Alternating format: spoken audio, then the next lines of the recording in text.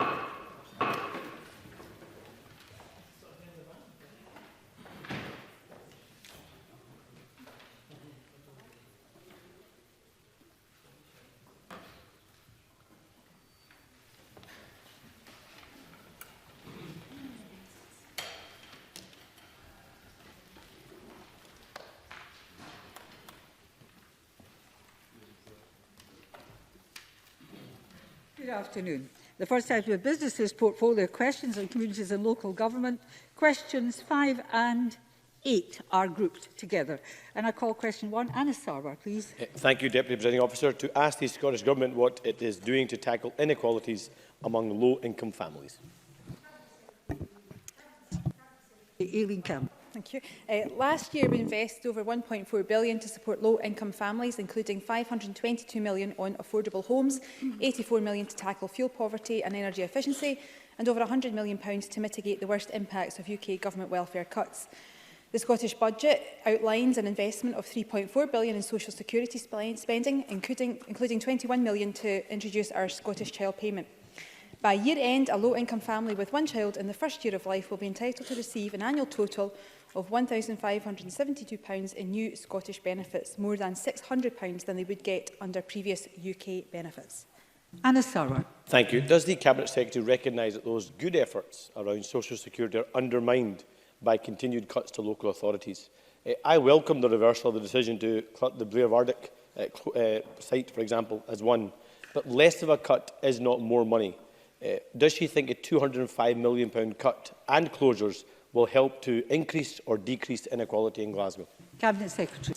Well, we believe we've given a fair budget to local government. We understand, though, that there are lots of challenges across public finances. I would say, though, however, that our good efforts All of those things that I outlined in my answer to Anna Sarwar, where they're being undermined is by the continued pursuit of austerity and welfare reforms by the UK Government. £100 million, over £100 million mitigating the worst impact of welfare reform. Imagine if we didn't have to spend that. Therefore, I would put a hand out to Anna Sarwar and ask him, would he not join with us in recognising that we need all the powers over social security, all the powers over all employment to come to this Scottish Parliament. We need independence to be able to properly tackle poverty in the way that I think we want to in this government. Question 2, Annabelle Ewing. To ask the Scottish Government what provision it has made for building affordable homes in the next financial year. Minister Kevin Stewart. Kevin Stewart, I think it was. I don't know if you said that. Presiding Officer, we're committed to ensuring everyone has access to a safe, warm and affordable home that meets their needs, and that is why we have increased the affordable housing supply budget by £17 million to £843 million in 2020-21. And we have also committed to £300 million interim funding certainty for 2021-22. We have transformed access to affordable housing with a record investment of over £3.5 billion to deliver our 50,000 affordable homes target, including 35,000 homes for social rent over the course of this Parliament.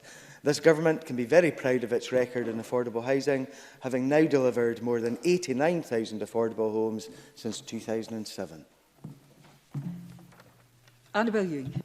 I thank the Minister for his answer and very much welcome the extra £17 million for the coming financial year, and indeed note the considerable progress that is being made across the piece, including with regard to affordable housing. But I would like to ask the Minister on the important issue of the Housing to 2040 vision, what wider progress is being made by the Scottish Government so that we indeed will have a housing sector which meets the needs of Scotland's changing population. Minister. Presiding Officer, it's clear that Scotland's housing system must help to address many of the challenges that we face, such as our ageing population, which means that business as usual is not an option. We also need to think carefully about how we support the distinct needs of rural communities and ensure that we have a housing system that works for us all. In the programme for Government 2018-19, we committed to work with the whole of Scotland on a shared vision for how our homes and communities should look and feel by 2040. And we have since then had the wisdom and the expertise put into our consultation, and between the 2nd of December and 28th of February, we consulted extensively on our draft vision and principles and the options and choices to get there. And we have received a wealth of feedback and ideas which we will carefully assess as we develop the Housing to 2040 route map and vision. James Simpson, briefly. Thank you. The announcement in the draft budget of an extra £300 million for 2021 is welcome, but that's only enough to deliver less than half the extra 10,000 houses a year that are needed. Does the Minister not agree that that figure should be increased? Minister. Presiding Officer, I'm very grateful to the Finance Secretary Kate Forbes for providing that £300 million to give comfort and certainty beyond the current Parliament. I'm quite sure that Ms Forbes will look very carefully at what is required for the future, but what would be helpful in all of this is if we actually had a UK budget which gave us the certainty that we need to carry out a full and comprehensive spending review so that we can deal with Scotland's finances, including monies for housing, in an appropriate manner. Let's try and speed things up a bit. Question 3, Alison Harris.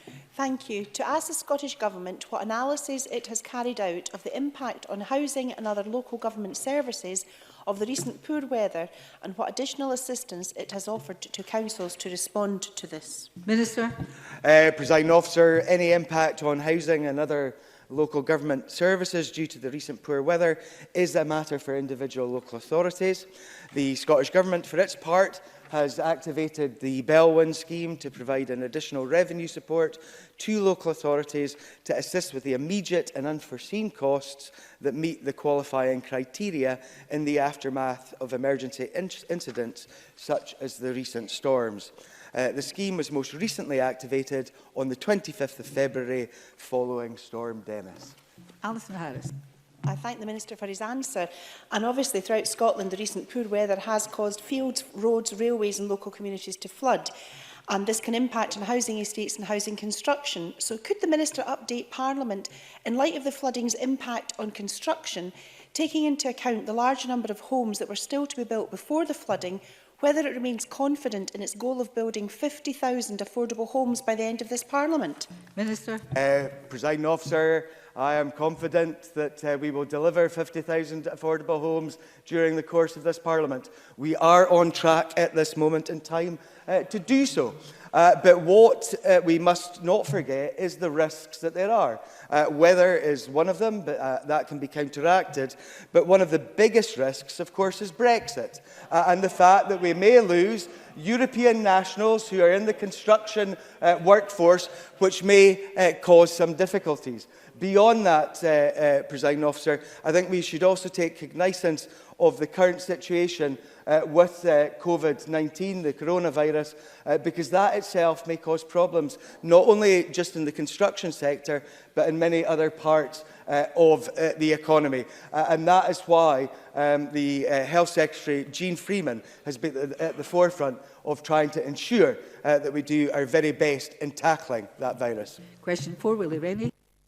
To ask the Scottish Government whether the next version of the Scottish planning policy will include requirements for all new housing developments to have access to superfast broadband.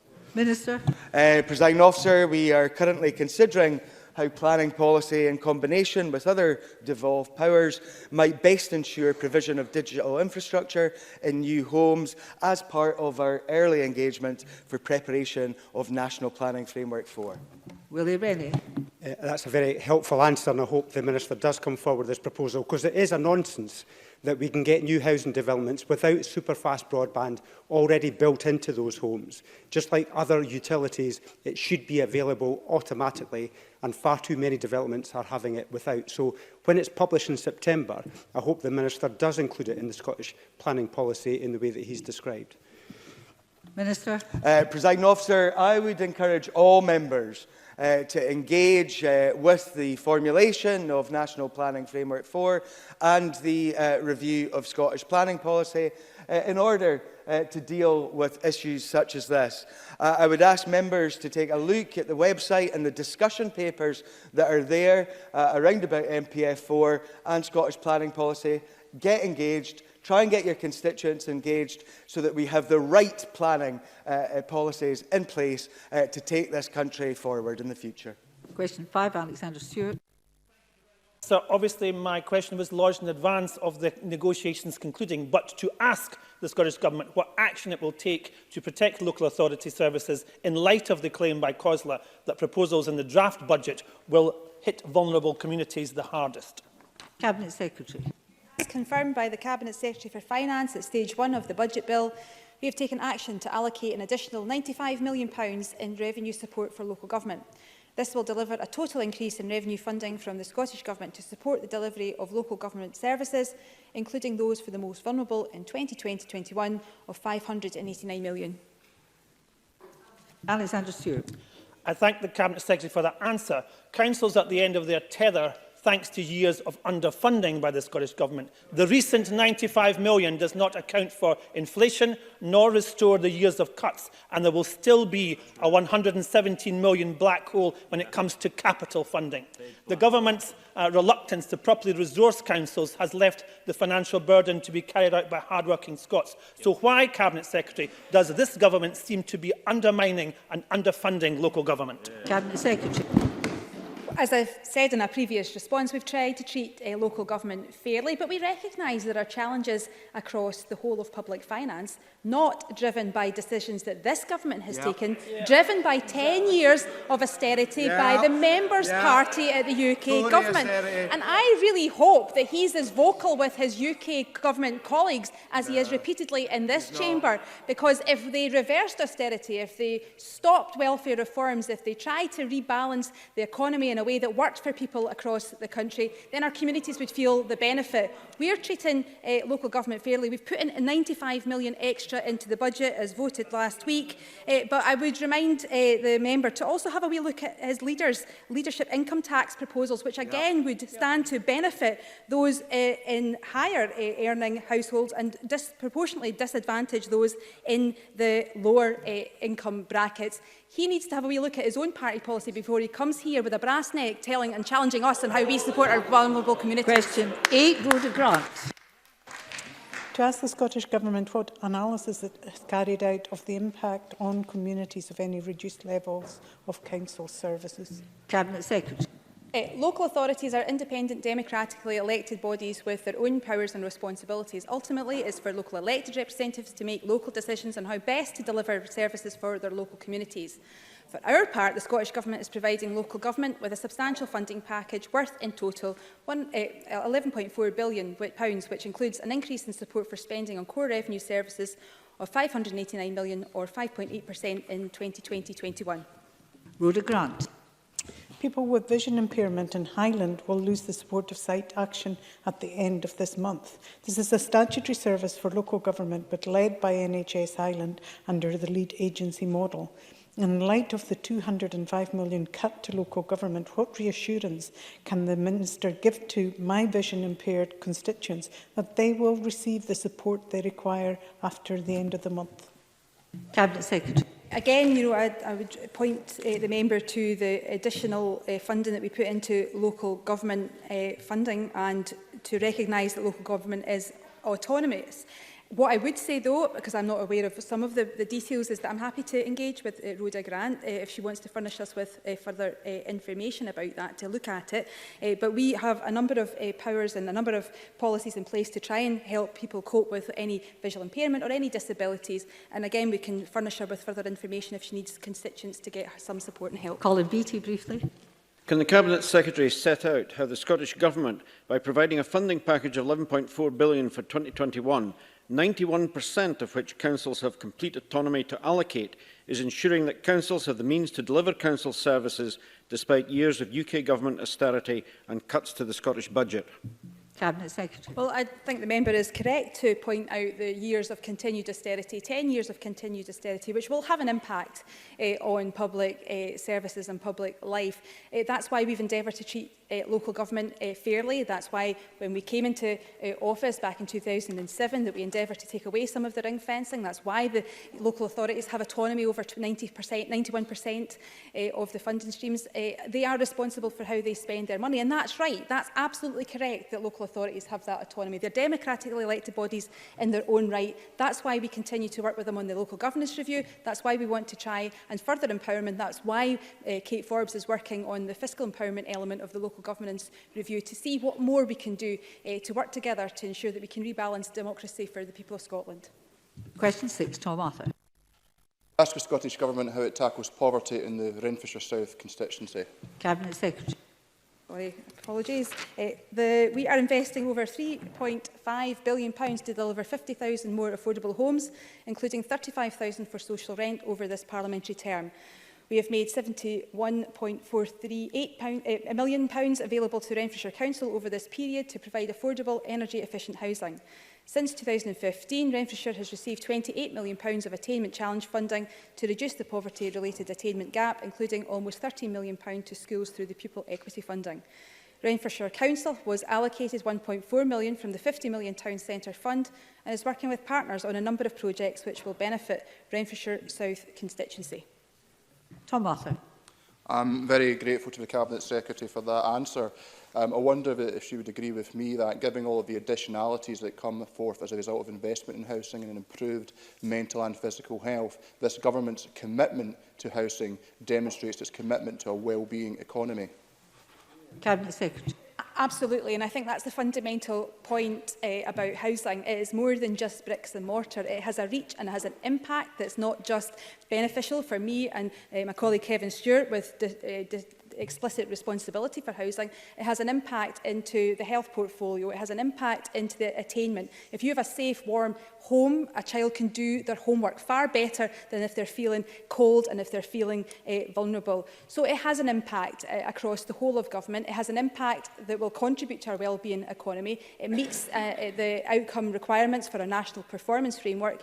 And in terms of a figure that can illustrate some of this, the Joseph Rowntree Foundation showed that child poverty rates differed between ourselves and the rest of the UK by 6 percentage points. That's because of the investment that we have put into housing to make sure that people's household budgets are reduced and that make sure that we can continue to work hard to deliver equality and fairness for the people of the country. And that's why we'll continue to support and invest in housing.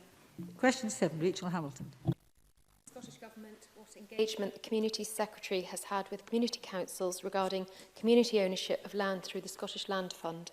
Cabinet Secretary. The Scottish Government values the role of community councils who undertake a wide range of activities for the benefit of their community, but I have not had any direct engagement with community councils regarding community ownership of land through the Scottish Land Fund. The Cabinet. No, I haven't called you. Sorry, you're quite right. You be nippy on your feet. Rachel Hamilton.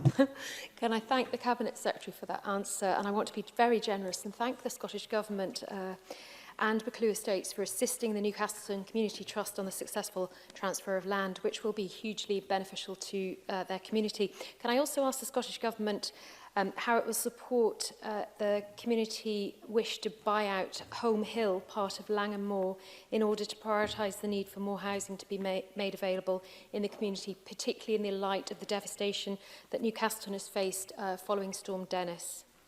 Cabinet Secretary. I'm glad that the member recognises the value of the RCGF fund. It is a transformative fund. It's transforming lives and communities across the country with a purpose of regeneration.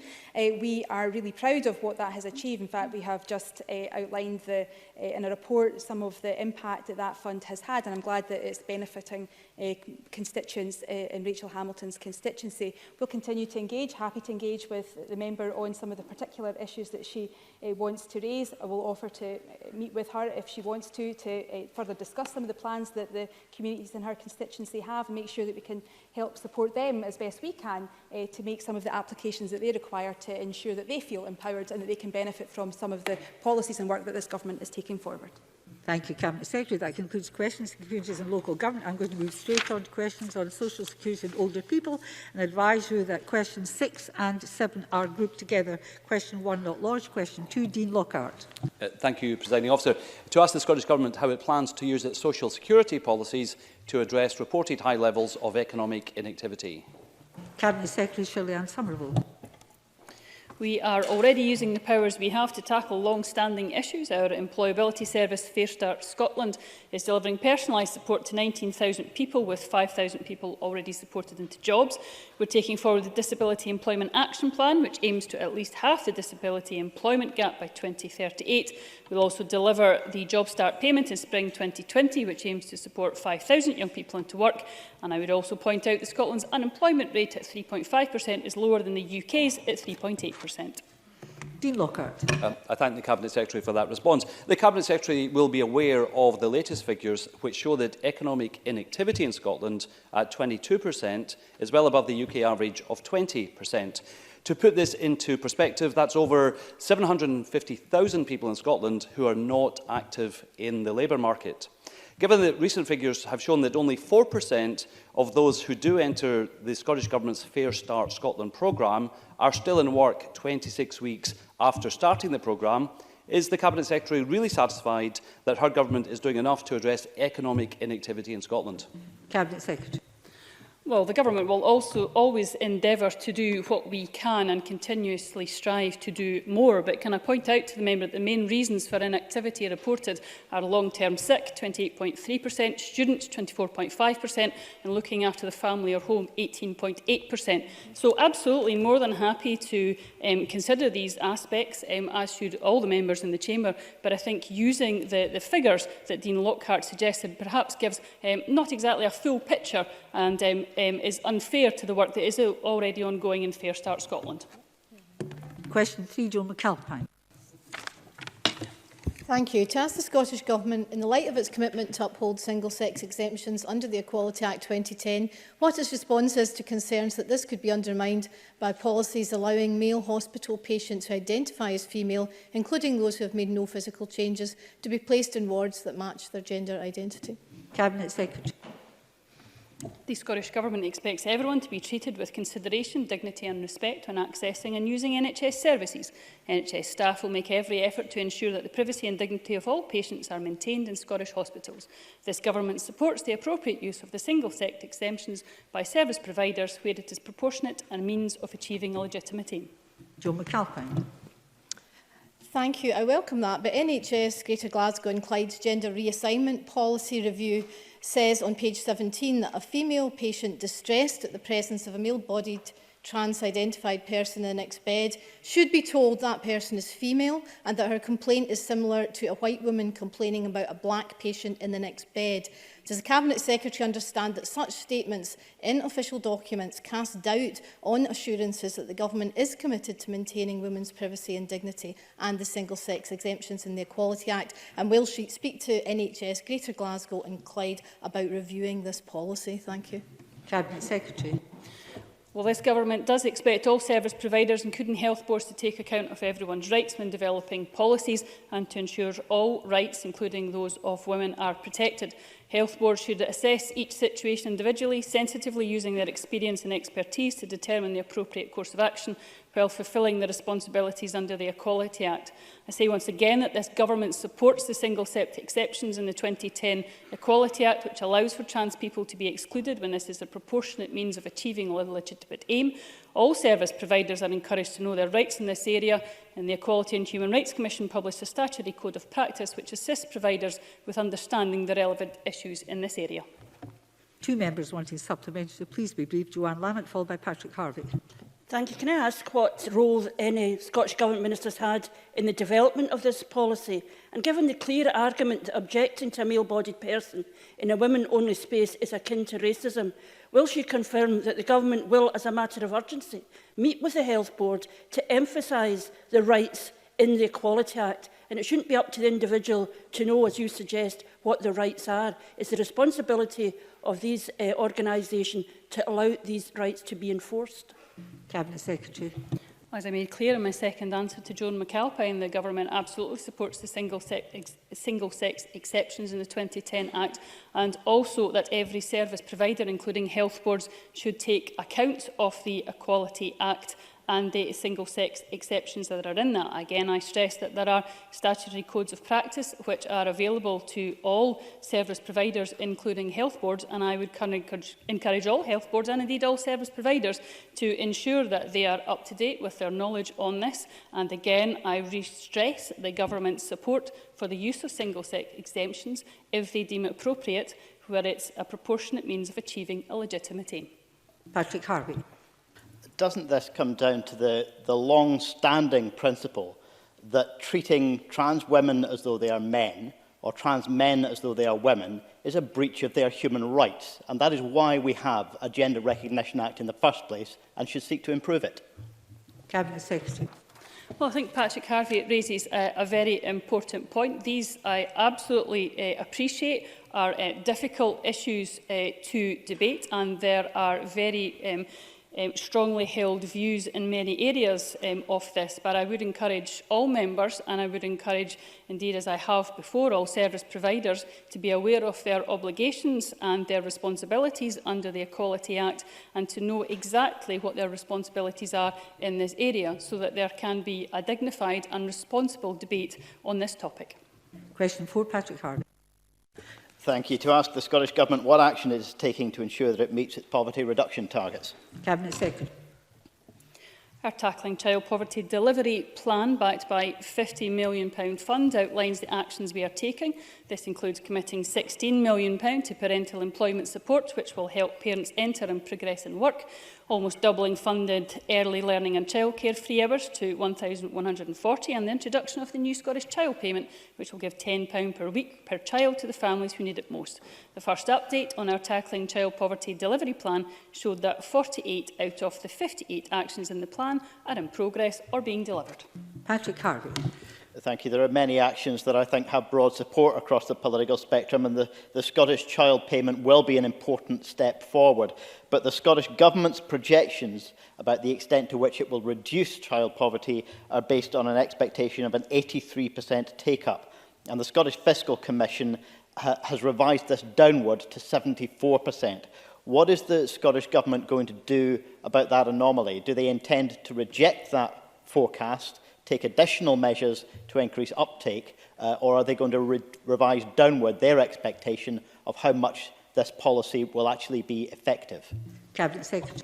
Well, we're certainly not revising down our wishes for what we want to see for the Scottish Child Payment. The Scottish Fiscal Commission are working on the information that they have at the moment. What we are working with them on as we go forward is actually to demonstrate to them what we're doing in terms of benefit take-up, what we're doing in terms of the publicity, and what we're doing in terms of our work with stakeholders to increase that. So I appreciate that the work that has gone on by the Fiscal Commission to get to the forecasting levels that they are, and I look forward to my officials working with them to be able to demonstrate that we think we can do so much more than that as we move forward with this groundbreaking achievement. David Stewart, briefly. Thank you, Presiding Officer. The Best Start grant helps the Government meet the poverty reduction target. What formula will the Cabinet Secretary use for future uprating of this formula, and will the Cabinet Secretary report on possible cumulative effect of any freeze in future upratings? Cabinet Secretary.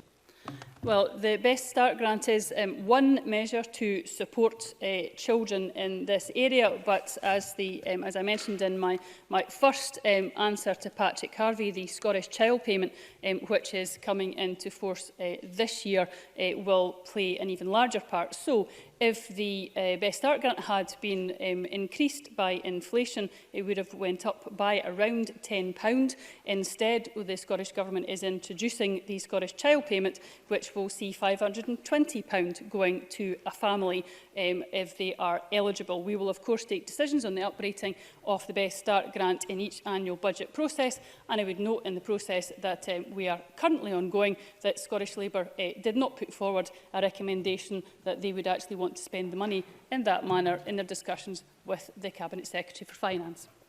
Question 5, Colin Smith. Thank you, Presiding Officer. To ask the Scottish Government what assessment is made of the impact of universal credit on rent arrears in the south of Scotland. Cabinet Secretary. Well, I am deeply concerned about the impact of universal credit in Scotland, not just on rent arrears, but also on the wider anxiety and hardship this is undoubtedly causing. On 7th of January, the Scottish Government published its second follow-up to the 2019 Annual Report on Welfare Reform, assessing the impact of UK Government policy on housing. Although there is no region-specific data, this report made it clear that since universal credit was introduced in 2013, rent arrears in Scotland have been steadily increasing. COSLA found that between March 2016 and March 2018, rent arrears in full-service areas in Scotland rose by an average of 26%. The UK Government must start listening to the evidence, fix the problems with universal credit and make this a benefit which works for people, not against them. Colin Smith. I thank the Cabinet Secretary for that answer. The Dumfries and Galloway Housing Partnership have told me that 75% of tenants on universal credit has rent arrears, and that the Council has reported that crisis grant applications have risen by 26% in the last year. It's a year since the Cabinet Secretary committed to an evaluation of Scottish choices, including the option of landlords receiving direct payments by default. So will the Cabinet Secretary listen to the many voices asking for the Government to use the powers they have to ensure that payments are made to landlords as default to help tackle this growing problem of arrears? Cabinet Secretary. Well, I do recognise that there are calls for the payments to be made directly to landlords, but I would stress to the member that the policy that we have at the moment about this being a choice for the individuals was one that came to after consultation with people with lived experience of universal credit and of the benefit system, when they are asking to have a choice on these issues. So, of course, I'll listen very carefully to particularly the landlord organisations and representatives who are looking to make that change, but I will also listen very carefully to the individuals who have asked for that flexibility to remain with them.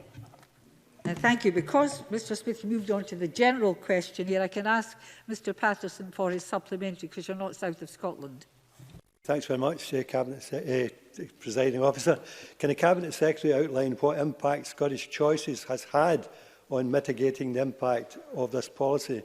And would she agree that without full control over welfare, the Scottish Government and this Parliament is unfortunately limited in what it can do to support people on universal credit? Cabinet Secretary. Well, we are using our limited powers to try and make the delivery of universal credit better suited to the needs of people who claim it. That includes giving people the choice to have their housing costs paid direct to their landlord or to have their payment twice monthly. These are very, very small changes, however, that we can make, and it does not take away the fundamental flaws of universal credit. Only the full devolution of social security powers would achieve that. Question 6, Liam Kerr. Presiding Officer, to ask the Scottish Government how it helps older people maintain their independence. Minister Christina McKelvey. Work supporting older people's independence happens right across the whole of the Scottish Government. We are supporting older people's services as part of the further £100 million transfer to local authorities in 2021 for investment in health and social care and mental health, bringing the total support for integration to £811 million for 2021. And taking an intersectional approach to older people, we have developed regulations to give disabled people the right to make adaptations to common areas, issued guidance for local authorities to support delivery of more wheelchair accessible housing, and funded organisations, some amazing organisations that support independent living. We also continue to invest £210 million per year in the National Concessionary Fares Scheme for older and disabled people. Liam Kerr. Thank the Minister for that answer. Now, in 2017, the Scottish Government published a research paper on older people and employment in Scotland, and this included 3 recommendations for ways in which the Scottish Government could help older people in work. So, launch a publicity campaign, lead events and workshops, and review and promote opportunities for lifelong learning. Can the Minister outline how the Government have fulfilled each of these recommendations, please? Minister. The member will know that Jamie Hepburn, my colleague, is leading on the fairer work principles in Scotland right now, and a lot of that takes into account some of the issues that we have with an older workforce. For my part in all of this, I'm taking cognizance of the fact that just in a short 9 months' time, we will have more over 75s in our population than we currently have now, which is only in 2021. We will also have more people now in the workforce who are over 50, so I'm taking a keen interest in all of that, especially some of the challenges that are facing older people in the workforce. So some of the work I'm doing with the Women's Convention around about menopause in the workplace, around about disabled people in the workplace through the Fairer Scotland work. Also, the work that I'm doing in the public sector equality duty and reviewing that, taking real cognizance of older people in the workplace in that as well. The specific point about the advertising campaign and stuff like that, I'll make sure I can get some information from Mr Hepburn, from Mr Kerr to do that, but be rest assured that we're working closely to make sure that our older workforce are in flexible workplaces that support them if you're a carer or if you're facing some challenges with your health and a long-term condition, and all of that has been taken into account when developing our strategy for older people in the workplace. Question 7, Brian Whittle. Thank you, Deputy Presiding Officer. To ask the Scottish Government whether it will provide an update on what progress it's making in implementing the proposals in its paper, A Fairer Scotland for Older People, a Framework for Action. Minister. Thank you. Yeah, the Scottish Government is working with the Older People Strategic Action Forum to develop our first annual report monitoring the progress of A Fairer Scotland for Older People, a framework for action. The annual report will be published in April 2020, so it's coming very, very soon, and will report on the progress of all 56 actions contained in the framework, as well as identifying the next steps. And I met just last week with the Action Forum, and they're providing real expertise in formulating our annual report. The work they have done and their organisations are doing to realise the actions is both extensive and very, very exciting. So look out for the report when it's published next month. Making Mr Whittle smile. Brian Whittle. And you know how difficult that is, Deputy Presiding Officer. Can I thank the Minister for that answer? And does she agree with me that ensuring that there is access to activity in later life enables not only a longer life, but a better quality of life, tackling issues such as poor physical and mental health, as well as loneliness? And if so, what is the Scottish Government doing to make these opportunities available for all? Minister. Yeah, absolutely, and that ties into some of the work that we're doing around about fairer work and how we can ensure people are maintained longer in the workplace.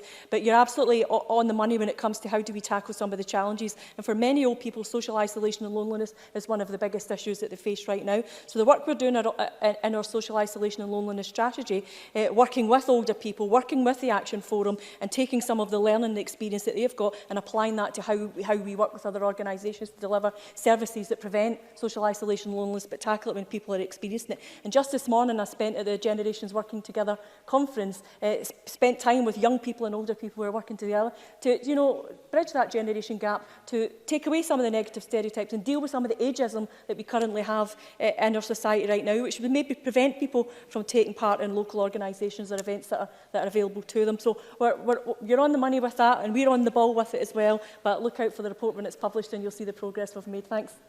Question 8, Sarah Boyack.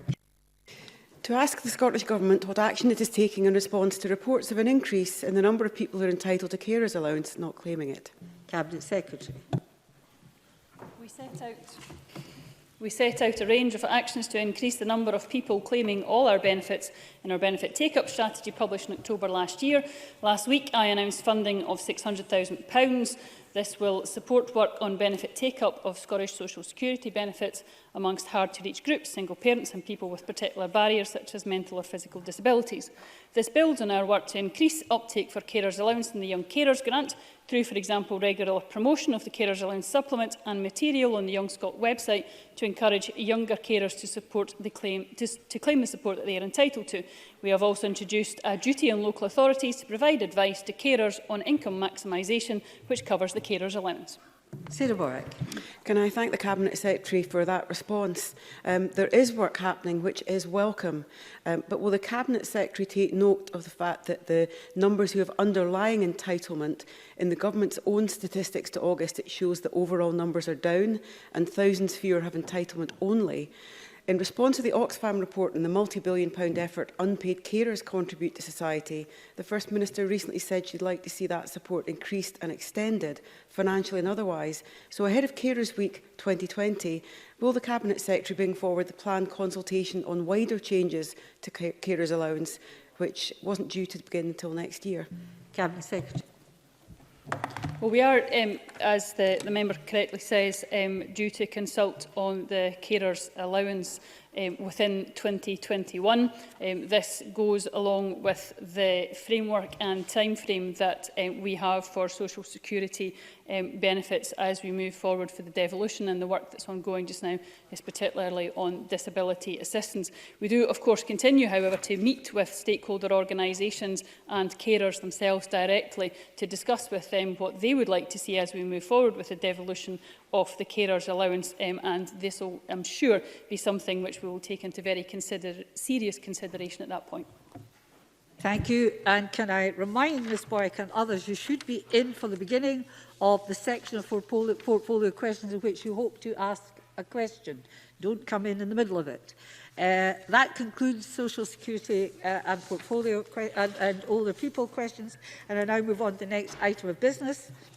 That's a statement by Michael Russell on UK Government negotiating mandate. The Cabinet Secretary will take questions at the end of his statement, and so there should be no interventions and interruptions. I call on Michael Russell, Cabinet Secretary, please.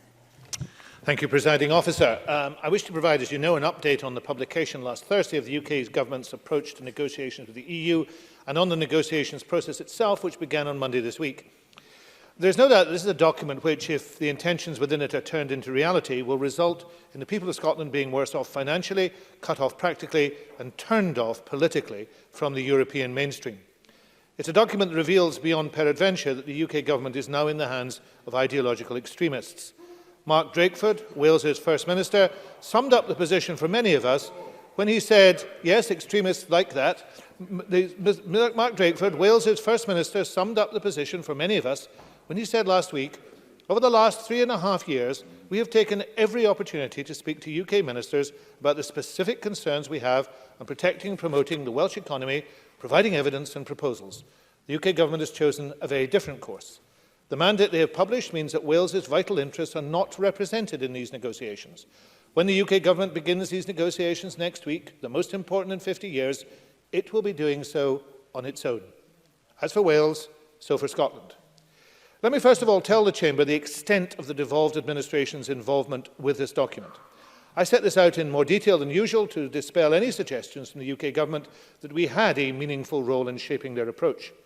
We received what was clearly a virtual final draft on the morning of the Friday the 21st of February. The sharing, at least, looked like progress.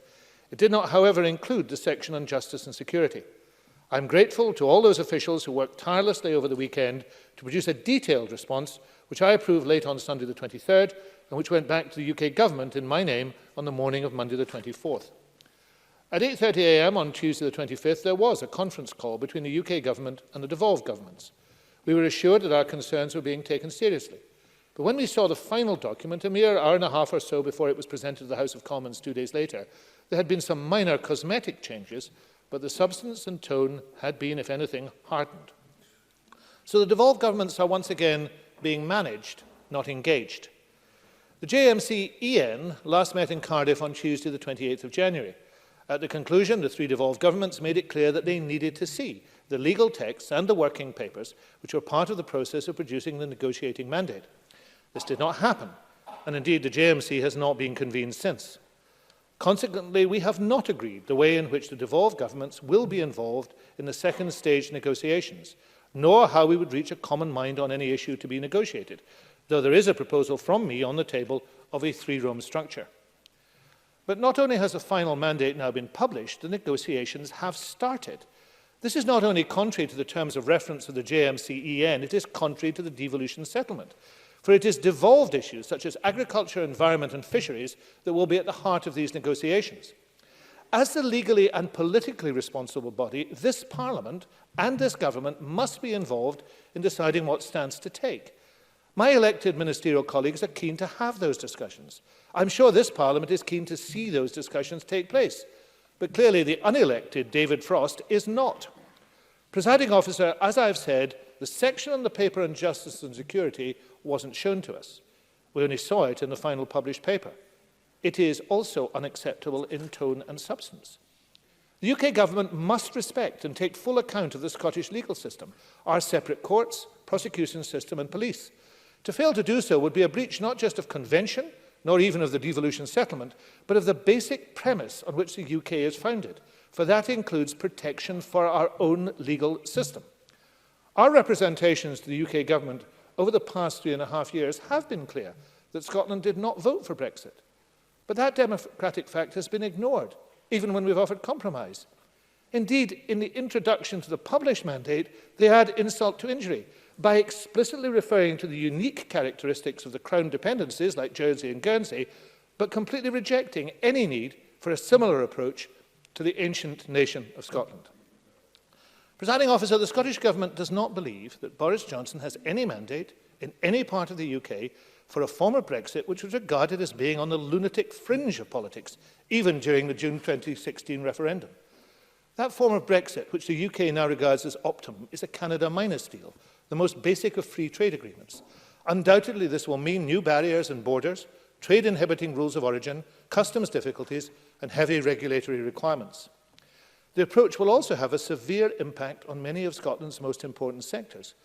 For example, the Scottish seafood industry, which in 2018 exported £696 million of produce to the EU, will be severely disadvantaged by it. Scottish food producers will suffer, and there are real concerns among the farming community about food standards. Elsewhere, though services account for around 75% of the Scottish economy, Scotland will be shut out of key EU services markets if the Prime Minister's ambition is realised. Presiding Officer, although the UK document makes no attempt to quantify the economic impact of the UK Government's approach, already published Scottish Government modelling indicates that if the UK Government secured a basic free trade agreement of the type it is pursuing, Scottish GDP would be 6.1% or £9 billion lower by 2030 than if the UK retained full EU membership. This is equivalent to £1,610 per person. The UK government has also made it clear it's prepared to walk away without a trade deal, which would raise this figure to £12.7 billion, equivalent to £2,300 per person. In contrast, the UK-US negotiating mandate, published on Monday, does attempt to quantify the potential economic impacts of a post-Brexit trade deal with the US, suggesting that such a deal could boost the UK economy by 0.16% over the next 15 years. This will in no way make up for the damage caused by the UK's approach to the EU negotiations. It is a distraction. And very significantly, Presiding Officer, previous UK government modelling from 2018 suggests damage for the UK as a whole from its current approach. Back in 2017, my then UK counterpart David Davis said that a comprehensive free trade agreement and a comprehensive customs agreement would, in his words, deliver the exact same benefits that we have had with EU membership. That was then and is now nonsense. But tragically, it may soon be very expensive nonsense, with the price being paid by every one of us. Yet, Presiding Officer, the impacts of the UK government's approach will also not simply be about numbers. The loss of freedom of movement means our citizens will have curtailed opportunities to live, work, study, travel and retire abroad. It will lead to a serious long-term shortfall in the workers needed in our economy. We also know that its impact will be worst upon those who can afford it least, like the disabled and those in remote areas. And we're also likely to be less safe. We now know that the UK is not seeking membership of Europol or Eurojust, or participation in the European Arrest Warrant or the European Investigation Order. There is no guarantee that the alternative arrangements that the UK proposes will be agreed. And even if they are, those arrangements would be likely to be much less effective than those we currently enjoy. These EU tools help to keep people safe and secure by facilitating rapid information sharing and effective cooperation between police and prosecutors in the prevention, investigation and prosecution of crime. The UK government is also lukewarm about the UK's participation in EU programmes such as Erasmus Plus and Horizon 2020, and has actively abandoned involvement in other cross-border programmes such as Creative Europe. And we are now told that we will not be allowed to take up individual membership for devolved governments if the UK does not join any European programme as a third party. Allowed is a significant word. That is how the UK government sees the rights of the devolved governments, matters for which permission can be given or withheld. Presiding Officer, the Scottish Government does not intend to allow this situation to continue. We reject the published mandate as it is. We will make clear that the UK Government, if it attempts to speak on matters of devolved competence, does not speak for us. We will ask this Parliament not to agree actions or agreements if they have not been discussed with us. We will also shortly introduce the Continuity Bill, which will give this Parliament and our Government powers to keep pace with European regulation. We will do so confident in our right to take those actions in areas which are devolved. The extent to which devolved law aligns itself with the law of the EU is a decision for this Scottish Parliament to take, not the UK Government. Of course, we will always be willing to discuss the negotiating position on devolved matters if that discussion is meaningful and respects the devolved settlement. And we will intensify our work to ensure that Scotland gets the right to choose its own future and invite every member in this chamber to endorse that right and help to obtain it. The delivery of that right is not the delivery of independence, it is simply the basic confirmation of democracy. No one speaks for us and no one speaks about us without us. Presiding Officer, we are now entering an even more difficult phase of the Brexit process, which, if handled in the way the UK Government proposes, will have severe negative impacts for the vast majority of people in Scotland. I continue to urge the UK Government to move back from their aggressive rhetoric and ideological obsession with delivering a very damaging, hard Brexit. But I also urge this chamber to speak up for Scotland and to put differences aside to do so. The time and the threat demand that response from all of us. Thank you very much.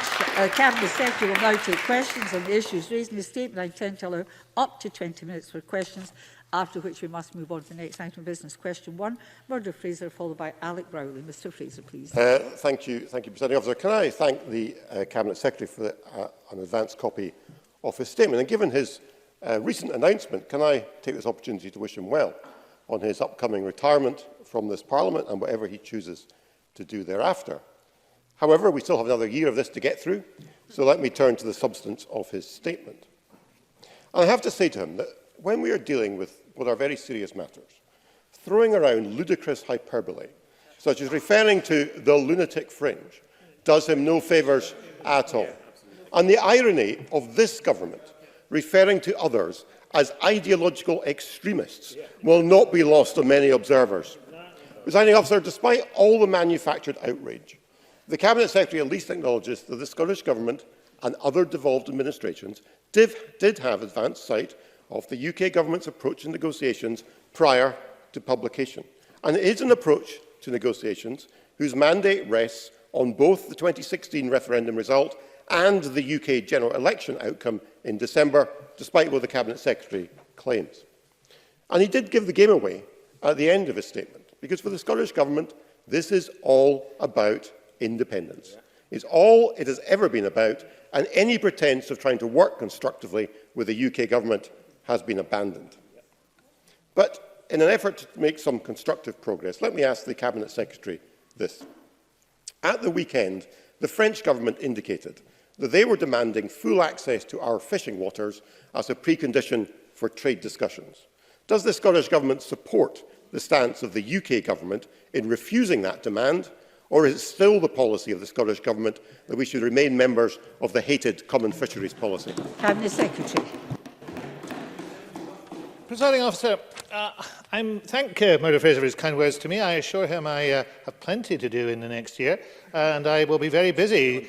I would commend to him the approach that I am taking, which is this: to choose my words carefully, to make sure that I stand up for Scotland, to defend the interests of the people I represent, and not to stand in the position of ensuring that the damage to them takes place as a result of what the UK is planning. I noticed that the member did not, in a single moment or word, refute the statistics I put in front of this chamber. The economic damage that will be done, the way in which the devolved competence is being undermined, that was not disputed.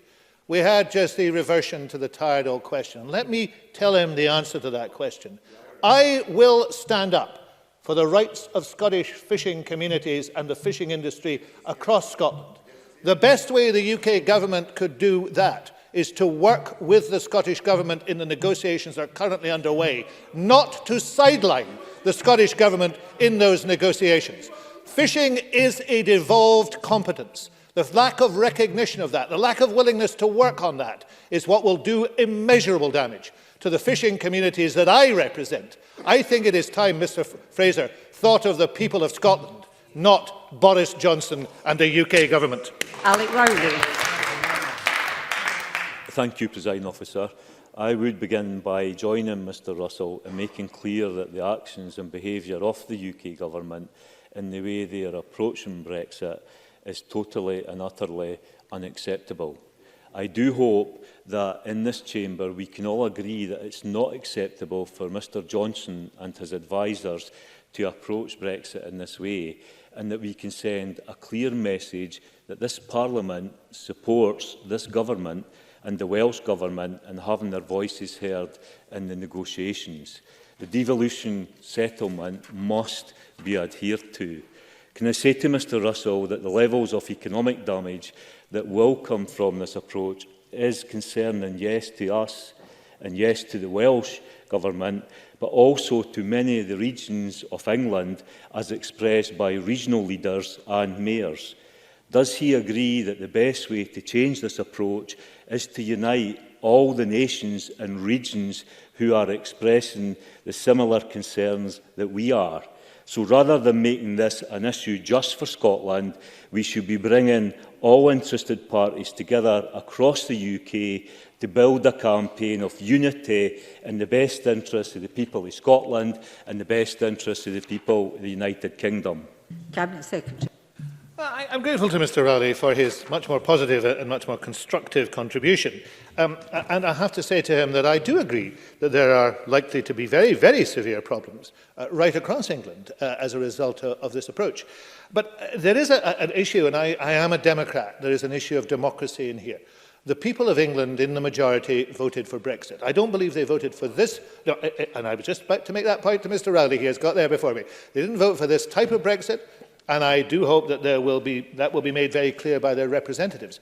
But I'm not trying to say to the UK government that they do not have a mandate for Brexit within the UK as a whole. What I am saying is they have to recognise the mandate within Scotland, within Northern Ireland, to recognise there are different points of view, and to work with everybody to try and get a better deal than the one they seem to want to put on the table. This is a long, long process. Those of us who have been in it really since more or less since the referendum in 2016 recognise some really major problems, one of which was the failure of Theresa May ever to sit down with the people that Mr Rowley is talking about, right across these islands, and to say, how could we get an agreement? And the whole thing has been poisoned by that. I will work with anybody to make sure that the current form of Brexit does not happen. But I do believe there is a solution for Scotland, and I think avoiding that solution does not serve the people of Scotland well. I have 15 minutes and 10 people want to ask questions, succinct questions and answers. Please, Annabelle Ewing, followed by Adam Tompkin. Thank you, Presiding Officer. Cabinet Secretary, page 4 of the UK Government's negotiating mandate appears to recognise the need to respect the separate legal systems of Scotland and Northern Ireland. However, on page 25, the reference is to the UK legal system and the need to avoid constraining it. Does this contradictory language give the Cabinet Secretary confidence that the UK Government will recognise and respect Scotland's distinct legal system during negotiations? Cabinet Secretary. Look, I think the member is absolutely right. This is a major area of concern. I indicated in my statement. And of course, it is an area of concern that will have an impact upon every citizen in Scotland. But it is also against essentially the foundation principles of the UK. You can't believe in the Union, but in actual fact play fast and loose with the documents that underpin it. And in this case, there is a severe damage going to be done to the Scottish legal system, to the independence of the prosecutor, a whole range of areas, and it's going to be done without consultation, without involvement of Scotland. That cannot be allowed to happen. Adam Tompkins, followed by Willie Watt. Thank you, Presiding Officer. The Cabinet Secretary makes a big claim in this statement that the mandate is contrary to the devolution settlement, he says. I think that claim is completely without foundation. But does the Cabinet Secretary not agree that there is not a single provision of any of the Scotland Acts that is countermanded by any provision in the mandate published last week? Cabinet Secretary. No, I do not agree. I had understood that Mr Tompkins had moved to consider strategy. I think that strategic approach appears to have failed already. I do not agree on that. Obviously, I do not agree on that. I think there are many areas in which the mandate cuts across the devolution settlement.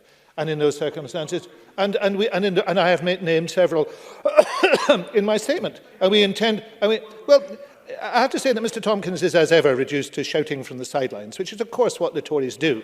What they should be doing in Scotland. No, stop him there. I want to hear the answer. I want questions and answers. Well, don't heckle. Could we have the answer? Thank you, Presiding Officer. What the Tories should be doing in Scotland, if I may give them some helpful advice, is to stop tying themselves to Boris Johnson's apron strings and stand up for the people of Scotland. The more they shout from the sidelines, the less the people of Scotland will trust them. And trust in them is at an all-time low anyway. You're still heckling, Mr Tompkins. I know you understand the meaning of the word. Maureen Watt, followed by Claire Baker. Thank you, Presiding Officer. The loss of freedom of movement, which will result from the UK Government's current stance, will have a huge impact not only on those who value our close connection with Europe, but also on vital immigration, including in my constituency, where food processors and others rely on migrant workers. Can the Cabinet Secretary outline his view on the UK Government's points-based immigration system, which will replace it? Cabinet Secretary.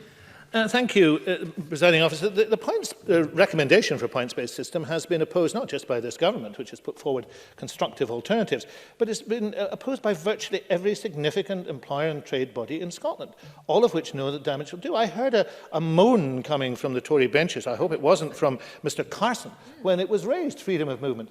The reality is that Mr Carson, who is a farmer, must know the damage that this would do to the agriculture and food industries in Scotland. It is clear. It is being said by the National Union of Farmers. It is being said widely across the country. And it is impossible for Tory members just to put their heads in the sand and pretend it isn't happening. This will be an economic disaster.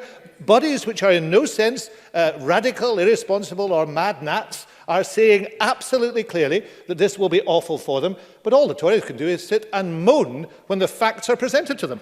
Claire Baker, followed by James Dornan. Thank you. The Cabinet Secretary has set out the predicted outcomes of the approach being taken by the UK Government, and I agree with the extent of the damage it will cause Scottish business, particularly if we end up with a no-trade deal. Is work being done in preparing for a no-trade deal? While that is the outcome we all want to avoid, is consideration being given to what support may be needed for businesses or for investment in port infrastructure, for example? Cabinet Secretary. The member raises a good point. We have, of course, some experience of preparing for no deals. That's expensive experience. It absorbs a great deal of bandwidth and absorbs a great deal of money, but we continue to be involved in that, and we continue to prepare for a no deal, because it is, as we've seen from the aggressive statements that have come in the House of Commons and elsewhere, it is something that some Tories actually welcome. I mean, extraordinarily, but they welcome it. And we are absolutely determined we will do our best to ensure that its effects are mitigated in Scotland. But of course, as I've said often from this position before, we will not be able to totally overcome them. And that's the reality of a no deal. A no deal is an even worse disaster. James Dornan, followed by Ross Greer. Thank you, Presiding Officer. The negotiating mandate seeks to place Scotland and the rest of the UK as far from the EU as possible. Has the Cabinet Secretary been given any explanations from the UK Government as to why it is so intent to create a situation of as little alignment as possible? Cabinet Secretary. I think where the UK Government is now is simply an illogical extension of an extension of the red lines that they signed on to very early on. If you are utterly obsessed with the issue, for example, of the European Court of Justice and its jurisdiction, then you eventually get to the ludicrous position that you cannot accept its jurisdiction in anything.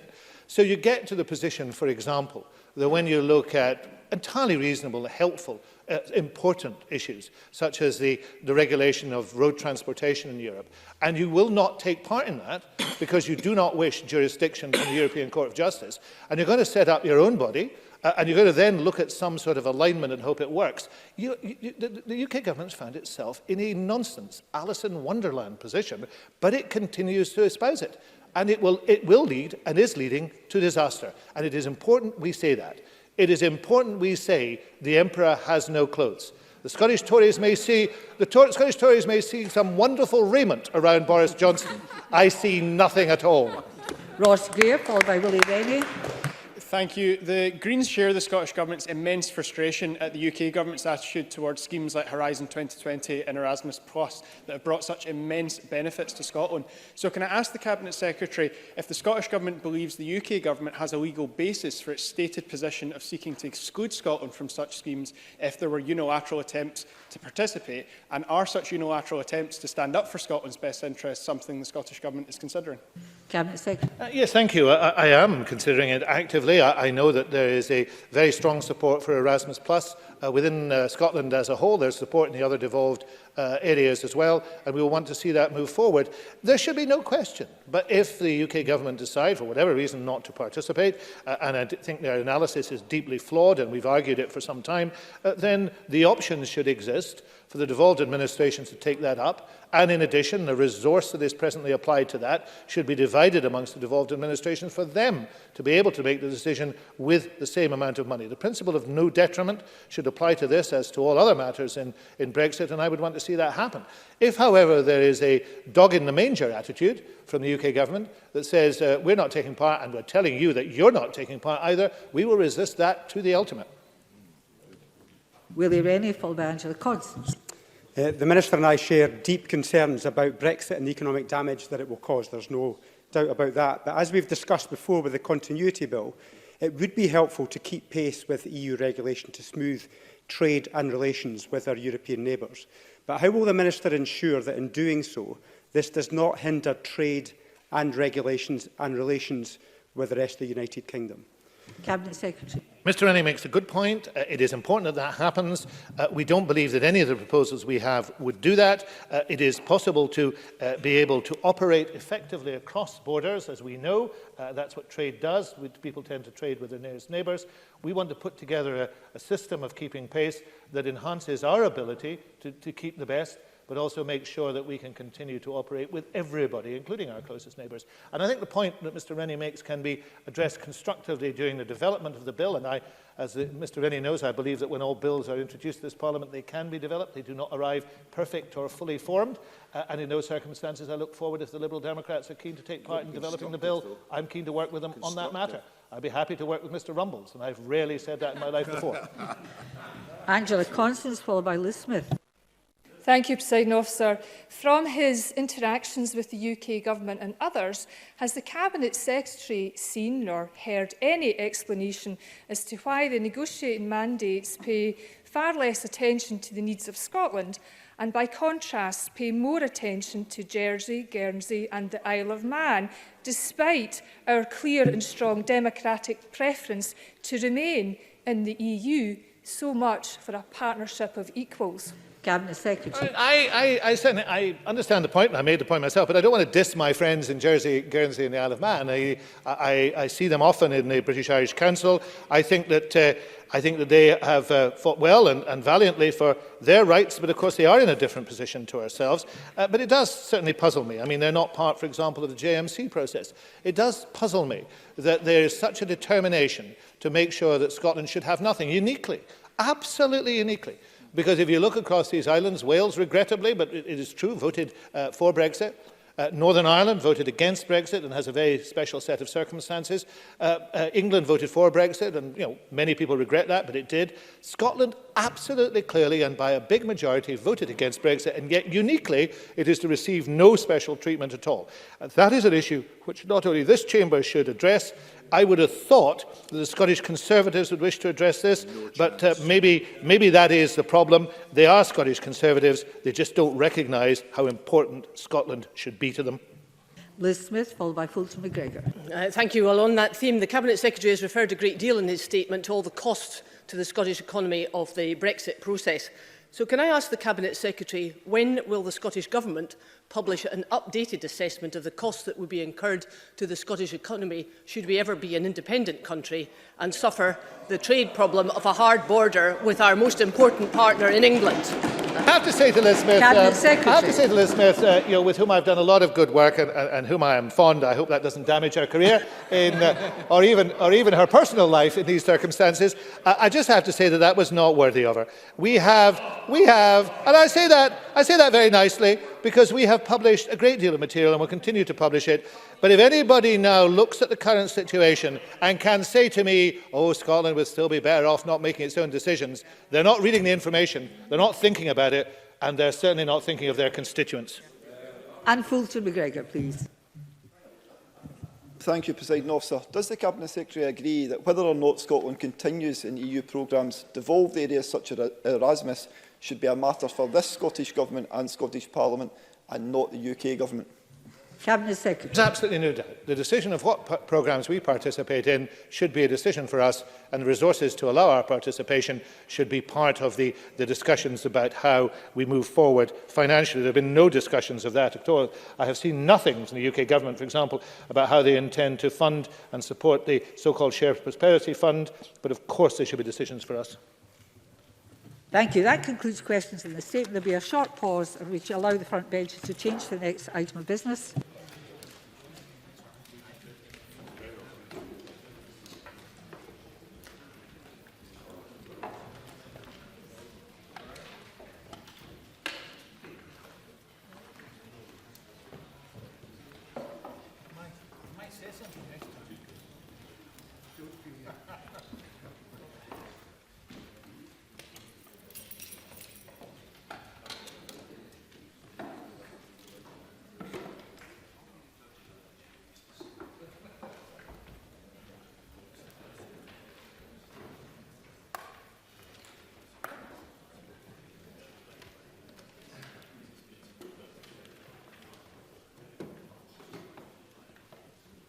Thank you. The next item of business is a debate on motion 21090 in the name of Ben Macpherson on the Scottish rate resolution. Can I ask those members who wish to speak in the debate to press the request to speak buttons now, and I call on Ben Macpherson to speak to and move the motion. Minister, please. Thank you, Presiding Officer. Today, the Scottish Parliament votes to set all rates and bands for Scottish income tax. This is our opportunity together to use the powers of this Parliament to continue our progressive approach to income tax. The Cabinet Secretary for Finance has written to the Presiding Officer regarding the procedural connection between this rate resolution debate and the budget bill under the Parliamentary Standing Order 9.16.7. This Parliament must pass the Scottish rate resolution before considering Stage 3 of the Budget Scotland Bill. Presiding Officer, today I am asking Parliament to set income tax rates which the Scottish Fiscal Commission forecasts will raise over £12 billion in 2020-21. This revenue will support the best outcomes for the people of Scotland and continue to deliver the fairest tax system in the UK at a time when Brexit is and will remain the biggest risk to the Scottish economy. In contrast to Brexit, our proposals for Scottish income tax offer certainty to Scottish taxpayers.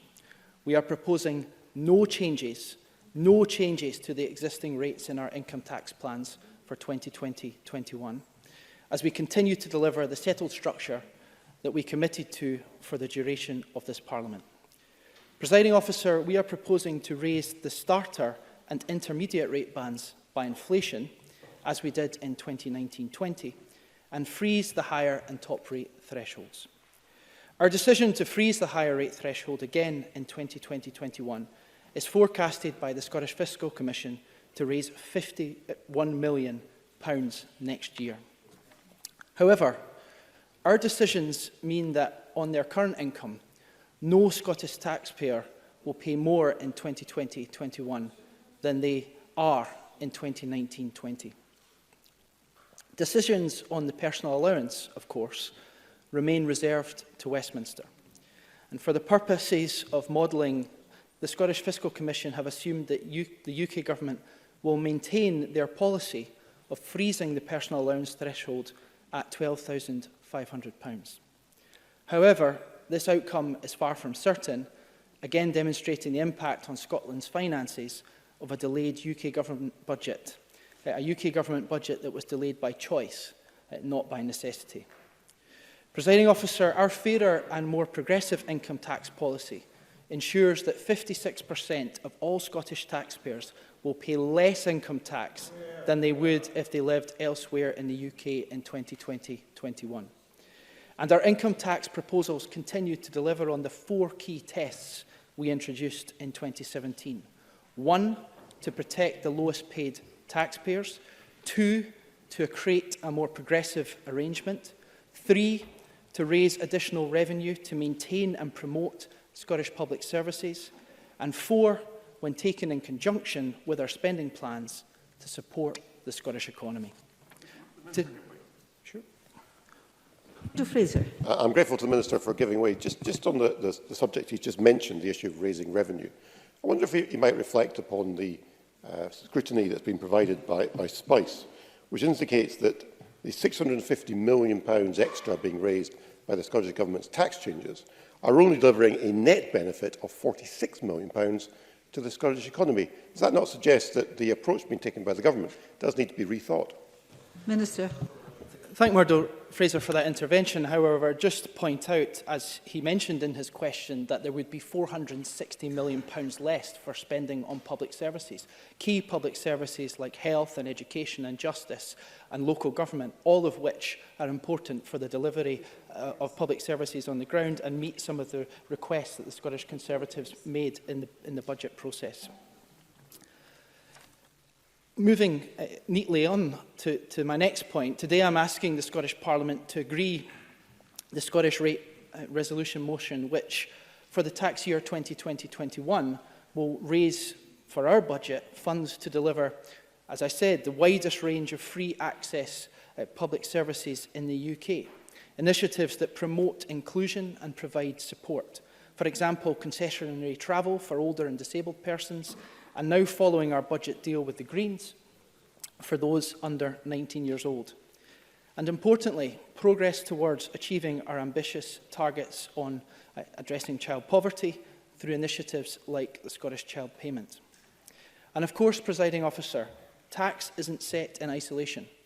For our public sector workers, we have guaranteed a 3% basic pay increase for all those earning up to £80,000.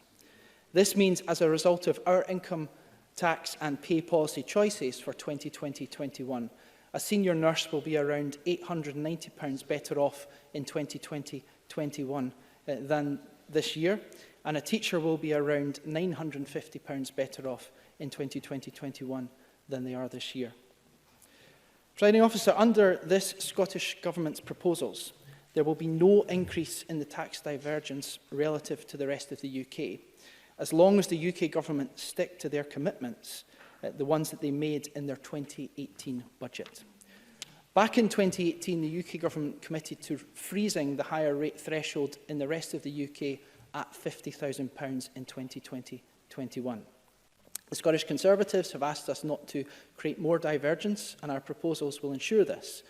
Divergence will only increase if the Conservative UK Government decide to once again deliver a tax cut for high earners. What's more, Presiding Officer, regardless of what the UK Government do, the benefits of having access to the widest set of free public services in Scotland outweigh any income tax differential with the rest of the UK. In conclusion, under the plans put before you today, Scotland will continue to be the lowest tax part of the UK for the majority of income taxpayers for the third consecutive year.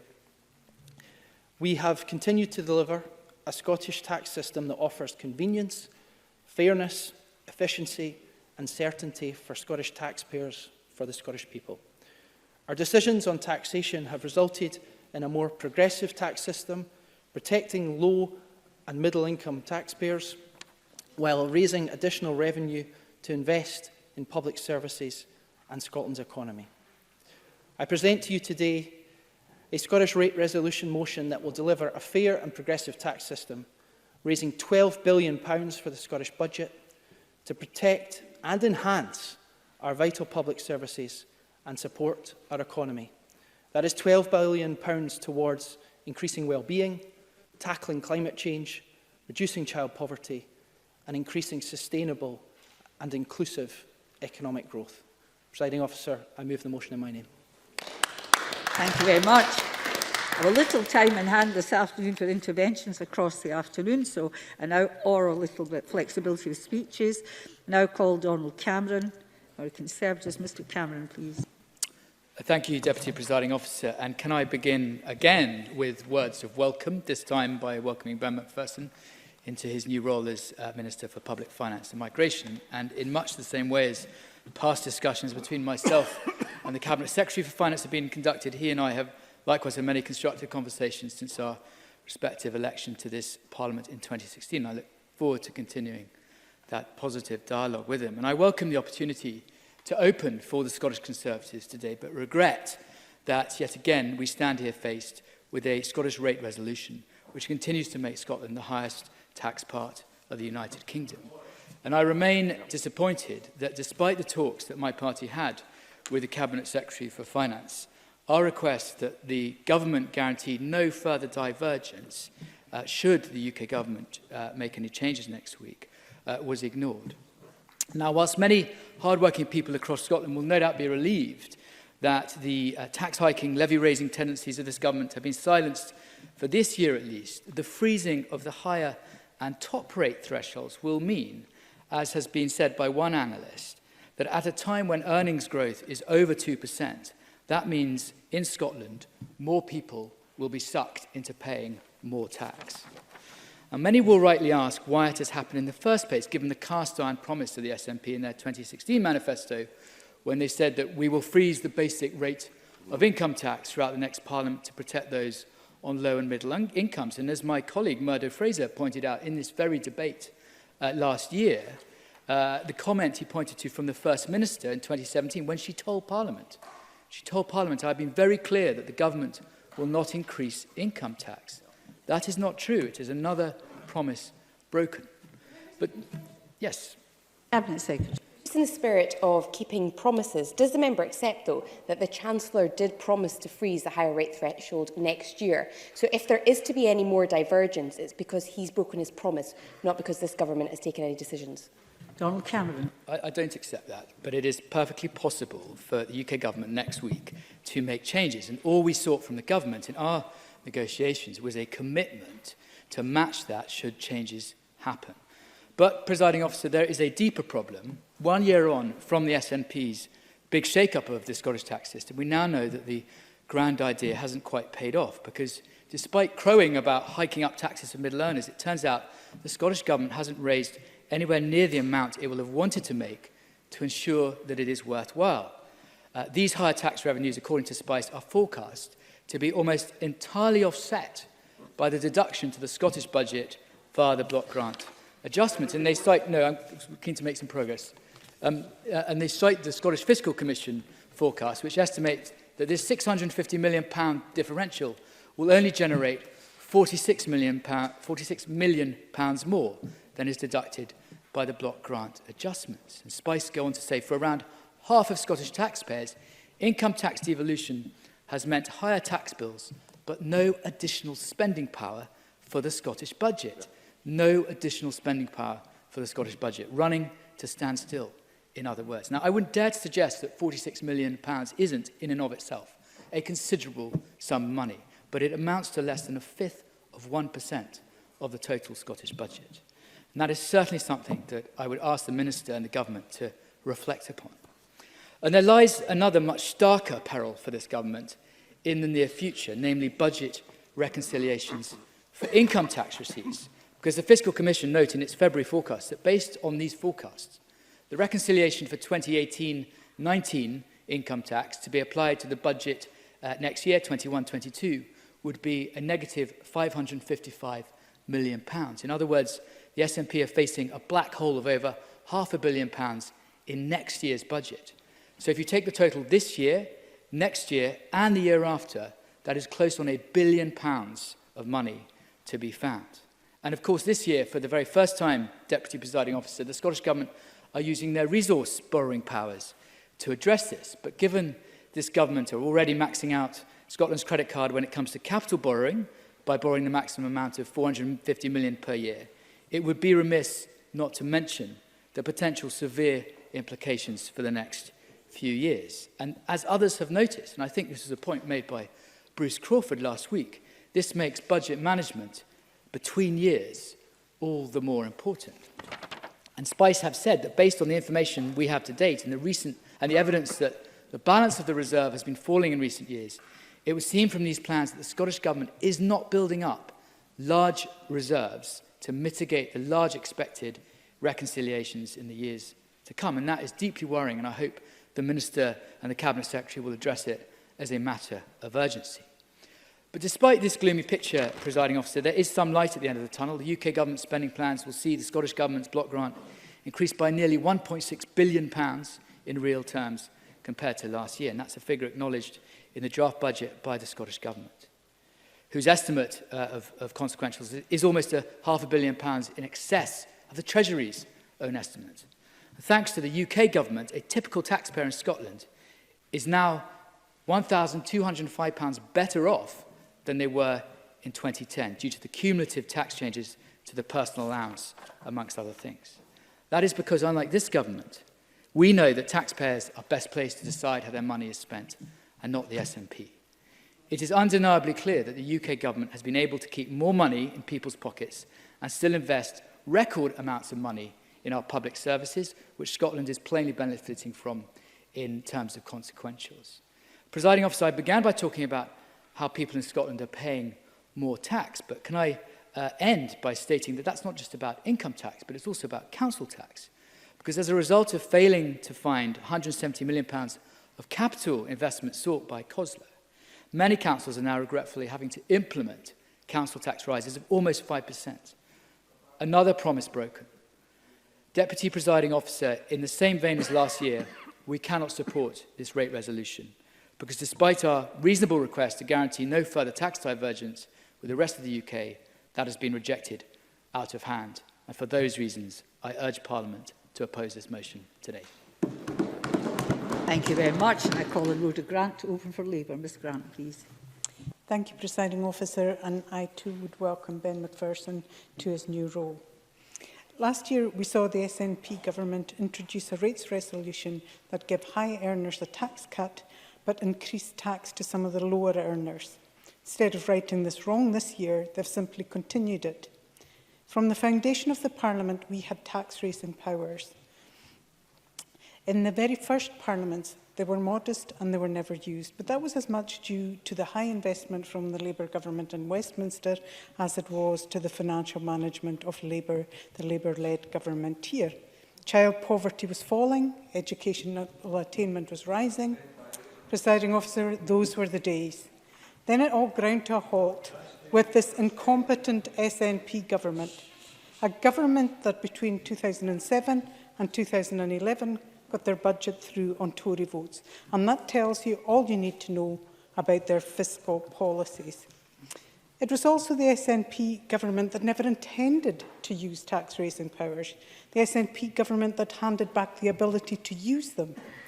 We now have an SNP government that demands independence, but is much too timid to tax the rich. Last year, they cut taxes to the better off when they should have increased the top rate to 50 pence.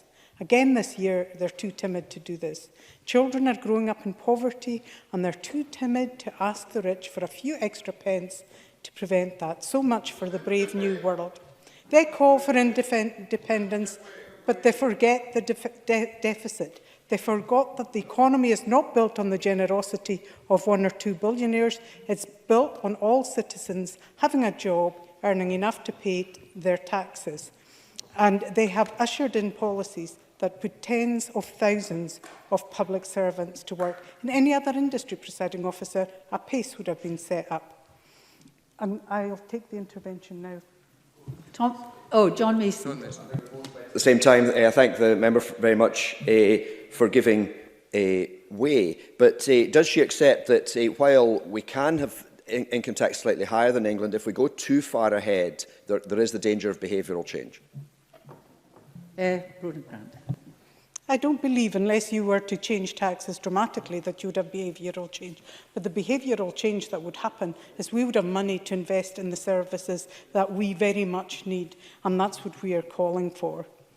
Because the only way actually to deal with a deficit is to build the economy. And the SNP often say they don't have the levers to do it, but of course they do, because they use them to make us worse off. If they had used these levers to bring down the deficit and build the economy, we might make some progress.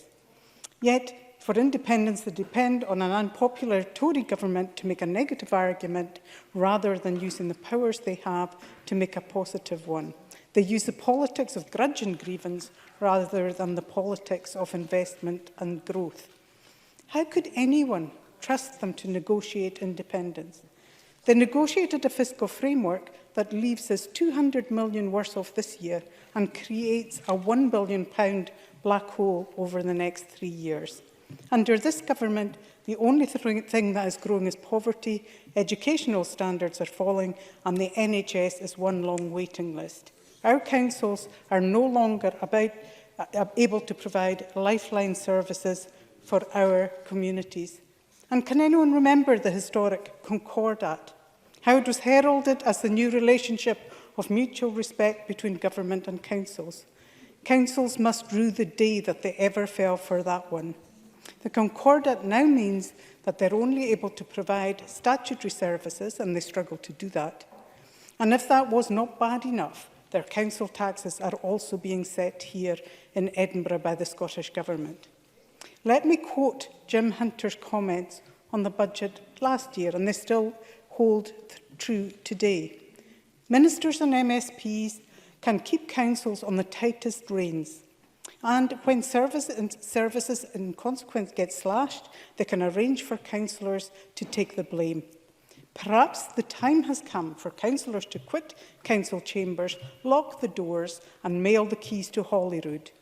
Since you guys insist on calling all the shots, their covering note should say, it's high time you carried the can. This year's rates resolution heaps more misery on our councils that are already failing to provide public services, and it provides no hope for improvement, just cuts upon cuts. This is a political choice. This government talks left of centre politics, but in practice it is a right-wing, tax-cutting, service-cutting government. Thank you, Ms Grant. And I call on Patrick Harvey to open for the Greens. A little time in hand, Mr Harvey. Thank you, Presiding Officer. I don't think that the greatest fan of this government's rate resolution or indeed Rhoda Grant's attempt to demolish it altogether, I don't think either of these extreme positions are genuinely honest. I think there have been very important progressive changes through devolved income tax, and I also think that we could and should go further. I think we also are all aware, Presiding Officer, that so incompetently was the last Scotland Act drafted that if this Parliament doesn't pass a rate resolution, the result will be nothing less than a catastrophe for public services. And on that basis, as we did last year, the Greens will abstain, allowing the rate resolution to pass, but not allowing it to pass without comment, certainly. And the comments that I'm going to make are based on the recent paper from the Fraser of Allender Institute on the impact of Scottish Government tax changes on household incomes.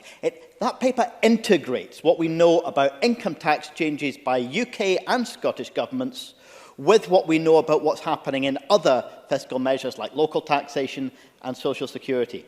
It shows very clearly that the UK changes to the personal allowance, this notion of constantly increasing the personal allowance, is a deeply regressive step. The highest income 5 deciles of the population see their income boosted by a larger percentage than the lowest income deciles. And the Resolution Foundation has shown that 3/4 of the cost to the Exchequer of that increase to the personal allowance goes to the highest income half of all households. 1/3 of the cost goes to the richest 20%. And of course, the poorest in our society gain nothing at all, not a single penny, from that increase in the personal allowance, because their incomes are already underneath it. If we then add in the progressive tax change from the move to the 5-band system, as the Greens alone proposed in the 2016 election, and I'm pleased that the Scottish Government decided to change its position. I welcome it when they break a bad promise, and maybe they did that.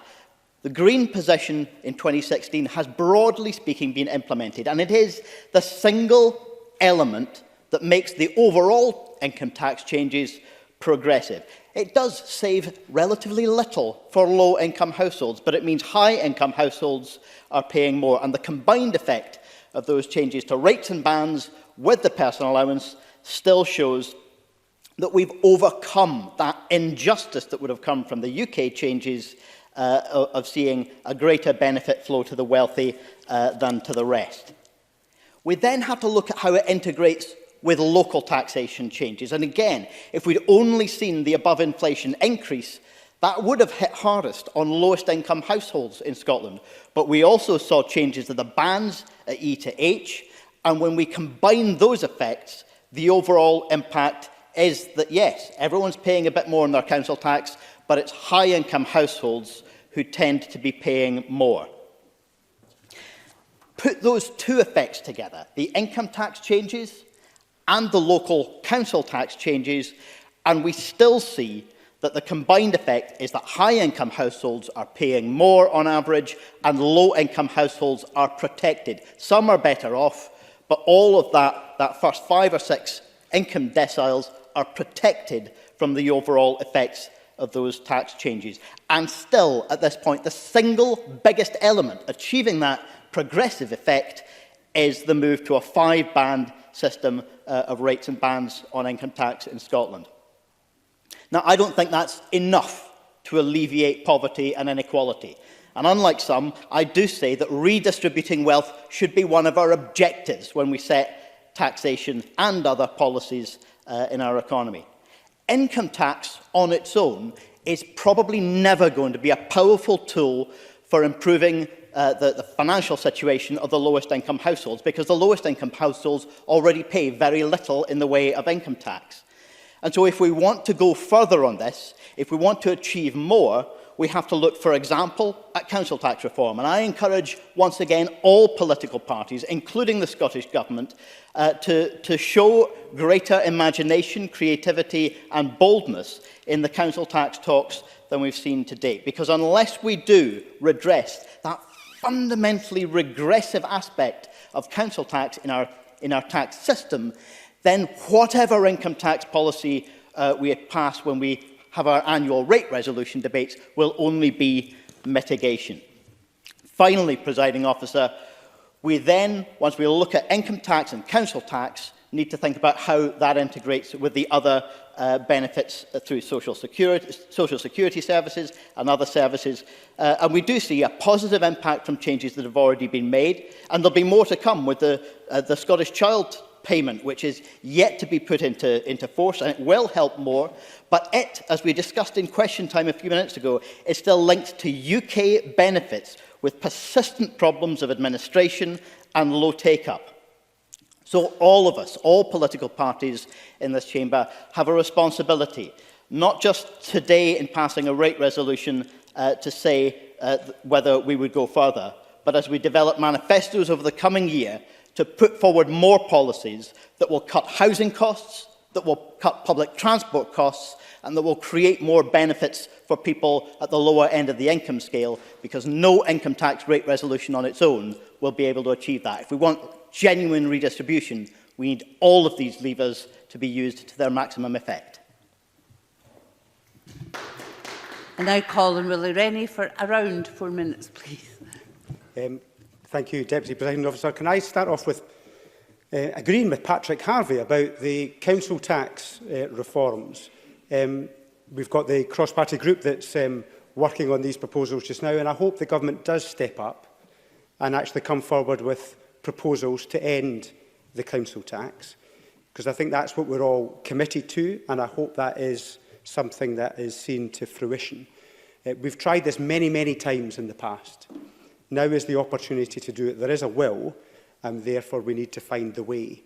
This is an opportunity to test the various parties' positions on tax, as well as deciding whether we agree with the rate resolution today. The Liberal Democrats at the last election in 2016, we were up front. We said we should have what we described as a modest penny on income tax to invest in education. We were very clear with people that this is what you would get if you voted for us, and this is what we've argued for at various budgets in this Parliament. So we were pleased that the Scottish Government changed its approach, because at the last election, as Patrick Harvey has reminded us, they did not have that commitment, that promise in their manifesto. So therefore, I suppose it is a kind of a broken promise, and it's one that I'm pleased that they did revoke, but one that I think is they need to be careful with going forward.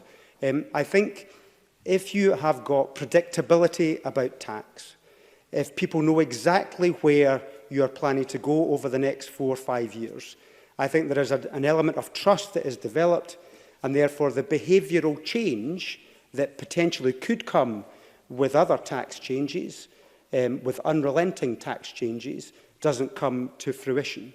And that's where I think potentially the government has gone wrong, that not only increased the income tax, which is something that we were sympathetic to, but also on the council tax and other taxes as well. So I don't think there has been the behavioural change that some others were predicting, but certainly it's something that needs to be carefully nurtured to make sure that it doesn't actually happen.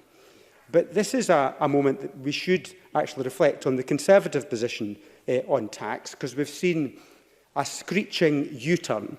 The smell of burning rubber is still wafting round the chamber, because they made dire predictions repeatedly, relentlessly, that we're going to see massive behavioural change as a result of these income tax changes. Cataclysmic events, a massive reduction in the tax take, a big economic shock. That is what they said was going to happen. We're going to have an exodus south of the border with all these workers leaving Scotland. And the reality is something completely different. And we know why. It's because those changes have not happened. Yes. Murdo Fraser. Grateful to Mr Rennie for giving way. I wonder if he lives in a parallel universe from the rest of us. If he'd actually read the Spice briefing on the budget, he would know that the £650 million of additional taxation raised by the Scottish Government's income tax changes have delivered exactly what? £46 million, Mr Rennie. Willie Rennie. And if we had the Conservatives' way on this, that would be even deeper, because they are proposing a tax cut on top of that. So we would not be able to compensate for those measures that have come. And the idea, as Donald Cameron has suggested, that we have to deal with the reconciliations in future years by having more tax cuts on top of that will make the situation even worse yet again. So the argument does not stack up at all. So their predictions were wrong, and that's why we know in this budget negotiation they did not put forward any proposals to cut the tax, because they know the price would be so high, that the price on public services would be so deep. The cuts that we've seen to local government already would be even deeper.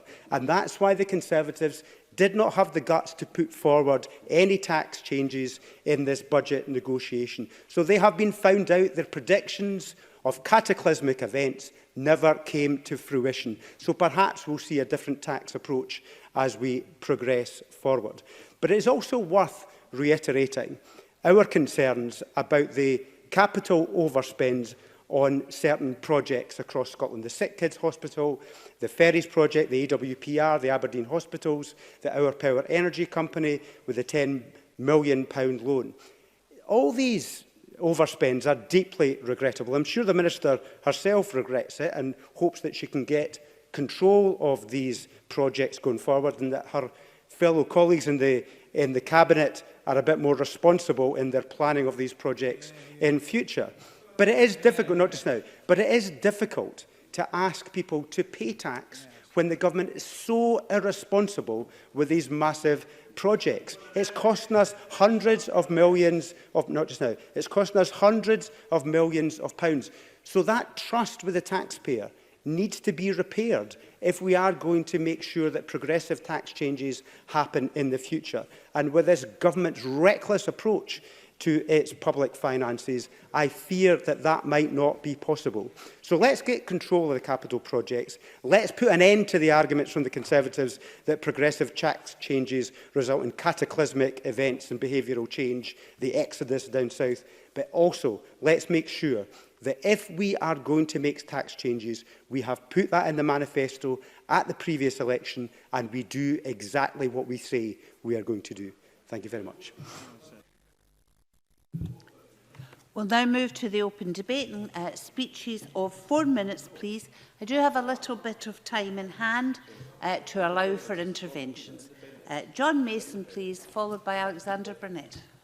Thank you very much, Presiding Officer, and I have to say I always enjoy a debate on tax. The first point I'd want to make is that income tax is a good thing.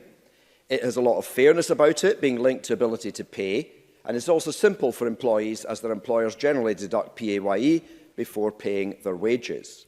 So many people do not have to be proactive in filling in forms or tax returns. At the same time, as Patrick Harvey says, it clearly cannot be the only tax, as it takes no account of property or wealth. For members who were at time for reflection yesterday, they would hear James Faddis from Bishop Briggs emphasising that people with addiction and related criminal pasts can and do change, giving himself as an example. And one of the folk he referred to had said that their aim in life, or one of their aims in life, was to pay tax. Presumably that was because if that happened, that person would be earning a proper wage and would have turned their life around from where it had been, and they would be contributing once again as a full member of society. And this is a reminder to us that paying income tax is a privilege. It means you're earning a wage, which many in the world are not, and you're contributing to wider society. Of course, it is also a duty, because you cannot have decent public services if you do not pay a decent amount of tax. Even the Conservatives say they want quality public services, but they undermine their position by saying they want lower taxes. I certainly support today's motion, and I think it was thanks to the Greens, as Patrick Harvey reminded us, that we moved to a system of 5 rates, which has helped it all to become more progressive. However, it has to be said that these rates are very much grouped at 19, 20, 21%, and 41–46%. I think in the longer term, I would like to see a system where the 5 rates might be something like 10, 20, 30, 40 and 50%. That would seem to be a fairer and more progressive system with less dramatic jumps between the stages. And on the subject of being more progressive, I think there is a strong argument for saying that national insurance is also a form of income tax. We could greatly simplify the UK system by combining them. National insurance is hardly progressive at all and is used, it has to be said, by Westminster governments of different persuasions to make hidden changes. And the rate of national insurance for the highest earners actually falls from 12% to 2%, the opposite of income tax. I would certainly like to see Scotland having full control of both income tax and national insurance and creating a much simpler system.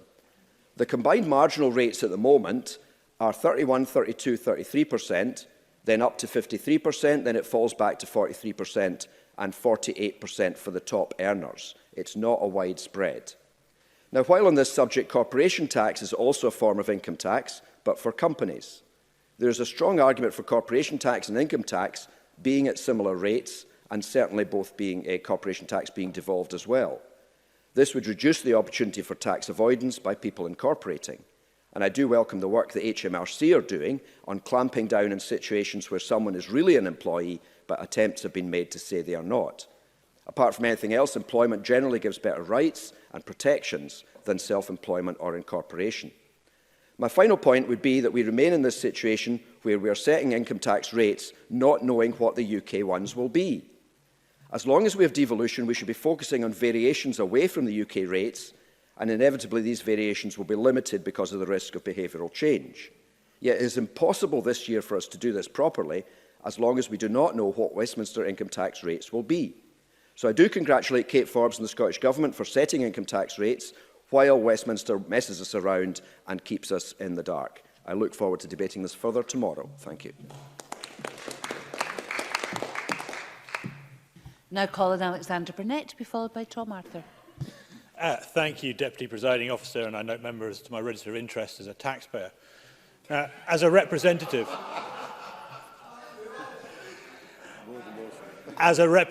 from the north east of Scotland, I would be misrepresenting my constituents if I did not point out how damaging the disproportionate increases in council tax, business rates and income tax have been on our local economy in the recent years. And so it's utterly shameful that other constituency MSPs for the North East, all SNP, are supporting this budget, bringing further burden to local shop owners, teachers, firefighters, doctors, nurses, social workers and pretty much everyone living in the North East. And these are not the big earners that the SNP likes to characterise in its annual attack on taxpayers. They are hard-working people who deserve better. Business, certainly, yeah. Kate Forbes. I just wanted to understand exactly what the member is saying in light of the fact that our headline poundage rate for business rates is lower than the rest of the UK, council tax on average is lower than the rest of the UK, and on income tax, can you provide me with any evidence demonstrating that someone has made a conscious decision to live elsewhere in the UK rather than Scotland because of our decisions on income tax? Alexander Burnett. Thanks to the Secretary for intervention. My point is that the North East has been hit disproportionately, and the buoyant years from the oil industry have left us with high business rates and high other costs of living up there, whereas wages and income has dropped, leaving us hit disproportionately. Now, if business owners and investors cannot see why they are paying more than colleagues in England, and if this SNP government continues to penalise Scottish businesses for doing well, and then additionally penalise its workers, we will see a brain drain that deters investment and growth. And Scots should not be penalised for wanting to create business and contribute to their local economy. So the SNP, yeah, certainly. Patrick Harvey. I'm grateful, and I recognise that we come from different political perspectives. He calls tax penalising. I call it a contribution to society. But does he not accept that under the income tax position in Scotland, it's only the highest earning decile, the highest earning 1 in 10 people who are paying 1.2% of their income more. Anybody lower than that, a fraction of a percent more that they're actually paying. This is a really modest change. Alexander Burdett. Thank you. I think whatever our differing political positions on the reasons for taxation, I think one we should agree on is that the purpose of taxation is to raise money to pay for our public services, which we all want. And if rates are put up disproportionately high and the total tax take goes down, then the money we have to spend on public services will also go down. So the SNP needs to listen to Scottish Conservatives and our sensible growth-focused budget requests, and reduce the large business supplement to the same rate payable in the rest of the UK. Because the SNP cannot say that they are acting for the Scottish electorate, because in 2016, nearly 65% of the electorate voted for parties that promised not to raise taxes. Yet this SNP government hiked them up, with anyone earning over £27,243 paying more in tax than they would in the rest of the UK. And I've had many of my constituents contact me asking why. Why are they seeing their taxes rise so significantly, yet receiving nothing in return?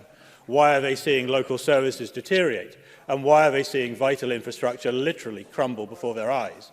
And the SNP has no excuse. Their block grant from the UK government has increased by more than £1.5 billion this year, and yet we find ourselves with local authorities across the country forced to increase their council tax by nearly 5% just to stay afloat. And with COSLA stating that local government funding as a whole has been cut by £200 million in real terms, it is putting local councils into a corner of slashing services, yet increasing their rates. And on top of that, new figures show that under the SNP, local authority debt has risen by almost 15% in just 5 years, to an eye-watering total of more than 18 billion. Yes, 18 billion.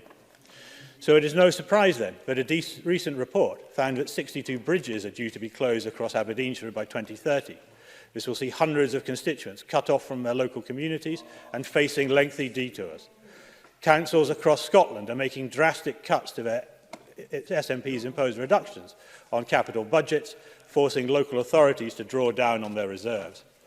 And essential maintenance is now being cut, which will only result in greater costs down the line. As they say, a stitch in time saves 9, but the only people being stitched up here are the Scottish taxpayers. So the SNP government should hang its head in shame, because they've nobody to blame for those figures but themselves. They force these difficult spending decisions onto local authorities, whilst their own budget has been increasing. They've absorbed themselves from the responsibility of governing, and it will not be forgotten in May next year. Scotland deserves better. Thank you. Tom Arthur, followed by Sarah Boyack. Thank you.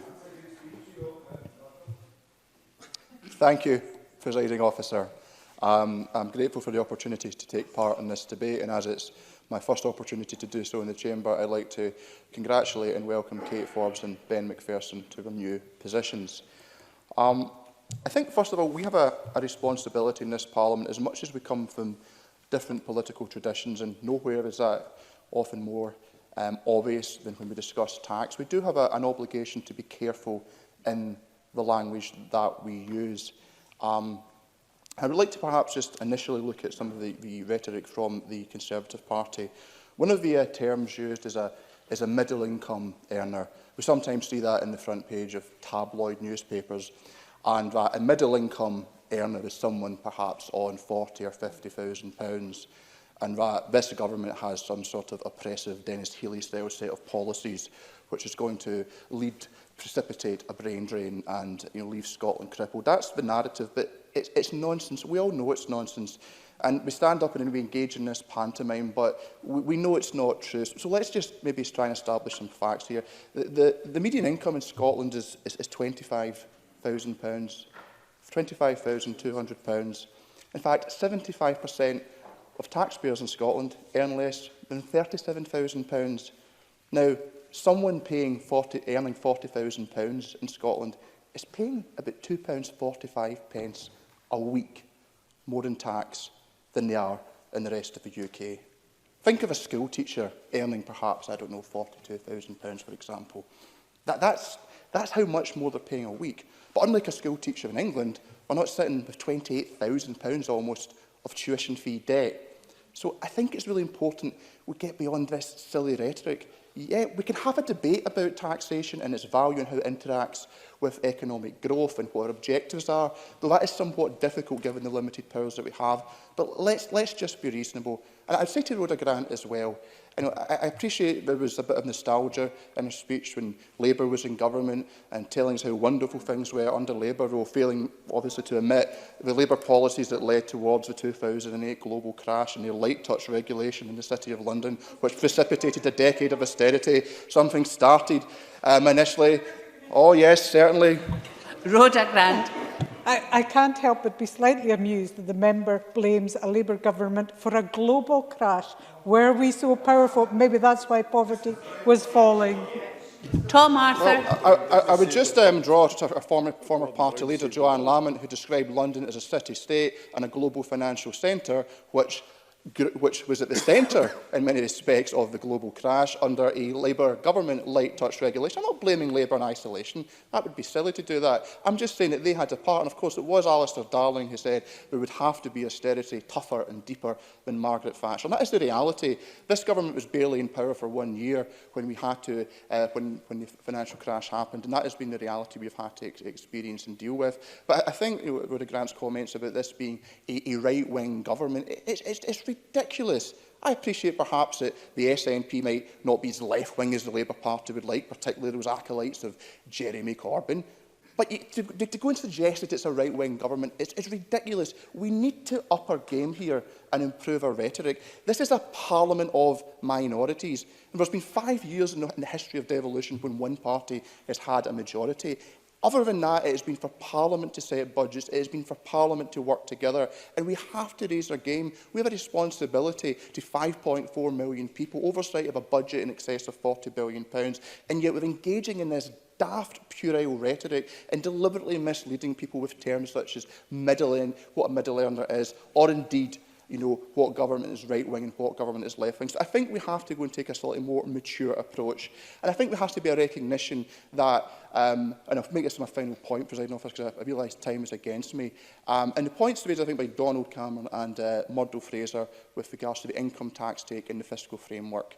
The fiscal framework is what we've got to deal with, but it is not sustainable in the long term. It is a perverse situation when we can raise £650 million in additional revenue via income tax, but only see £46 million of it available for public spending. But the reason for that is not due to a decline in Scottish economic performance relative to the rest of the UK as a result of that policy. It's because we can't grow our working age population, which underscores the need to grow our working population through migration. And I think it's excellent that the Minister for Public Finance is also the Minister for Migration, because that is going to be critical. Anyway, time is against me, Presiding Officer. Thank you. Sarah Boyack, followed by Gordon MacDonald. Thank you, Presiding Officer. I want to welcome the Minister to his new position. But in his opening remarks, the Minister said that no Scottish taxpayer will pay more.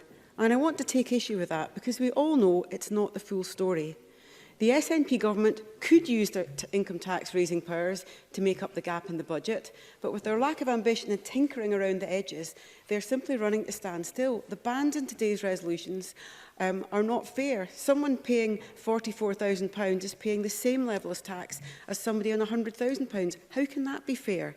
And are we really meant to celebrate the fact that those earning less than £24,000 will pay 36p a year less, while at the same time the SNP have outsourced their difficult decisions to local councils, who are forced to raise council tax to offset SNP cuts, and people on the lowest incomes will see their council tax rise.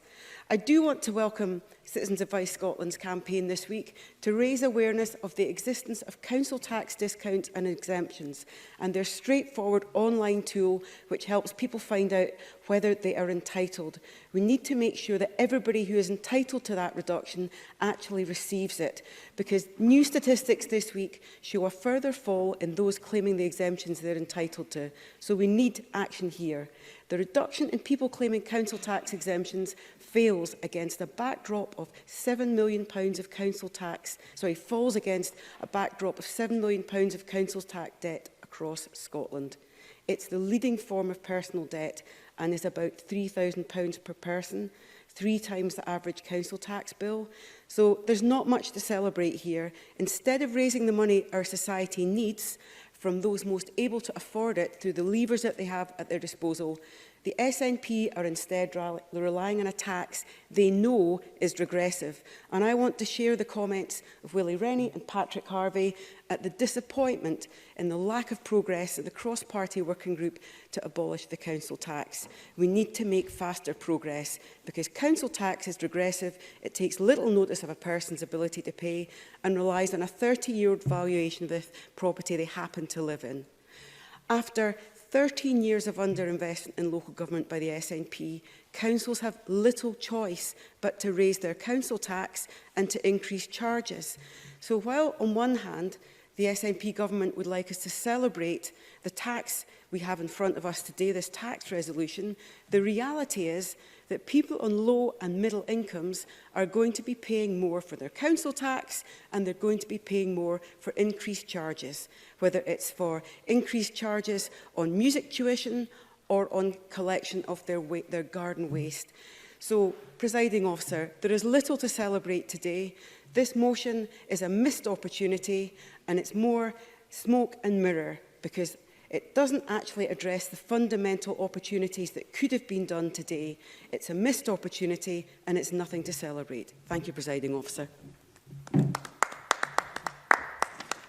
Gordon MacDonald, followed by Dean Lockhart. Thank you, Presiding Officer. I welcome the fact that by setting this year's Scottish rate resolution, Scotland will remain the lowest tax part of the UK for the majority of income taxpayers for the third consecutive year. Just to be clear, no Scottish taxpayer will pay more income tax in 2021 than they did in 2019-20, and 56% of Scottish taxpayers will pay less income tax in 2021 than if they lived elsewhere in the UK.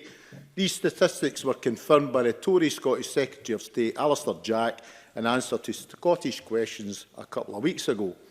To put this all into context, a police officer starting out his career in Scotland not only earns more than his English counterpart, he or she will also pay less income tax.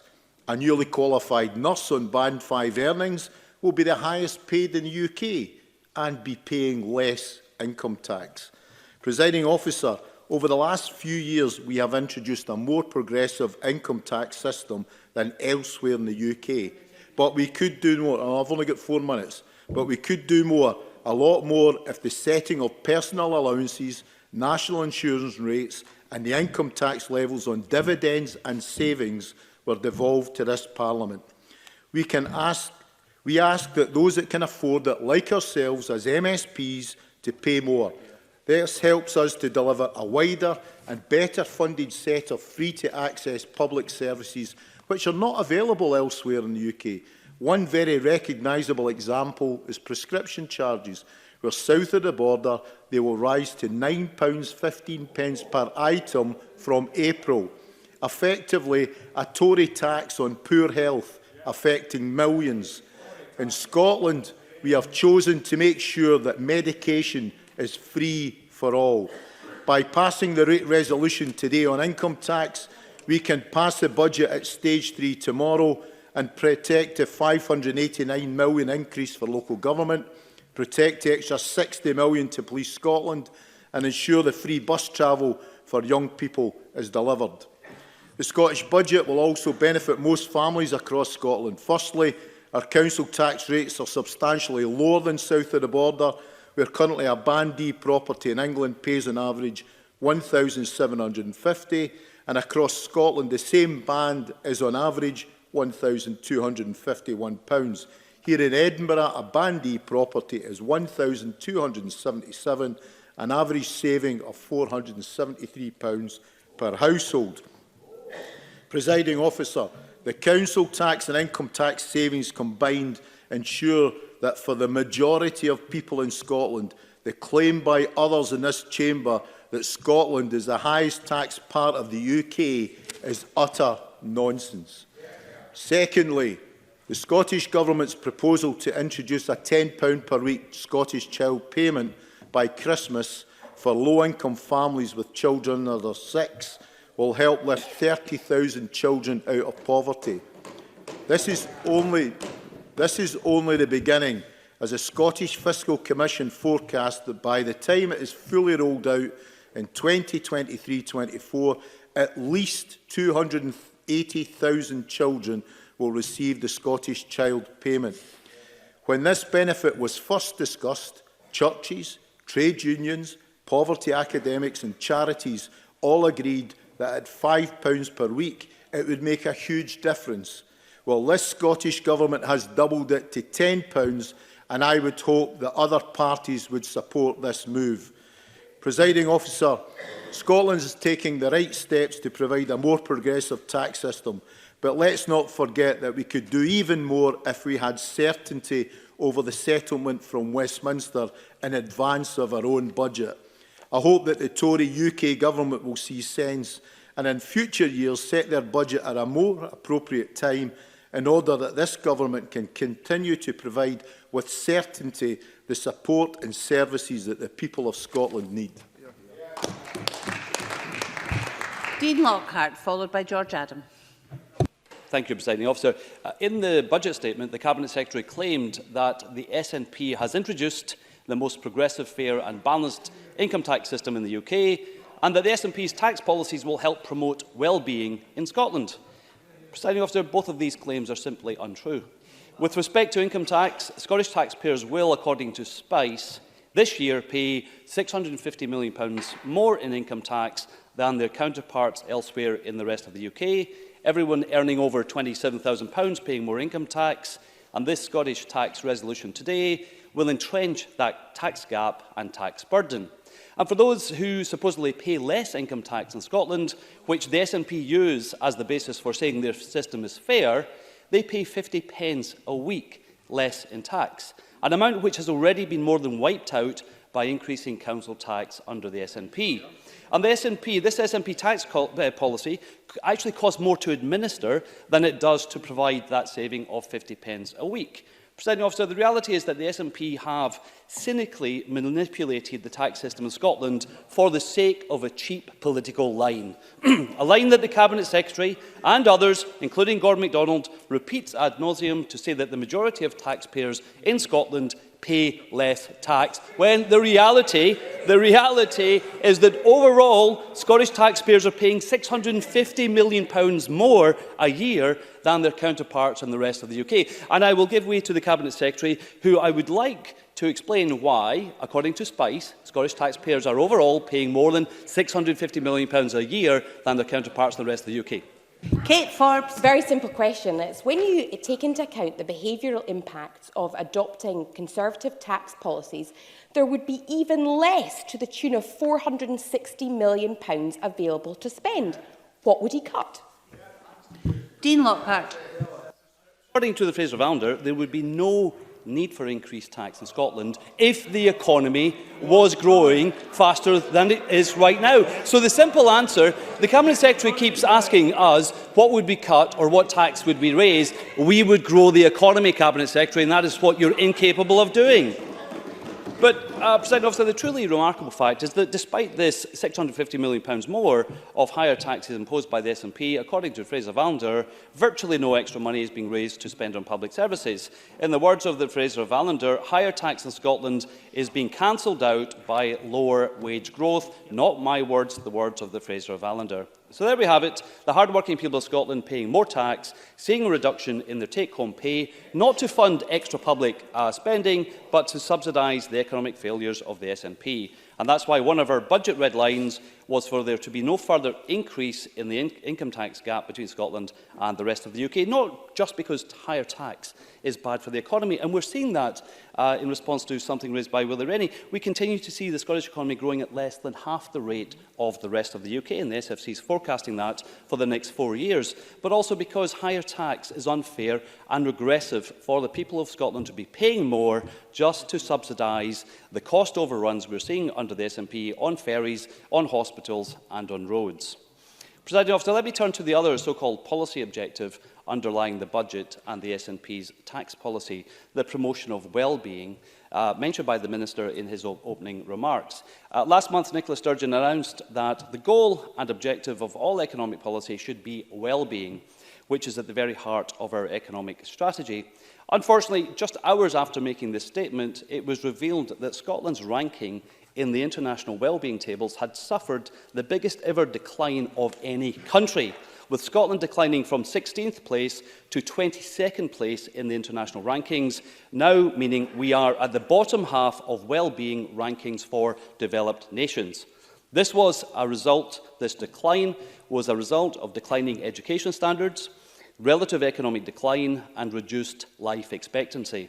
So instead of spinning a line that this SNP government has promoted Scotland's well-being, the Cabinet Secretary and the Minister should recognise that Scotland's rapid decline in international well-being tables is in reality a savage indictment of their government's 13 years of failure in all areas of government.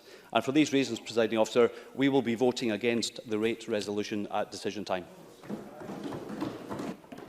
George Adam, followed by Stuart Stevenson. Thank you, Presiding Officer. Presiding Officer, I'm delighted to speak in this debate today, because who doesn't want to listen to the Tories talk nonsense about tax for an hour and a half of their life? Who doesn't want to spend that hour and a half listening to that nonsense? Honestly, it's why I get up in the morning, Presiding Officer. But what I am proud of, I'm proud to stand up and advocate once again for a progressive tax system here in Scotland. Under today's proposed rates proposal, Scotland will remain the lowest tax part of the UK for the third year in a row. And I'm repeating things that my colleagues have already said, because I think some in here need to hear this again. With 56% of our taxpayers paying less than they would if they'd lived elsewhere in the UK. Now, Presiding Officer, no, I've heard enough of your nonsense. In these uncertain times, increased Tory austerity and no clarity coming from Boris Johnson and his cronies in Westminster, it is a relief to many Scots in my constituency, and I'm sure, Presiding Officer, across the nation, to know that they're going to be treated fairly by their government here in Scotland. Despite suggestions to the contrary from the opposition, on their current salary, no Scottish income taxpayer will pay more than 2021 than they do today under our proposals, unlike our Westminster counterparts, who are quite happy to penalise low-income families, simply doing all they can to make ends meet to give tax breaks to the richest in society. The system in Scotland is vastly different. It's based on fairness, dignity and respect. And the SNP wants to support our citizens and make this country a better place for everyone to thrive and live in. The SNP government's decision on taxation have resulted in a more progressive tax system which protects lower and middle income earners while raising additional revenue to support our economy and invest in delivering the widest range of free to access public services anywhere in these islands. When you're looking at these rate proposals, it's vitally important to consider all the services available to us here in Scotland that would not be accessed to elsewhere. Prescriptions, higher education, baby boxes, for example, are all enormously beneficial and life-changing initiatives, and are things every Scot can take advantage regardless of their financial situation. The Tories also like to create misconceptions around the higher rate threshold freeze and suggest that middle-income taxpayers have been targeted unfairly. Presiding Officer, the average taxpayer income in Scotland in 2018-19 was estimated to be £24,000 per year, so any notion that the tax policy of freezing HRT is impacting the middle classes is untrue and misleading. The higher rate threshold freeze only affects people earning over £43,430, which in real terms is around 16% of the Scottish taxpayers in 2020-21. Presiding Officer, ultimately, the rates proposal today, along with the budget that puts people firmly at the heart of this equation, renews our social contract with the people of Scotland. Scottish taxpayers continue to have access to a wider and better funded set of free-to-access public services than anywhere else in the United Kingdom. Scotland is the best place to live, work and do business. Businesses benefit from our investment in infrastructure, broadband, research and development, business rate support, investments in skills and training. But above all, the social contract the SNP has made with the people of Scotland continues to be upheld after 13 years in government. Presiding Officer, as Paisley's MSP, and as you all know, it's a job that I love to do day in, day out, I'm tired of seeing many of my constituents needlessly struggling at the hands of the Conservative Party, using food banks to feed their children, having to decide between a hot meal or a hot home, and just generally struggling day to day to make ends meet. That is why it's vital that we protect the low and middle income earners in our society and continue to ensure the majority of Scots have the best deal in the United Kingdom. The last of the open debate contributions is from Stuart Stevenson. Thank you very much, Presiding Officer. I want to just pick up on a few things that other members have raised in the debate, and I'll chronologically go through them. So let me start with Donald Cameron. I don't think he seems to be here to hear me, but I'm sure he'll be listening somewhere. I thought it was exceptionally brave of him to raise the issue of council tax, given that the average household council tax in England is £429 higher than the average Band D council tax is in Scotland. So he gets full marks for bravery, perhaps a few odd bonus marks for effrontery. Now, Rhoda Grant seemed to suggest, but I'm going to consult the official report later because I can't really believe it, that I'm actually paying less tax than I used to under the Scottish proposals. Well, I've actually gone into my database and I've got my tax returns out, and I find I'm now paying, various sources of income, I'm now paying £2,051 more per annum than previously, and I am happy so to do, as so many people with social conscience in Scotland would be. She also criticises the relationship in the Scottish Government, the SNP Government and councils. One of the key things we did in 2007, we came in and found the Labour Party had left us with 25% of the money that councils got was ring-fenced. We cut that dramatically. It's crept up a wee bit subsequently, but councils have a freedom which they very much welcome. But Willie Rennie, the man who never takes an intervention because he knows it'll hurt too much, criticising capital spending. Well, when they came to me as government minister on the fourth replacement crossing, the budget was £3.4 to £4.3 billion. When it went into the European Journal for bids, the top was £2.3 billion and the floor was £1.9 billion. What did we actually build it for? Less than £1.4 billion. £500 million below the budget. So Willie Rennie, as a Fife MSP, should tack tent. Now, Alexander Burnett is so much, I'm not sure I've got time. Let's just start with one of the crippling things that the Tories have done for local authorities across the UK, which is to double the Public Works Loan Board interest rate. How's that going to help councils across the UK? Simply to tackle a couple of councils in England's abuse of the borrowing powers to put into commercial investments. Well, you could have dealt with this in another way. Now, I've also looked at the Audit Scotland report on Aberdeenshire, because he criticised the position of Aberdeenshire. Well, in the 2019 report from Audit Scotland, the period 2013-14 to 2018-19, Aberdeenshire did extremely well in improving their position over that period. Only West Lothian and Mid Lothian did better. And the other council I've got the privilege to represent, which is Murray, was next up. So this government is undoing the historic wrongs that have been in council funding, and you'll get it on page 19 of the Audit Scotland report. It's worth perhaps reminding us, as I approach the 4 minutes, that this whole issue of income tax is a fascinating one. Because, of course, when did income tax start? And the answer is 1798. And who introduced that income tax? William Pitt the Younger, a Tory.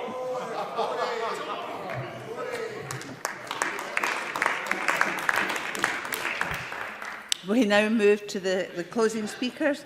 And I call Alex Rowley, please, for around 5 minutes. Presiding Officer, I think we've had quite a good debate today, and there's been some really interesting points made.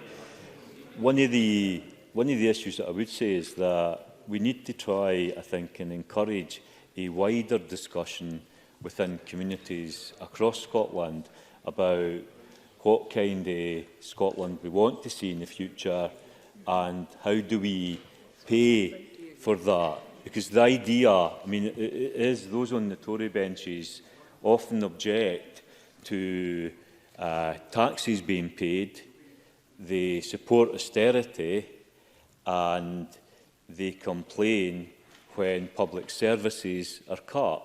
But that doesn't round itself because you can't have all these things. And so there is a need to have a cordial discussion and debate. And I was surprised at George Adam. I hope when he looks back and reflects on that, if we're going to encourage a discussion within the public, then if we come in here and call each other names and accuse each other of talking nonsense, then it's hardly surprising that we have the kind of debate that we have on social media and we're not able to have a cordial discussion. So how we discuss these issues, I think, is very important.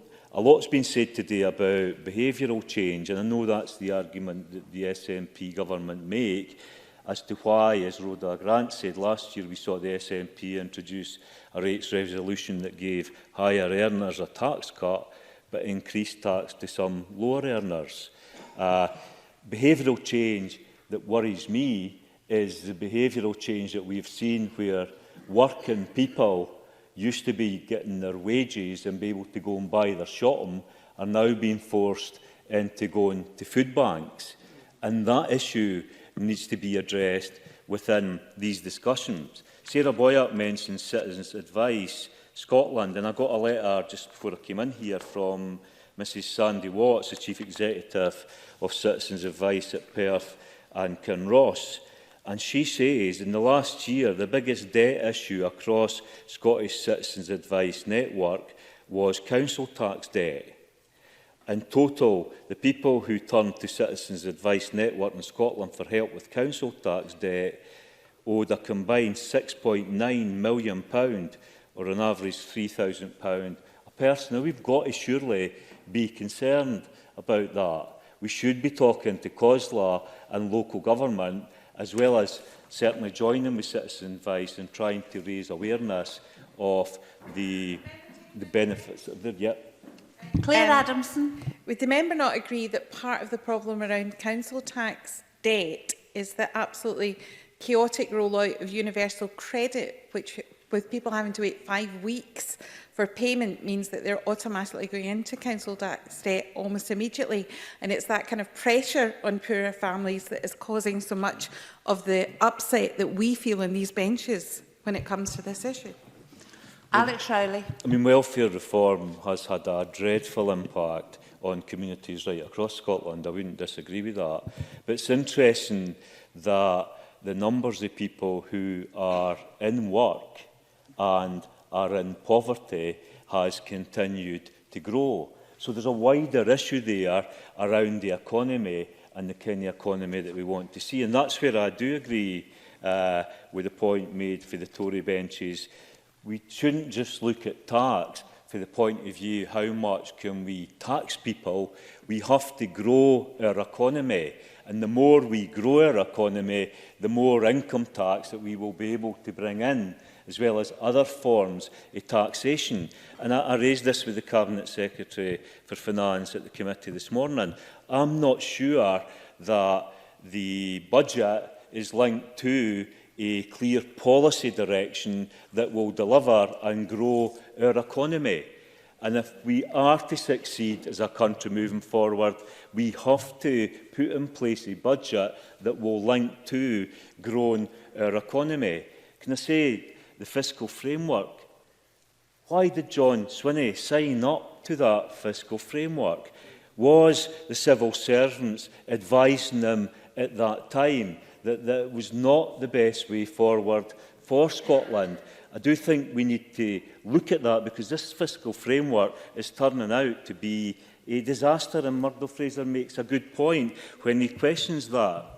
Very quickly, please. We all signed up to the fiscal framework in good faith, but the fact that there was a review baked in indicates that it would need to be reviewed at one point. Would the Labour Party join with us and others, hopefully in the Chamber, for calling for an early review in order to protect Scottish taxpayers? Absolutely. We certainly need to get a review going and look at how we're going to move that forward. Patrick Harvey talked about the manifestos and the fact that manifestos will come forward. Every political party, I look forward, because every political party needs to start to set out how we're going to move forward. It's one thing to blame Westminster, but there are powers in Scotland. If we want to be ambitious for Scotland, then let's have that discussion and that debate around Scotland about what kind of society we want to see and how we pay for it. Thank you. Call Murdo Fraser. 6 minutes, please. Thank you, Presiding Officer. Well, I don't think this has been the most informative of debates this afternoon, although it's sometimes been lively enough. But can I start in a consensual manner by congratulating Ben Macpherson on leading his first debate in his new role as Minister for Public Finance. It was, of course, a position used by his predecessor as a springboard to greater things. So we will look forward to watching Mr Macpherson's career with interest. Now, my colleague David Cameron set out at the start of the debate that the Scottish Conservatives cannot support the rate resolution this afternoon. Sorry, I was confusing my two esteemed Camerons. Donald Cameron, presiding officer.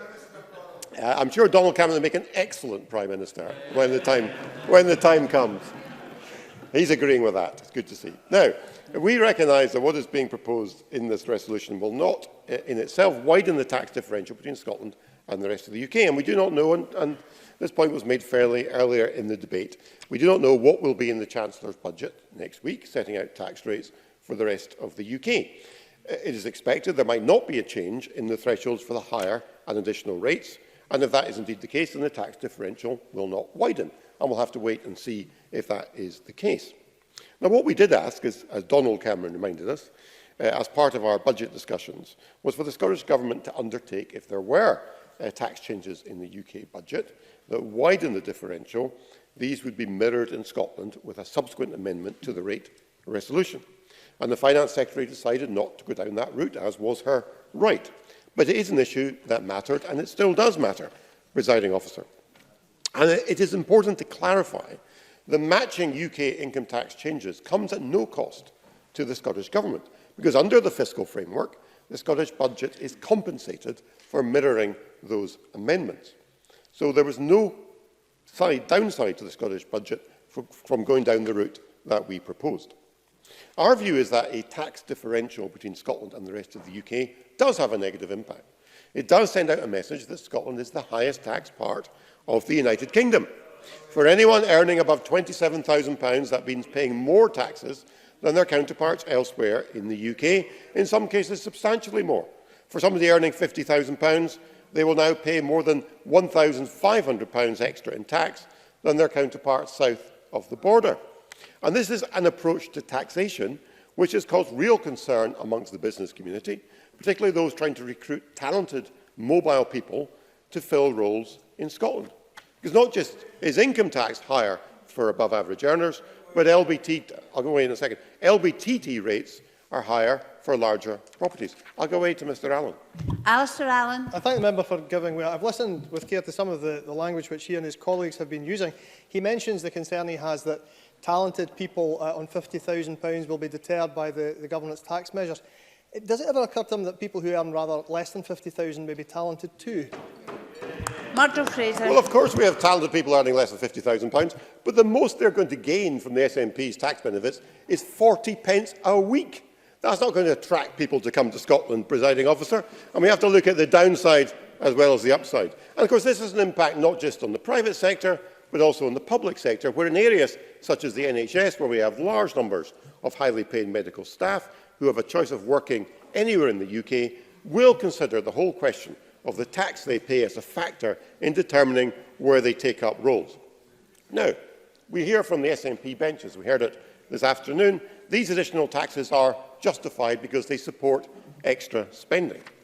This is the point Gordon MacDonald made. Benefits such as free personal care, free university tuition and free prescriptions are available in Scotland and all England, and there's a trade-off between higher taxes and better public services, and people are happy to pay more if they get more back in return. And the problem with that argument is it's not supported by the facts. Because according to analysis done by Spice, the Scottish Government's decision not to replicate tax policy that applies in the rest of the UK means revenues should be around £650 million higher than would otherwise be the case before taking account of any behavioural changes. But as I pointed out to the Minister earlier, and as Dean Lockhart reminded us, the net impact of these tax changes is not an additional £650 million, or even £600 million, or even £500 million, or even £100 million, Mr Lyle. It is a mere £46 million, less than 1/10 of the total figure raised in taxation. Yes, I'll give way.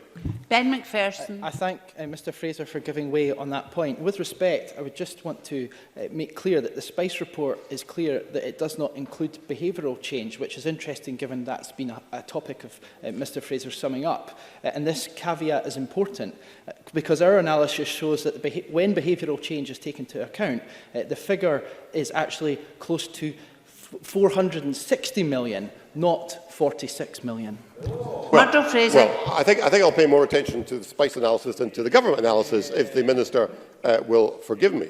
Now, of course, the reason for this differential is the slower growth in earnings and, in consequence, tax revenues in Scotland compared to the rest of the UK. And in terms of the fiscal framework, this means the block grant adjustment reduces the Scottish budget.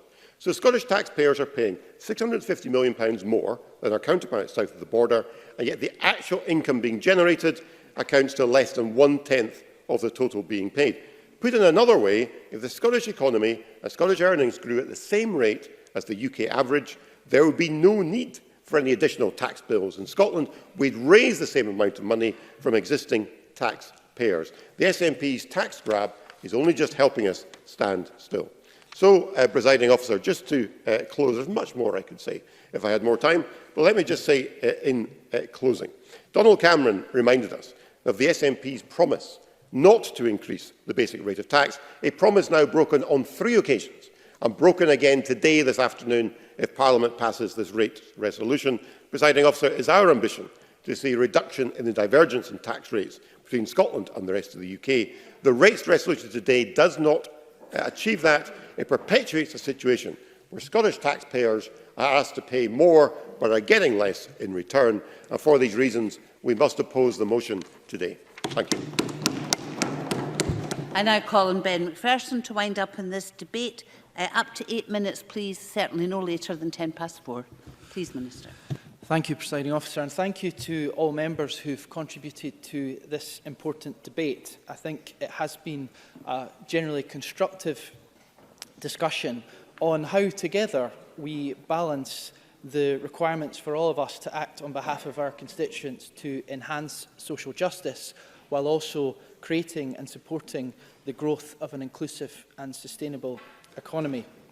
And bearing in mind that our constituents are with us as part of this debate on how together we can be proud to make contributions from our income for the common good of Scotland.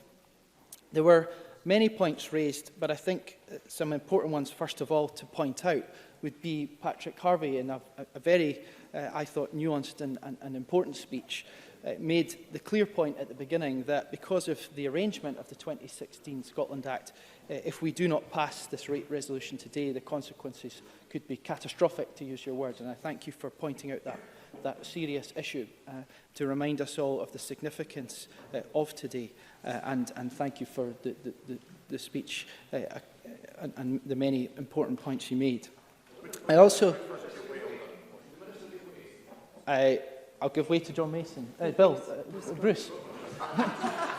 That'll be Bruce Crawford. I'm actually quite alarmed right now to be compared with John Mason, but my good friend John.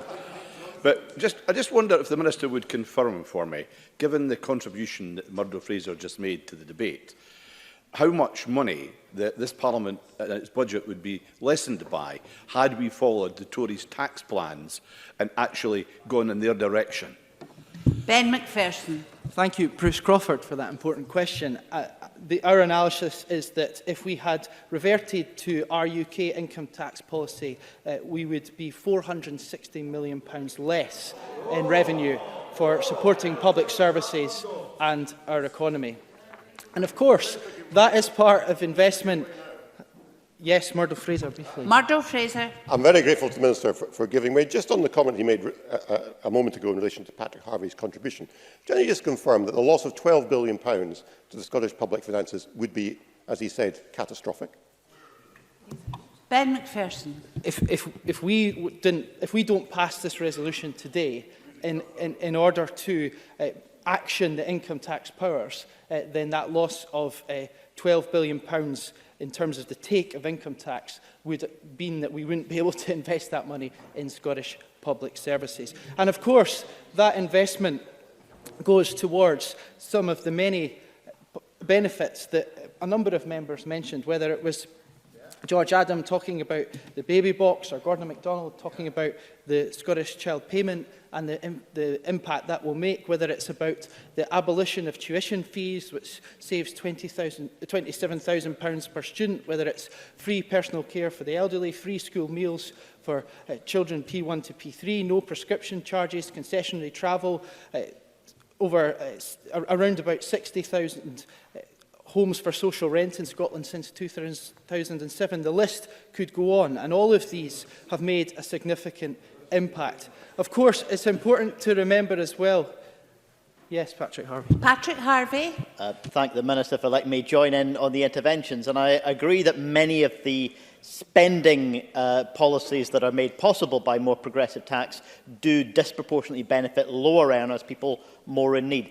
But does the Minister accept that we're only going to have an overall progressive tax system if we do follow through with the commitment to replace the regressive council tax, and the Scottish Government and the SNP have to come forward with a proactive position on how they want to see that happen if we're going to make progress?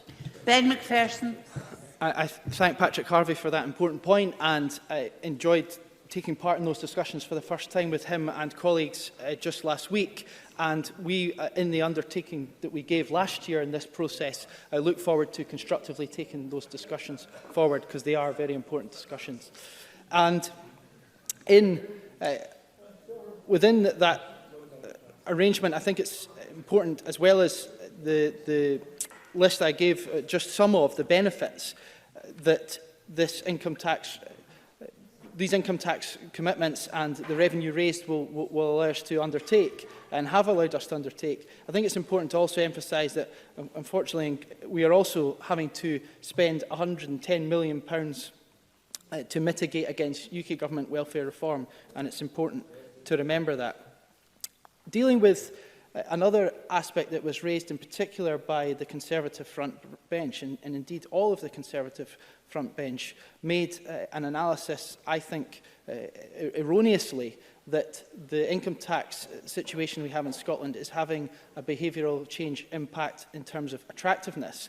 I would want to point out to the Conservatives that Scotland, of course, has a very strong reputation and a very strong record on attracting inward investment, and that net migration from both out with and, crucially, within the UK is positive for Scotland. That means more people coming from the rest of the UK to Scotland than going to the rest of the UK. And much of that is because of the high-quality public services provided and the socially just, progressive, competitive economy that we're building. And actually, the biggest threat to Scotland's attractiveness is, of course, the Conservatives' immigration proposals from the UK government. And indeed, the only time, the most significant time when we have seen, to use Alexander Burnett's phrase, a brain drain from Scotland was during the 1980s. And we know who was in government at that point. It was the Conservative government at Westminster, and the really negative effect their policies had on Scotland's economy and society. So, moving on, I think that there has been some really important points made about the quality of our debate and about the way we have to be nuanced in this. Tom Arthur, I thought, made a fine contribution on those points, as did a number of others. And also setting income tax consideration and policy within the wider scenario and within wider considerations, whether it's its relationship with national insurance, which John Mason talked about, but also its relationship with dividend income tax and savings income tax, and how we need to consider all of that, as well as employment law and welfare policy and immigration policy and the other suite of taxes that are reserved in terms of our considerations around how we make these decisions on what rates to set. And that has been important thus far and is important again today. Because since 2016, when we have had the ability to set income tax rates, we have had to do this responsively and progressively, on principle, yes, but also on logic and in response to matters beyond our control, externalities like most prominently Brexit, for example. Members, today is our opportunity to use the limited powers of this Parliament as best and as responsibly as we can to continue to build a fairer and more progressive country. And for income tax, Scotland, and it's important to emphasise this, remains the lowest tax part of the UK. Contrary to what some may say, it is the lowest part of the UK in terms of income tax for the third consecutive year. The proposals put forward today mean that 56% of Scottish income taxpayers will pay less income tax in 2021 than they would if they lived elsewhere in the UK. No Scottish income taxpayer will pay more income tax next year on their current income than they do now. And our budget sets out tax plans to protect the lowest and middle earning taxpayers and make the tax system fairer and more progressive. We have chosen, as I said in my opening remarks, to freeze the higher rate threshold in 2020-21, which the Independent Fiscal Commission forecast will raise £51 million next year for investment in public services. So not doing so would mean there would be £51 million less to support our vital public services, invest in our economy, tackle climate change and meet our ambitious targets on child poverty. We have asked those that can afford it most to pay a bit more, and this means that we can deliver a wider and better funded set of free-to-access public services which are not available elsewhere in the UK. Presiding Officer, I could say a lot more, and I'm thankful to all members for this important debate. We in the Scottish Government take seriously the responsibility of government to create a tax system with the powers we have that is right for Scotland, right for its people, its businesses and the economy. And I ask Parliament this afternoon to share in that responsibility and pass this Scottish rate resolution. Thank you.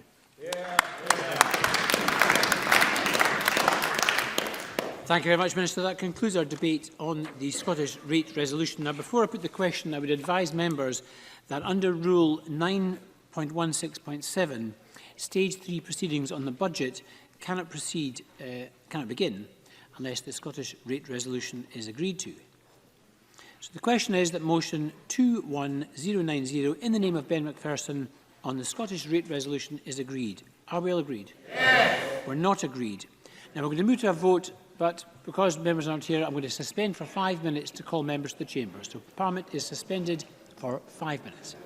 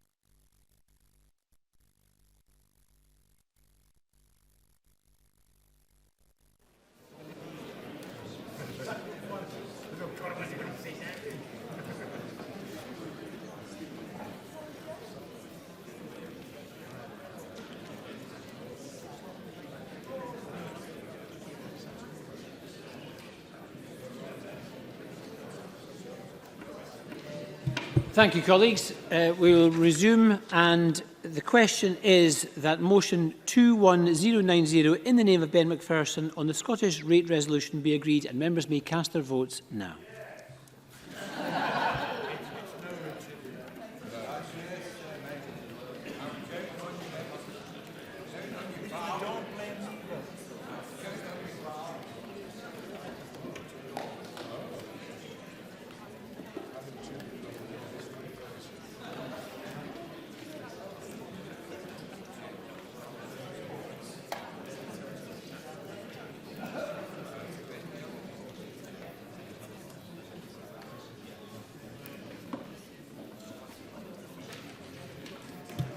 The result of the vote on motion 21090 in the name of Ben Macpherson is yes 58, no 50. There were 5 abstentions. The motion is therefore agreed, and the rate resolution is agreed. Now we're going to move on now to the next item of business, which is an Education and Skills Committee debate on motion 21089 in the name of Claire Adamson on STEM in early years education.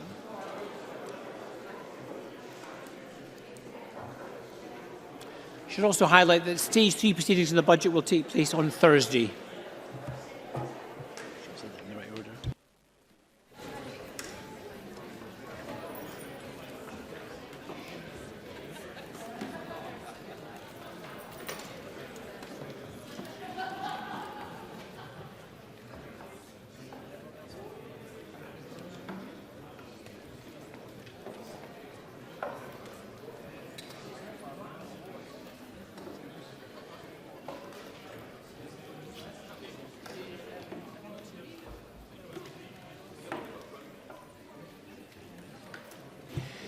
Thank you. I would encourage members who wish to contribute to this debate to press their request to speak buttons. And can I call on Claire Adamson to speak to and move the motion? Claire Adamson. Thank you, Presiding Officer. Can I start by thanking my colleagues from the Education Committee who took part in the deliberations around our inquiry into STEM in early years education.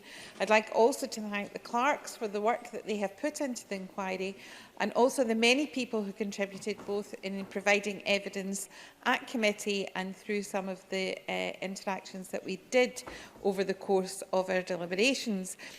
Particularly, I'd like to thank teacher Tony Scullion, who not only gave evidence to the committee, but also brought along some colleagues to hold a dress code hackathon to launch a report.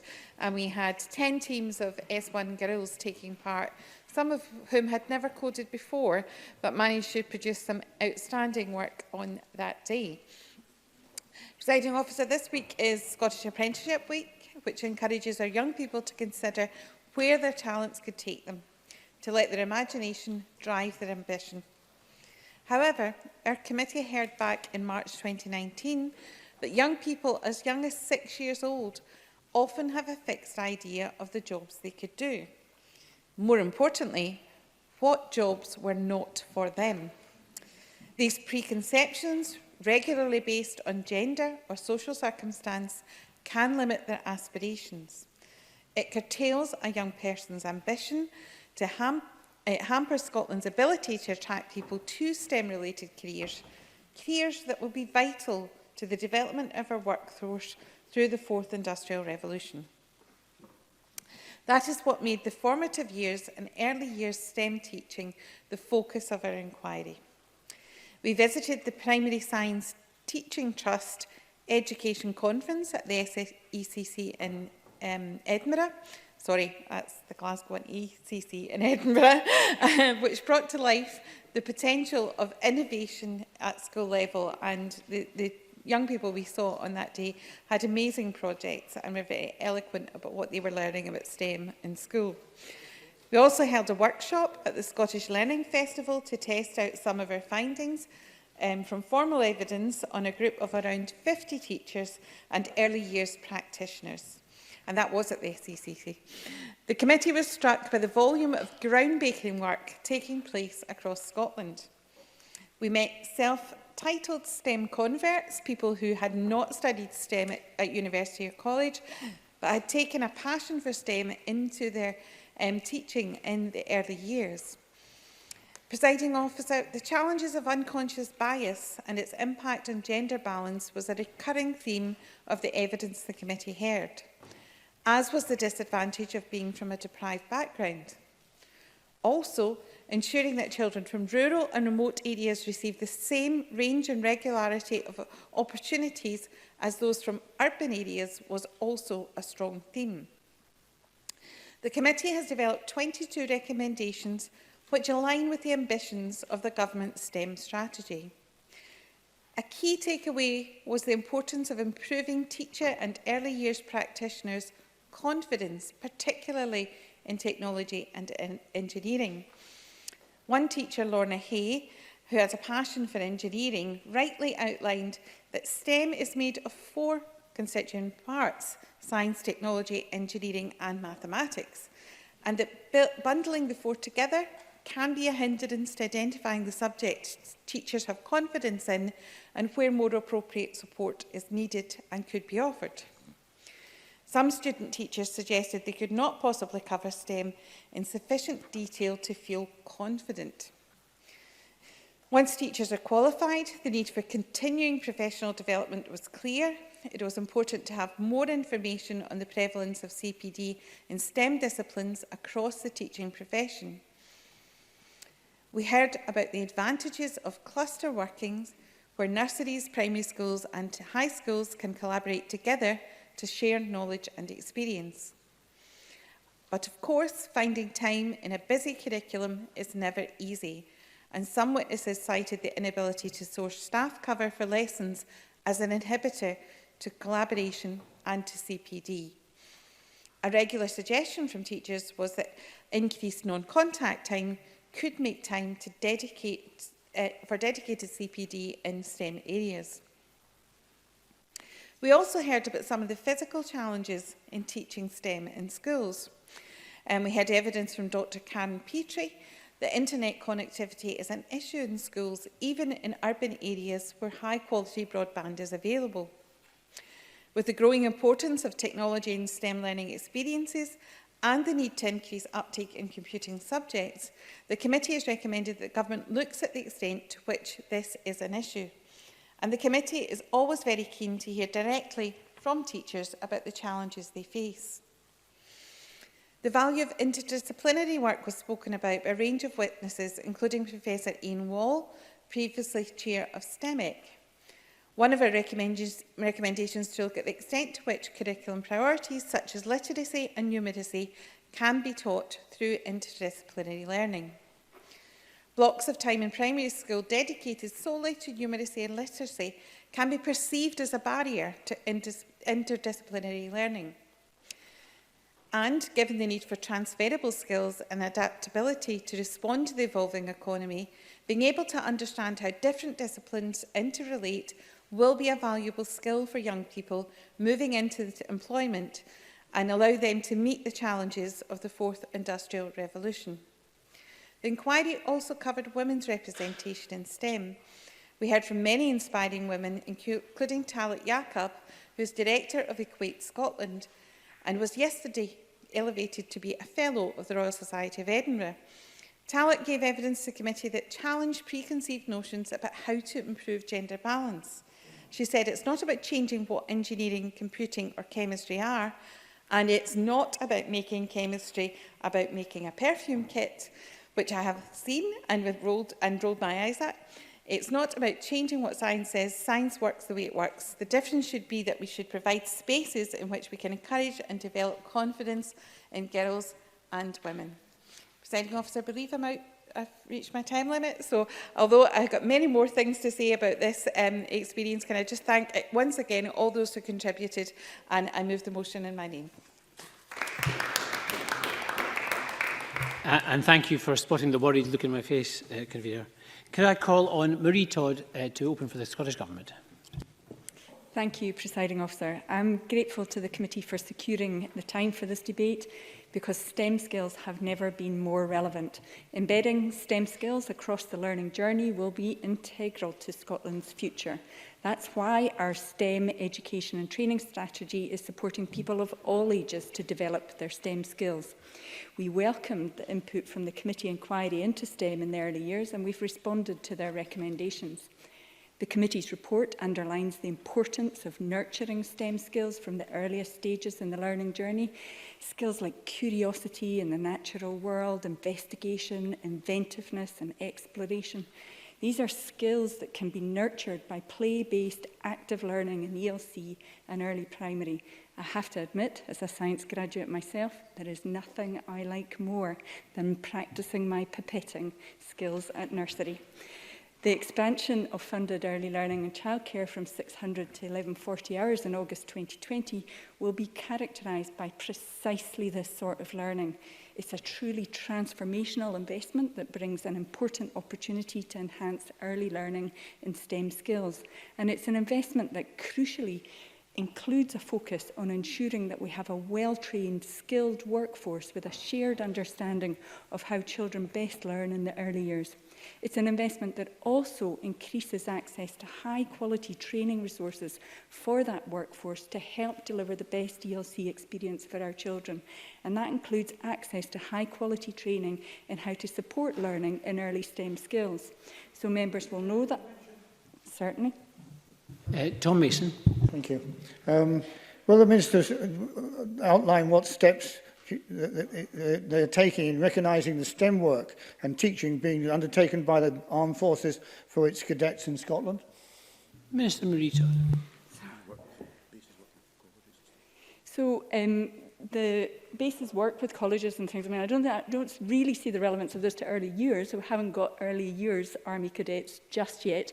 But I know that the Army cadets work very closely with the colleges, and it's a natural fit with all the interest in outdoors and engineering. It's a natural fit. Members will know that I have been visiting colleges the length and breadth of Scotland, and I've seen some wonderful practice at New College, Lanarkshire. I was absolutely delighted to join preschoolers doing a rainbow density experiment and lots more practical science led by the students at the college. Since the publication of the committee's report, we've launched an online professional learning module on developing skills, knowledge and confidence in delivering early learning in STEM. That's the first module to be launched as part of our new programme of continuous professional learning for the sector. And that module is designed to inspire confidence in delivering learning in STEM skills, early STEM skills, and to support the sector to share good practice across Scotland. I launched that module on the 30th of January in a visit to Kingsmeadow Nursery in Peebles, which is one of the ELC settings showcased in the module. I saw the most fantastic STEM activities in action, children actively learning outdoors with curiosity and joy about science and STEM and nature. In their recommendations, the Education and Skills Committee on STEM in the early years highlighted the importance of ensuring that training on STEM is accessible to those in private and third sector ELC settings. Our expanded ELC offer is provider neutral, regardless of where children access their offer, whether that's with a local authority, private or voluntary provider, or with a childminder. They can be assured that they are accessing high-quality ELC that supports their learning and development. So by ensuring that the new module is free and that it can be accessed remotely and flexibly, we have helped to address barriers to access training for all staff right across the sector. At the last count, on Monday morning, the module already had 288 participants, and we can see that they're progressing well through the course. 27 learners had already worked their way through the whole module. Feedback from those who've completed has been really positive. As well as inspiring play-based approaches to developing children's early learning in STEM, the module will also help to ensure that learning is delivered in a gender-neutral way. Children begin to learn about gender roles and expectations from the very early years and quickly pick up messages about what's perceived as normal for girls and boys. They're influenced by their environment and by the adults around them and by gender stereotypes which can place powerful restrictions on what they believe they can achieve in their future as adults. Our National Induction Resource for the ELC sector also addresses gender-neutral practice, and that contains some reflective questions, including one on gender-neutral practice, to prompt staff to think about their own values in relation to gender and about how that might influence the way they interact with boys and girls and how they can promote gender equality in their practice. We also recognise the need to diversify the ELC workforce to improve the gender balance. Children pick up these cues about gender roles from observing patterns in the world of work around them, and it's really important that they see more gender balance within the ELC profession.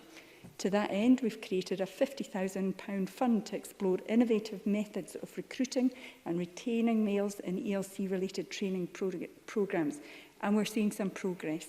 It's Apprenticeship Week. So, in 2018, 97% of those undertaking ELC modern apprenticeships were men, compared to 4% in the workforce.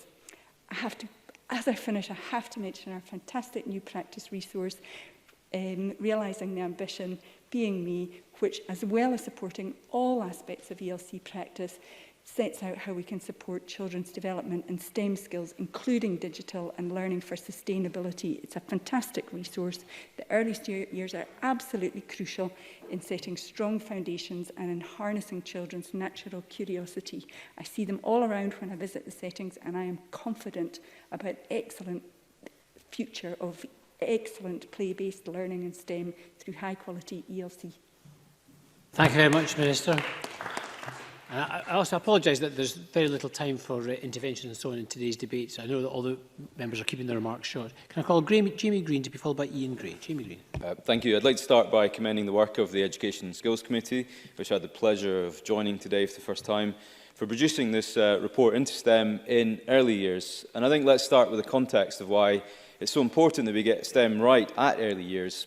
At the moment, 37% of all Scottish employment is STEM related, and surely that will only rise further in the years to come. But we won't be channeling people into the specialist engineering or tech roles of the future without getting it right now when they are 3, 4 or 5 years of age. In fact, one of the first debates that I participated in, presiding officer, was on digital skills in STEM when I joined the Parliament. And then, 4 years ago, I called on ministers to tackle what I thought were shortcomings in their STEM strategy, particularly around declining teacher numbers. Such was the trend at the time. Well, fast forward 4 years, and the Parliamentary Committee sums up today my thoughts from then. Lots of good work has been achieved, as we've heard already.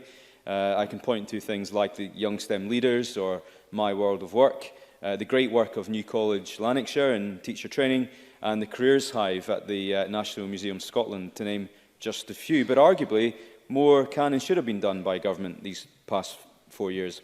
This report concludes several things that I would like to highlight. Let me choose just 3. The first being teacher training and resource. By ensuring that there is access to appropriate training for teachers and early years practitioners to equip them with what they need to deliver age-appropriate STEM education. The second is about enabling greater access to STEM by tackling some of the gender, ethnic, social and economic imbalances in the take-up of STEM at later stages in life. And 3, getting the infrastructure right, and that's to physically enable teachers to deliver a truly connected and digital curriculum. In the short time I have, let me address these 3 quickly. The first, teacher training and resource. The report outlined a specific issue of a lack of confidence by many teachers in pursuing STEM-focused activities with children. And that phrase confidence crops up a number of times in this report. In evidence to the committee, Susan Boyd, a teacher from Perth and Kinross, said that even with all the training in the world, schools still need staff to deliver it. She said, I quote, "We need to create the resources and then we need to teach them, and we don't have enough bodies on the ground to do that effectively. STEM can't just be one teacher's passion, it has to be everybody's. It has to be every teacher that can deliver this to a really high quality all the time." I couldn't put it better myself.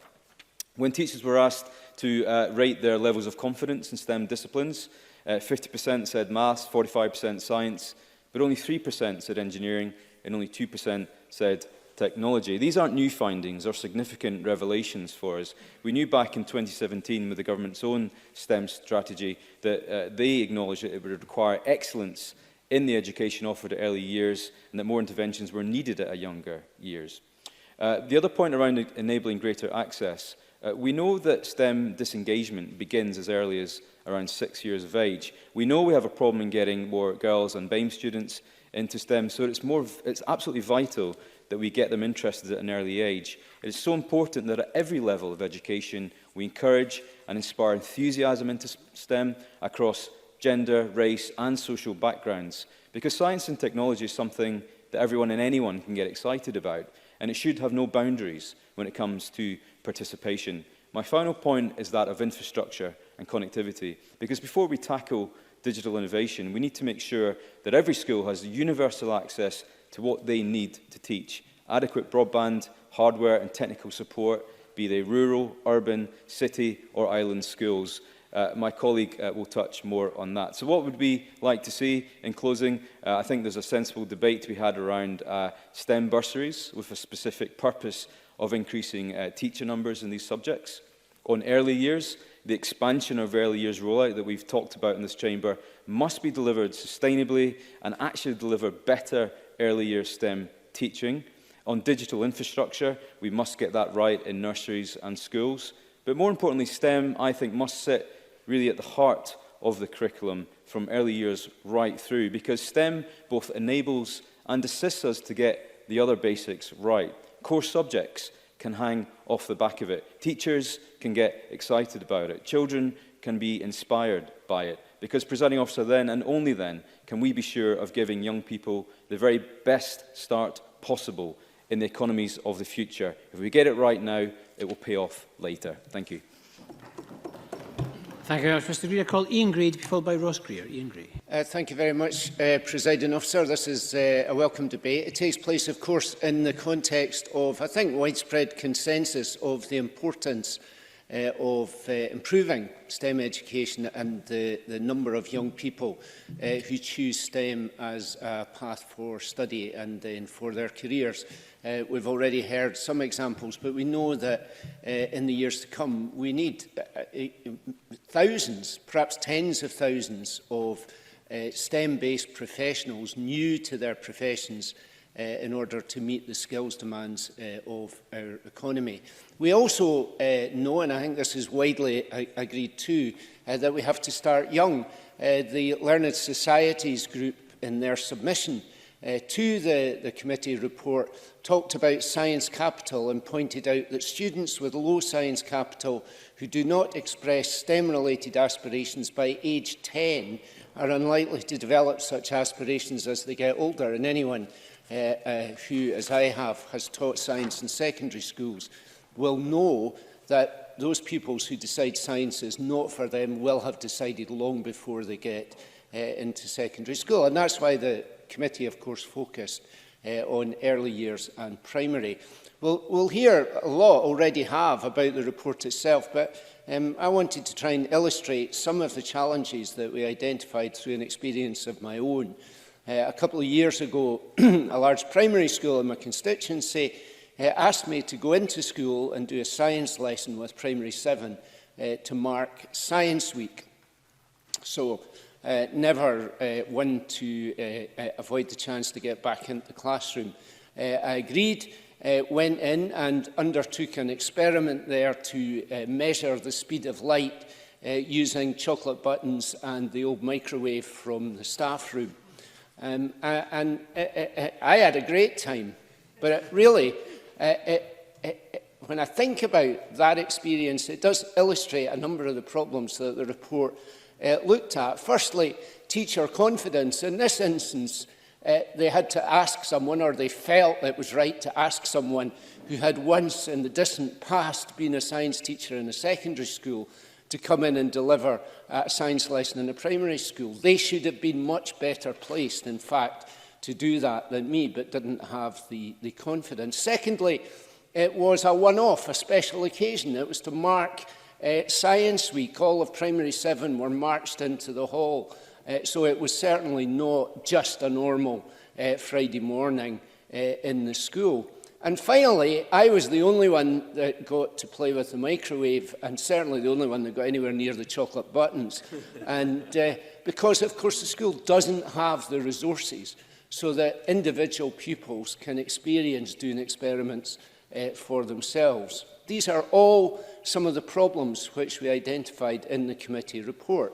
On the plus side, working with such young pupils, and my own previous professional experience having been with older young people, the enthusiasm of those young people for the science was tremendous, and the enthusiasm was just as evident amongst the girls as the boys. And it was an experiment, I say to the convener, which was real science. It was not dumbed down in any way or tried to be made suitable for children, or for, well, hopefully it was appropriate for children, but not in the way that she described in the chemistry experiment being about making perfume or any of that. So there were positives about it as well. But the long and the short, I think, is that the recommendations of the committee are that really we need to do an awful lot better when it comes to STEM education in primary schools than getting somebody like me in with a microwave to do that kind of experiment. We need teachers to be confident. We need STEM teaching to be consistent and embedded in the curriculum, and we need it to be participative so that all the young people get the experience of proper hands-on experimental science. And only then will we get the step change this report demands, and in fairness, the government's STEM education strategy seeks as well. Thank you very much, Mr Greer. Call on Ross Greer to be followed by Beatrice Wishart. Ross Greer. Thank you. Science, technology, engineering and mathematics have been at the heart of Scotland's historical success as a nation. Our world-leading expertise and skills base were integral to our status as a global hub of manufacturing and as a home to many great scientific achievements and advancements. And knowledge and expertise in those same fields is key to tackling the climate crisis that we face today by, for example, embracing a Green New Deal, seizing the advantage of our abundant capacity for renewables and reindustrialisation as a centre for green manufacturing. But at the moment, that potential isn't being harnessed in the way it could be. The government's STEM strategy does go some way to addressing that. I think it is broadly welcomed and was broadly welcomed across this chamber when it was published. But it can only do so much because it's a supply-side measure aimed at providing the skills and the workforce. But without clear government strategy directing investment into the economic strategy to go alongside it, without a real industrial strategy, there will not be enough jobs for those skills. And this isn't something that the market will simply provide, given the right input of skills and people. The government cannot allow the STEM strategy to stand in isolation, or to presume something like the innovation strategies, though they are welcome as well, are adequate economic plans to sit alongside it. Whilst I urge the government to consider this, how education and economic strategies can come together, there's clearly still substantial work to be done around the STEM strategy itself, as the committee found. There continues to be gender imbalance in STEM subjects. Gender stereotypes that we see that result in women being underrepresented are established by the time that children reach school age. After the age of about 7, all the evidence that we were provided with shows that we're simply undoing the damage of expectations which have already been set.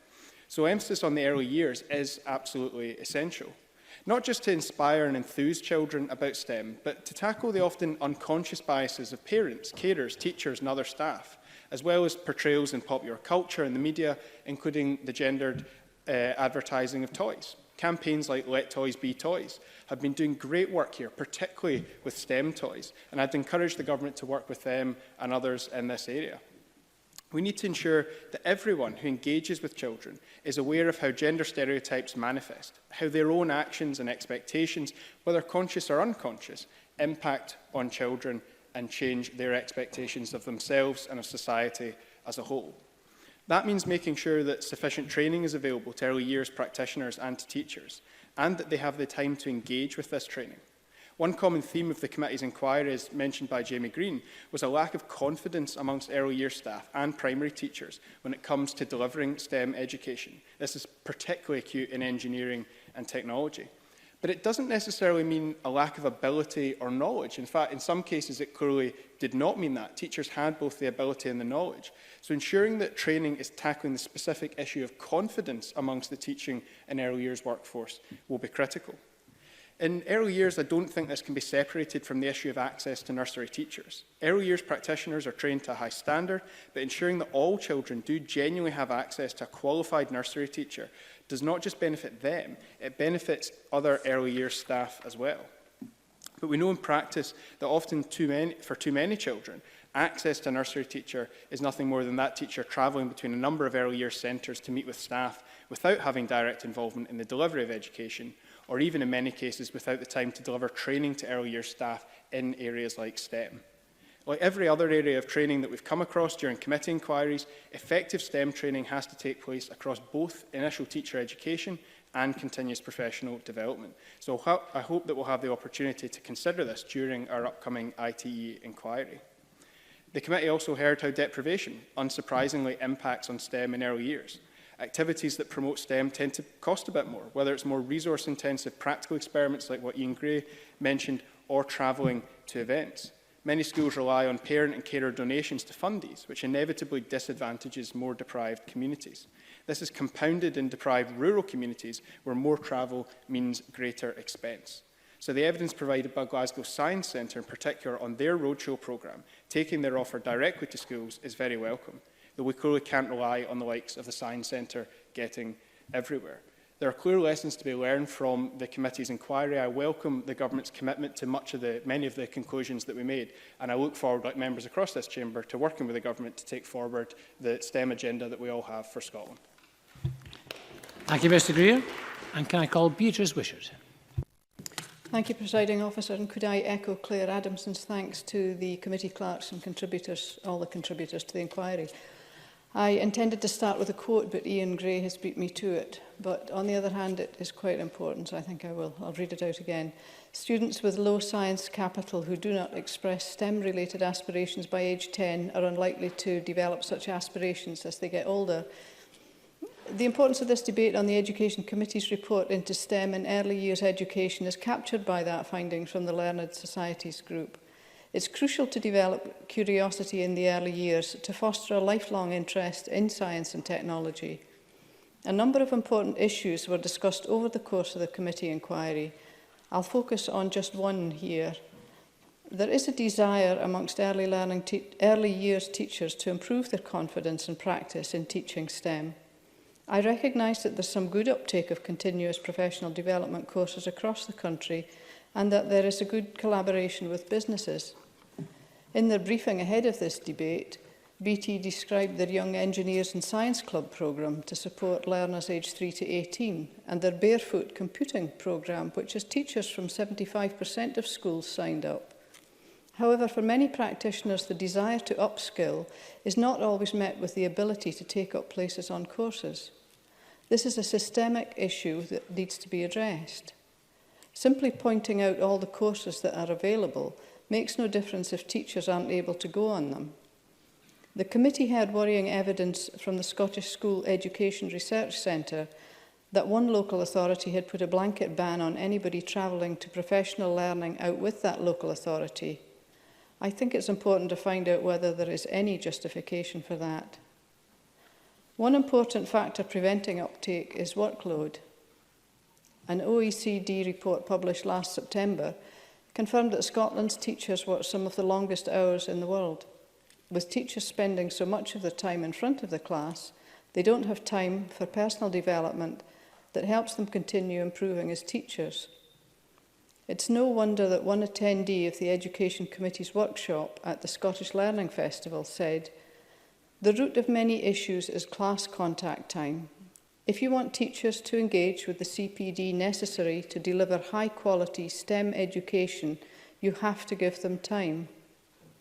So it's disappointing that workload is not specifically being considered by the OECD in its review of Curriculum for Excellence, despite the Scottish Liberal Democrat call for that to be included. I remain concerned about the ability of private and third sector ELC staff to access STEM training. In the Chamber earlier this week, we discussed the importance of quality early learning and childcare. There is good work being done. The Scottish Childminding Association is working hard to promote STEM to its members. But perhaps the Minister could indicate what measures are being developed to help uptake amongst the wider ELC workforce.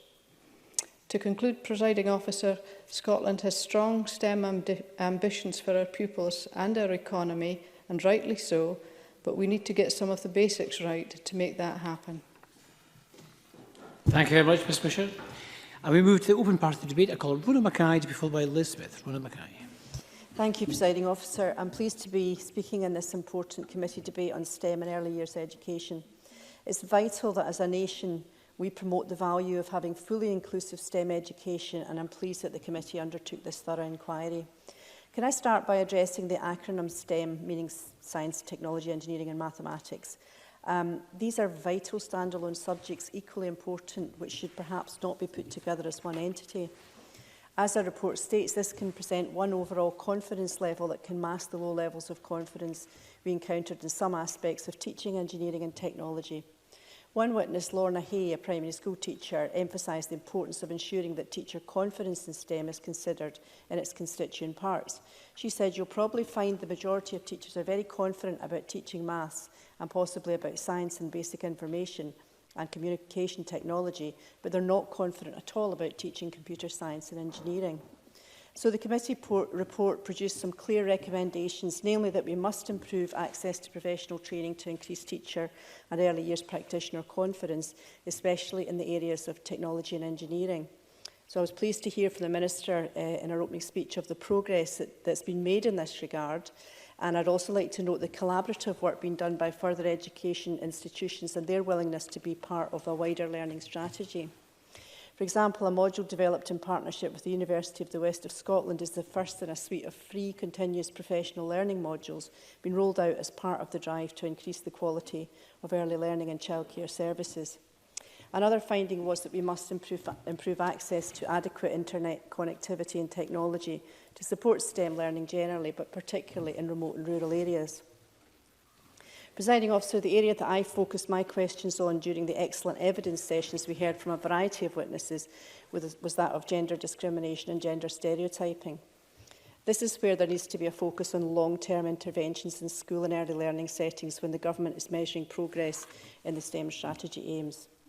It could take the form of regional improvement, collaborative mapping cluster work between early learning and childcare settings in primary schools, as well as mapping collaborative work between primary and secondary schools. Presiding Officer, we need to measure tangible progress in this area. It's vital that girls are not hampered by stereotyping and that they're encouraged to participate and excel in all aspects of STEM subjects.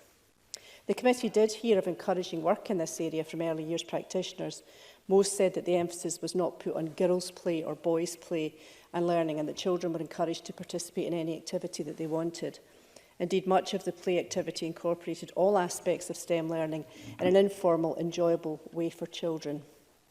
But it was acknowledged that gender stereotyping often starts at home, and it was sometimes difficult to encourage new habits and interests during learning when it wasn't being encouraged at home.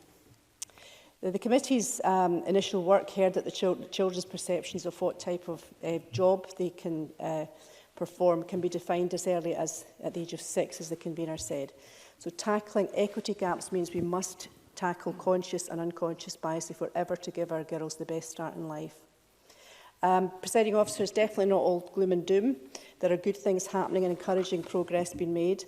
In my constituency in Eastern Bartonshire, Millersnook Primary School has a working group devoted to building the science curriculum, where teachers were given the freedom to plan lessons so they could deliver science either as a distinct subject or part of an interdisciplinary experience. That resulted in a greater degree of professional learning, increased staff confidence, and learners engaged in better planned and structured investigative and collaborative learning experiences. So in conclusion, Presiding Officer, I am optimistic that we're on the right trajectory when it comes to STEM learning, but there is work to do. Thank you. Thank you very much, Ms Mackay. I call Liz Smith to be followed by Alison. Thank you. And can I begin by thanking my former colleagues on the Education and Skills Committee for the work that they undertook, and also pay tribute to Claire Adamson, because I know this is an issue that is very close to your heart, Convener. Like other longer-serving members of this Parliament, I'm very conscious that despite The STEM issues having been very much on our agenda for a very long period of time, we have not yet made the significant progress that we want and that our young people deserve. How often have we said that there will be transformational developments in this area? How often have we said that we have to create the right educational, intellectual, long-term job opportunities for all ages? And how often have we said that it is from the early stages that our young people should feel inspired? Seeking solutions, pushing boundaries, asking questions, inquiring about the way that things work, and taking full advantage, obviously, of all the things that we can teach them in science, technology, engineering and mathematics. From all the evidence that we've heard over several years, there are some really key issues. The most important of which, as far as I'm concerned, is the quality of science teaching in the early years. Members know that I have very long been an advocate of the dedicated science teachers in primary school, following the strong evidence that was submitted to us by the Royal Society of Chemistry some years ago. I was and I remain very persuaded of the unquestionable benefits of specialists in the classroom, whose ability to create that first spark of science enthusiasm can do so much to put our young people on the right road. And I fully understand why the government talks about the broad curriculum, cross-curricular subject learning in the Curriculum for Excellence, but I think there are strong reasons for trying to increase the number of dedicated science teachers in our primary schools. This is because I think it's very important that young children can start learning to think in specific ways that help them to engage with an increasingly technological and digital world. Furthermore, without changes to the structure of training and teaching, I do not think it will be easy to develop the appropriate career trajectory for STEM teachers, that innate attraction to the job and the impact that they can have in the classroom. This government has poured vast sums of money and focus into STEM, and while that's a very welcome development, changes to the framework of training are crucial, and I hope that's something that will come through the committee's investigation into teacher training. The Scottish Government is absolutely right to argue that local authorities must have autonomy in managing funding, but just as been the case in music tuition, there are clearly issues about resource provision, especially from those from the more disadvantaged backgrounds. For example, on a recent visit to the Rosalind Institute, I was told that a number of local authorities had been unable to afford the bus hire to get their pupils to what was quite clearly one of the best and most imaginative school science visits I've ever seen. That is a big worry. And I agree with the Learned Societies group when they say that they should be collecting more data about who it is that's having to bear the brunt of the cost of science education. Looking back at all the Scottish Government commissioned reports into STEM, and there are several of them, the good intentions are there for everybody to see, as are the ambitions about what needs to happen to ensure that our young people have a better STEM experience. These ambitions are not the problem. Changing attitudes is a different story. And if there is one lesson from the committee's work, it is the essential need to break away from the constraints, which seem so constant when it comes to STEM education. As I leave the committee, may I suggest we need better coherence between what the science experts are telling us, what teacher training programmes involve, and what local authorities can commit to when it comes to dedicated science teachers in our primary schools. A big job, but a very important one. Thank you very much. And can I call Alistair Allen to be followed by Mary Fee? Presiding Officer, as we've heard, the Education Committee took extensive evidence and recognised the growing seriousness with which schools across Scotland take STEM in the early years. Scotland can only flourish, of course, as a science nation if science is embedded in education from the earliest stage, and there is much across Scotland's education system which seeks to do just that. So it's only right that we do take an opportunity to celebrate that. I've been delighted to see some of the positive steps that have been undertaken in recent years. We've made STEM education a clear priority in Scotland, emphasising the importance of numeracy and mathematics education, lessons in the natural sciences, as well as others have alluded to coding and technological understanding for the early years. We're doing all of that by putting millions of pounds towards boosting STEM education and encouraging people to pursue STEMs in early year, to pursue STEM careers. And we're putting these funds towards promoting the programmes of our partner organisations and supporting STEM educator training. And indeed, we're seeing some results with year-to-year percentage increases in important metrics such as Scottish STEM educator training entrance and female scientific apprenticeship participation. However, one reason, certainly not the only reason for the report, relates to the wide understanding shared among teachers of the need to overcome continuing barriers to girls taking up careers as young women in STEM. And as Claire Adamson mentioned, we do still have to tackle lingering perceptions gained at a very early age about whether or not science is for girls. Research has identified that children as young as 6 report gender differences in relation to levels of interest, confidence and self-efficacy regarding STEM learning. And with all of that in mind, the report recommends that the Improving Gender Balance and Equalities programme monitor its capacity to provide support that can reach schools and early learning settings. It recommends too that the Scottish Government develop a means of measuring tangible progress in schools and early year settings in relation to gender balance regarding its STEM initiatives. Now, closely related to all of those aims is the need to ensure that teachers themselves have a confidence about teaching STEM subjects in the early years.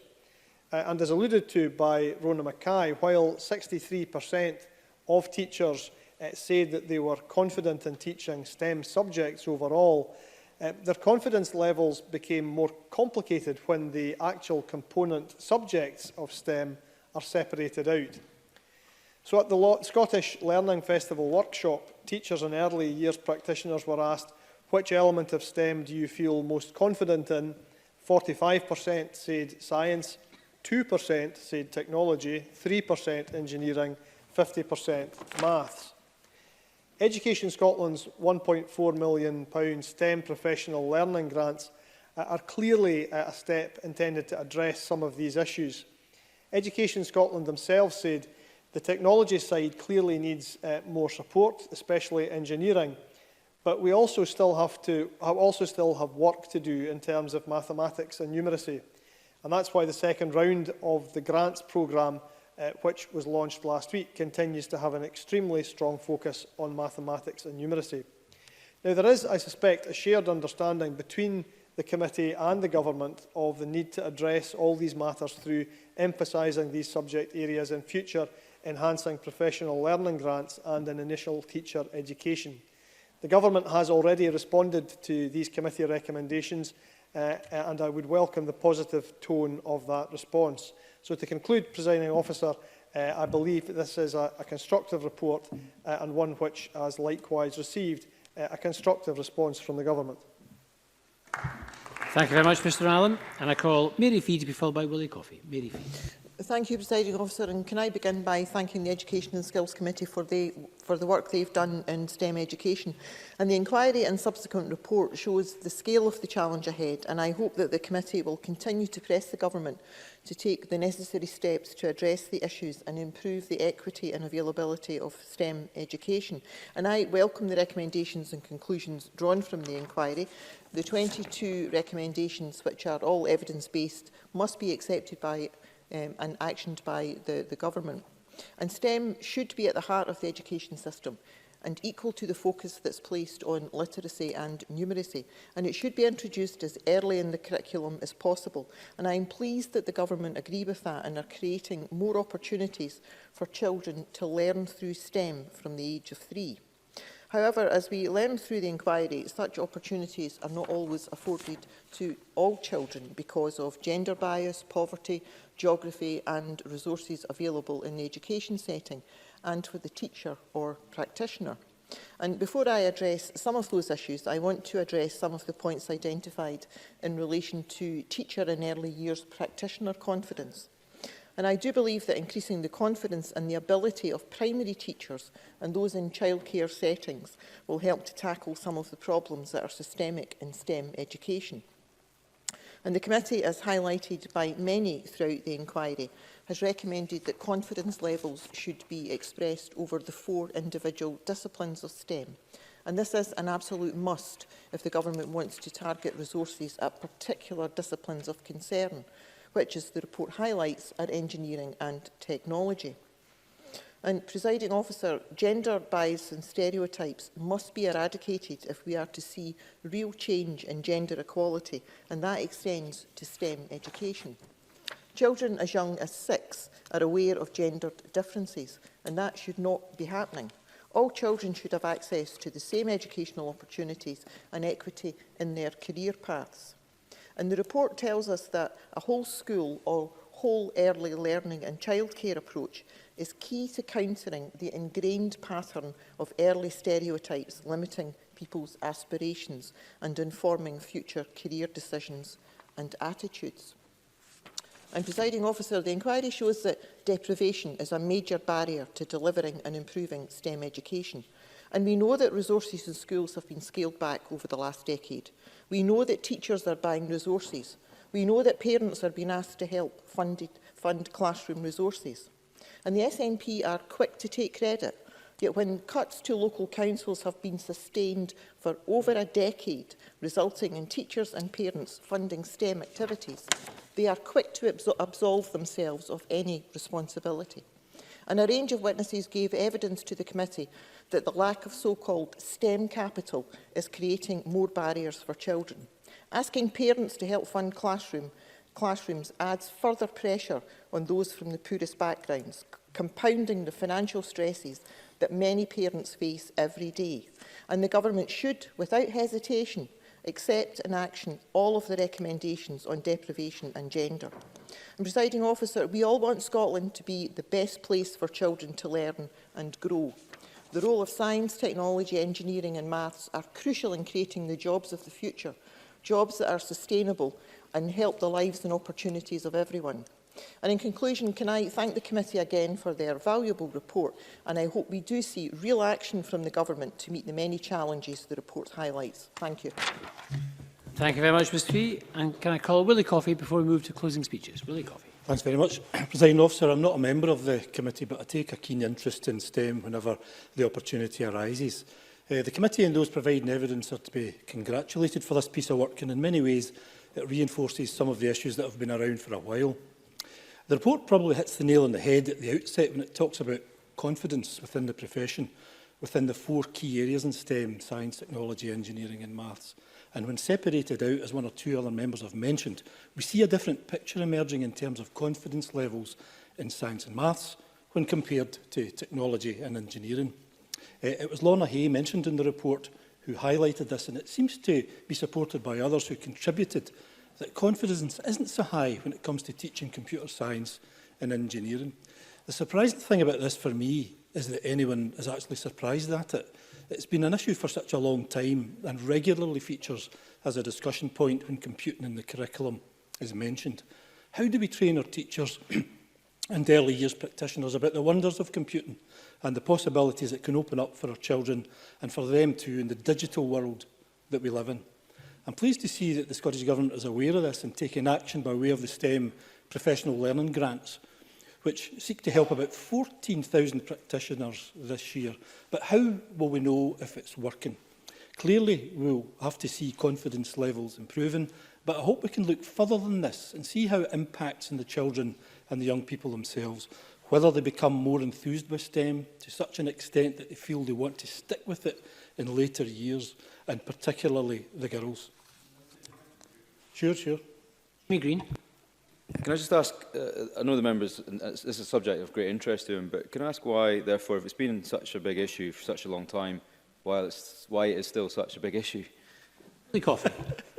I think it's, I'll just come on to that. I think there are social and cultural issues about this too, and some of the members have mentioned that it sets in at a very early age, and we need to do more to intervene at a much more earlier age to try and turn this round.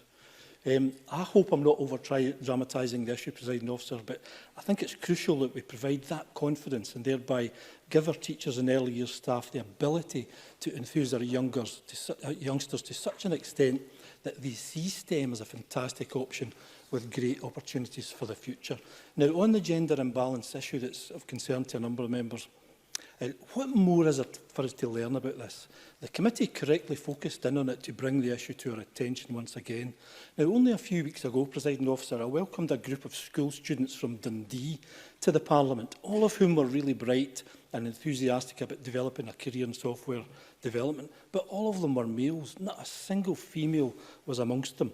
We know the social and cultural issues are there, stereotyping issues where science is for the boys, engineering and oily rag pursuits are also only for the boys, and we know we have to keep working at this. That's why I had to laugh at the comments that were mentioned by the convener from Talat Yaqub and Tony Scullion, who lamented that they'd seen an attempt to make chemistry attractive to females by demonstrating how to make perfume. As usual, Presiding Officer, I'm indebted to East Ayrshire Council for providing me with a little bit of insight into the STEM agenda there. In all of the early childhood centres there, the children get to engage with STEM experiences, both indoors in the class and increasingly outdoors too. Community engagement is working well there, with local STEM ambassadors from Spirit Aerosystems being involved. So there's lots to be proud of right across all of the communities in East Ayrshire. In conclusion, in this short debate, Presiding Officer, the committee is to be congratulated for this wide-ranging and thoughtful report. It touches on the many issues that we face on confidence building, resourcing, equality of access and the continuing issue of attracting females into science. There are some really good initiatives taking place and put in place by the Scottish Government and some really good practice in East Ayrshire too. And as ever, a welcome acknowledgement that there is much more work to do to take the STEM agenda forward. Thank you. Thank you very much. And we move now to closing speeches. Carol Ian Gray. Thank you, Presiding Officer. As one would expect, this afternoon we've heard a fair bit about all the issues the committee report identified, the challenges in improving STEM education and learning in early years and primary schools. Heard too about the driver for that, the need for that, about the need for skills for the future, for what I know the committee convener always likes to call the fourth industrial revolution, those STEM-based industries which will create the prosperity that we need to see in the future. One example of that is the briefing which was provided to us today from BT, which tells us that the tech sector needs 13,000 new skilled professionals each year. And if we're going to come anywhere close to meeting that demand, then the truth is we're going to have to do something different and soon. And that BT briefing is a case in point, I think, because it also tells us about very significant resources being developed by BT to support the teaching of STEM in our primary schools. And that is really, really good. But the problem is that we cannot leave something as important as this to the efforts of a private company like BT. Of course, it is incumbent on companies like BT, who need those STEM skills, to play their part in making that possible. But it cannot be the foundation of STEM learning, which really has to be, and we've heard this from many speakers, has to be consistent across the board. And that's true as well of things like the Young Engineers and Science Clubs programme run by SCDI, or the STEM Ambassadors, or the Young Engineers which Scottish Engineering run, or indeed the work that Ross Greer talked about that the science centres do. All of these are first class, but all too randomly dependent on an enthusiastic teacher to run them and engage with them, and on local enterprises being there to engage with the schools, or indeed dependent on access to those facilities, which of course are much less likely to prove possible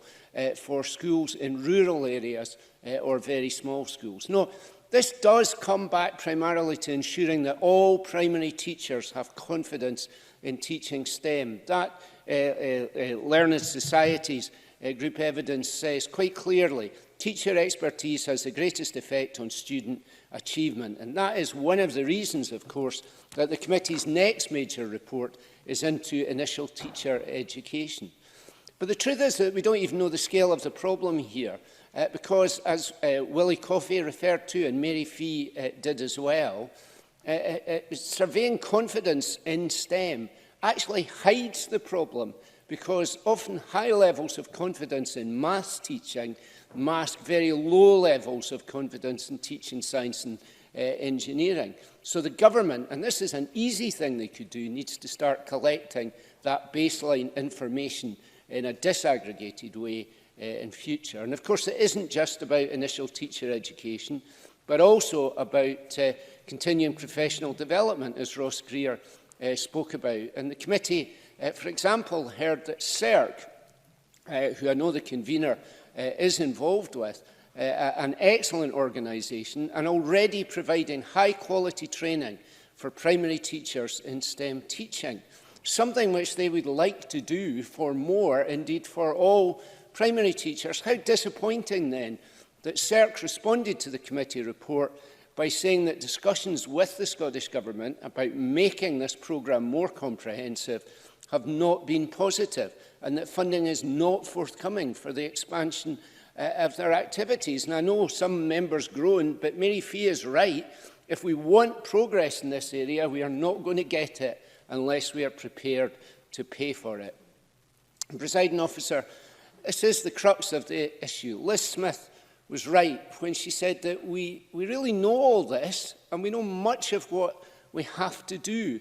We just aren't doing it fast enough. The committee heard from Professor Ian Wall how previous reports he'd been involved in, for example, by the STEMEC committee, have made similar recommendations to the committees in the past. But government has just not progressed those recommendations with the urgency, consistency or investment required. If we are serious about creating opportunity for our young people in the tech sector, and if we're serious about investing in the future economic prosperity of our country, that has to change, and it has to change now. Thank you. I call Jamie Halker-Johnson. Thank you, Presiding Officer. We've heard many times in this chamber and much today about the importance of encouraging and promoting STEM education, particularly to our youngest generations. But what today's debate shows is that a truly lifelong approach to STEM learning is required, a radical change in how we promote and deliver skills in this country. Of course, things are by no means bleak. Over many years, decades in fact, there have been numerous initiatives from schools, charities and volunteers, from even national institutions like the BBC, the Royal Society and even Edinburgh festivals, and initiatives that have fired the imagination of young people in STEM fields. Many will remember their first glimpses of new technology or their first chemistry experiment, and it was often an event where horizons were opened. It was where the world and its building blocks suddenly became real. And the everyday somehow becomes special. The challenge to us and to educators and parents is to open our youngest children's eyes to the incredible range of possibilities and opportunities available to them. I've previously raised the importance of careers guidance at all stages of a child and young person's life. We know in STEM, but in other areas too, that early impressions of jobs and work can stick. Very young children can still identify certain careers as being for men or women, as others today have mentioned. Once established, these impressions can be difficult to break, and we see significant gender divides throughout schooling, in universities and apprenticeships, and inevitably into careers as well. I will, though, just say that I was delighted to meet two modern apprentices earlier today, who were female modern apprentices who were working in the automotive engineering and the construction sector, so there are obviously exceptions. As a new member of the Education and Skills Committee, I unfortunately did not have the opportunity to participate in the inquiry into STEM in the early years that reported in November. The report itself is a serious and well-considered piece of work, and some of the concerns it raises will not be straightforward to address. As Jamie Green and Ross Greer highlighted, among teachers and early years practitioners, there are questions over their confidence in delivering age-appropriate STEM teaching and the initial training they receive. STEM is, of course, a generalisation, and as technology enters so many of our lives, an increasingly imprecise one. The breadth of the STEM field means that it becomes a question of priorities. What knowledge do we emphasise? What do we signpost and when? The committee has touched on some of these underlying issues in its recommendations. In relation to early years practitioners, this will be even more important as the provision of funded childcare rolls out and new entrants are increasingly required. As I mentioned previously, STEM is by nature evolving. And so it is important the resource and the flexibilities available to provide continuing training and development for teachers and early years practitioners in the future. We can also look to the questions around knowledge sharing, collaboration and interdisciplinary learning. As the Highlands and Islands MSP, I also want to talk briefly about the committee's conclusions around remote and rural areas. Many local authorities in my region particularly, by necessity, are using learning technology in innovative and impressive ways. But equally, many suffer poor connectivity and a central belt bias where innovation is brought from outside. That must be addressed. Central initiatives clearly shouldn't stop in the central belt. There have been a number of very good contributions from around the chamber, and I'm sorry that I haven't got time to cover all of them, but I did want to cover very briefly, mention a few. My colleague Jamie Gree spoke about STEM being at the heart of the curriculum going forward. Ian Gray spoke about his own experience, and I'm sure I'm not the only one here who wants to learn how he demonstrates the speed of light with a microwave and chocolate buttons. Liz Smith talked about the resources going into STEM, but also that we've not made the progress that needs to be made, and she highlighted obviously the need for dedicated science teachers in primary schools, which is something she's spoken about, I know, before. Presiding officer, this has been a considered debate on a very important subject. But more than that, it's positive that we are having this debate and that this Parliament is pushing forward STEM, even in less obvious areas of our education and skills landscape. It is vital for our young people, and it is vital for their futures that we get it right. Thank you very much. And I call on Richard Lockhead to conclude for the Government. I too welcome this debate and wish to congratulate the committee and all the members and everyone who gave evidence on what is a very important subject and a challenge facing our country. And I also want to pay tribute to all the practitioners in STEM across the country. I think many of us have the opportunity to visit local schools and early year settings and colleges and universities and can witness ourselves the really good work that's taking place across Scotland thanks to the input from very enthusiastic people who support the STEM agenda. And of course pay tribute to the enthusiastic children and young people that Ian Gray referred to as well. I've had the opportunity to visit many local schools just in the last few months in my own constituency and early year settings, and it really is a sight to behold to see how enthusiastic young people are about STEM activities. The Government is very committed to ensuring we do have a highly skilled and educated population equipped with the STEM knowledge and capability required to adapt and thrive in this fast-paced changing world and economy that is around us. We all accept in this debate, as we have done, that STEM skills are more relevant than ever before, as we face, for instance, as highlighted by Ross Greer, the global climate emergency, to name one big challenge facing us all. And they will drive the creativity and innovation that Scotland will need to thrive in the global marketplace and enable us to meet the challenges arising from other challenges, such as the UK's exit from the European Union as well. As many members have said, all the evidence points to the need to start engagement with STEM early. As the committee report says, children's perceptions of who can do what kind of job forms at an early age of perhaps 6 or 7. And we want to tackle ingrained gender disparity, which again many members have mentioned, in the workforce. We need to start young. Learning in mathematics, science and technology is progressive. It needs to be built on each stage of education. So the earlier young people can start to get to grips with the concepts and principles of these subjects, the better.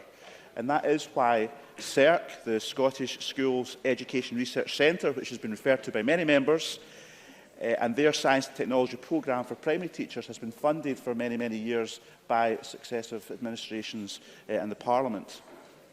And I will publish the second STEM strategy annual report only next week, which I'm sure you'll all pay attention to, the second annual report of that 5-year strategy, and that will show how we are making progress with this important agenda. If I can turn to some of the issues mentioned by members and the report, I can say that I'm of course pleased that the committee found high levels of commitment to and enthusiasm for STEM in our schools and our early year settings, and acknowledge the amount of innovation currently underway across the country in relation to STEM. Now, of course, the committee said, and I agree with this, that this must be consolidated and we must make sure that everyone, everywhere benefits, and I couldn't agree more. And I know that Jamie Halker-Johnson just mentioned the need to make sure we're reaching out to remote and rural communities.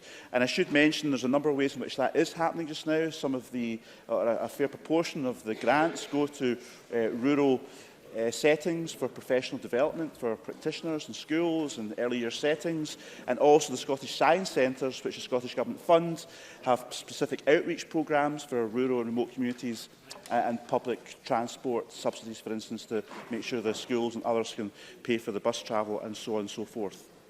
In terms of teachers, which I know a number of members mentioned, we are of course continuing to introduce more bursaries for career changers, so we can have more STEM teachers in the system. We had 108 such bursaries in 2018-19, we had 111 in 2019-20, and shortly the Scottish Government will be announcing in the next couple of weeks the next round of bursaries as well. Also, the MAID professional learning and STEM grants of nearly £2 million of assisted educational practitioners, as said just a minute ago, in all parts of Scotland, involving more than 700 educational establishments and nearly 14,000 practitioners this year alone. Continued support for raising aspirations in science, known as RAISE, the Primary Science Development Programme, again is moving forward, and we've got the CERT Primary Cluster Mentoring Programme at the same time. We also have the STEM advisors working with Education Scotland. They're dedicated to supporting STEM education in each of the 6 regional improvement collaboratives, working alongside advisors specialising in mathematics and digital skills. And digital skills, again, was an issue highlighted by many members as well. And in terms of improving gender balance and inequalities, we of course have a specific initiative dedicated to that. We have taken action to raise awareness of gender bias with parents, families and teachers at all stages of the education process. We want to build on that, and up to December 2019, Education Scotland's Improving Gender Balance and Equality officers engaged with 50 school clusters and had over 2,200 engagements with practitioners as well. There's a lot more happening as well I could talk about in terms of that particular agenda, but there's a lot happening and we will continue to build upon that. It was mentioned that we should be giving more funding to CERT. I can say that their activity is going to expand across the country. It's not contracting, it's actually expanding. So there's a lot happening at all stages of the process so we can transform Scotland into a STEM nation. We are going in the right direction, there's a lot more to do, and we welcome the report from the committee, which gives more signposts of how we can make things even better. Thank you very much, Minister. And can I call on Daniel Johnson as Deputy Convener to conclude our debate this afternoon? Thank you very much, Presiding Officer. I'm very mindful that decision time is scheduled for past, so I'll attempt to sum up very rapidly. There's some flexibility from the chairs.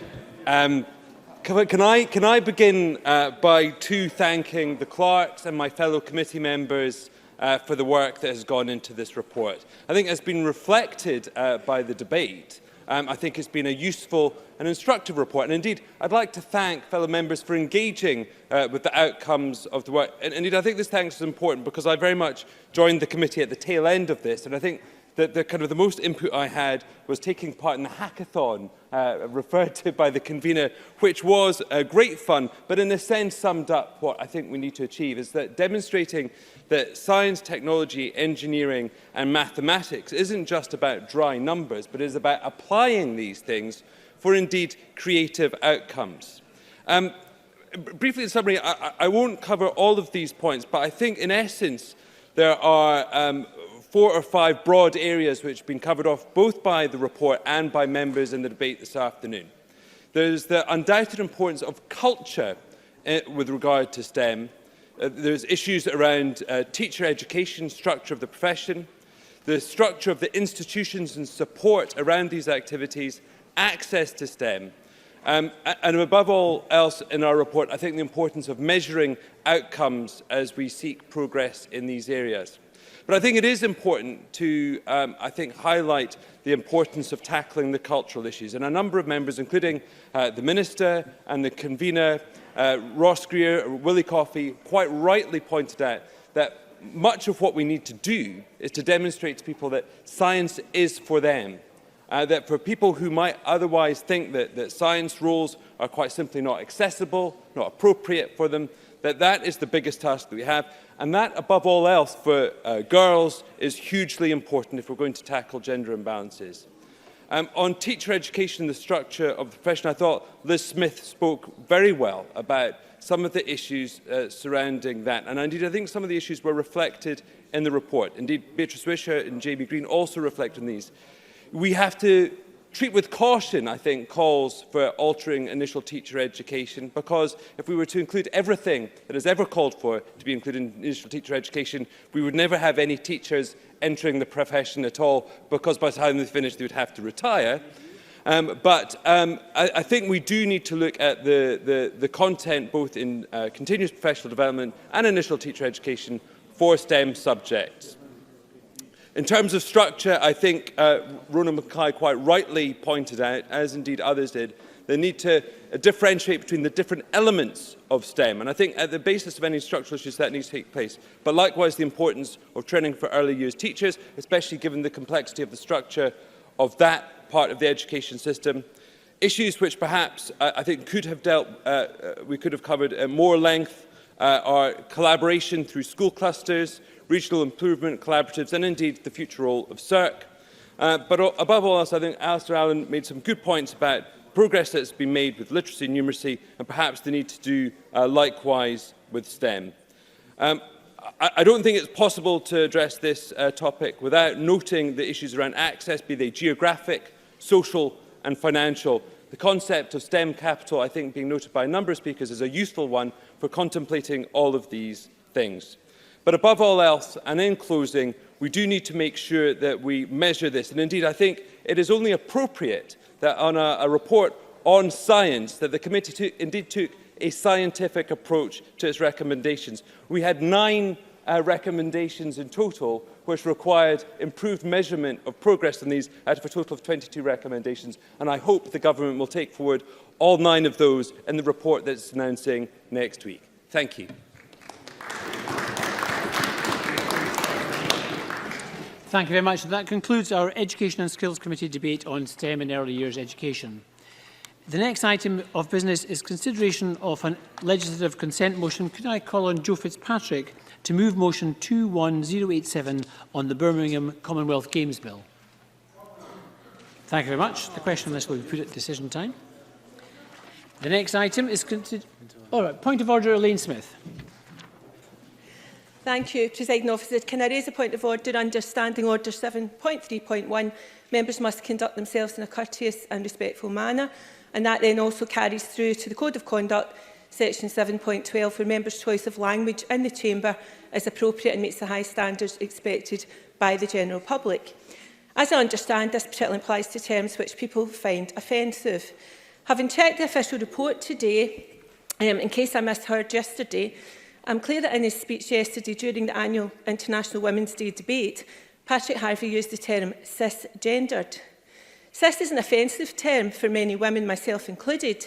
Indeed, I've already respectfully and privately asked a male MSP not to use it in the Chamber because I find it offensive. It's a term that's limiting, confusing and divisive.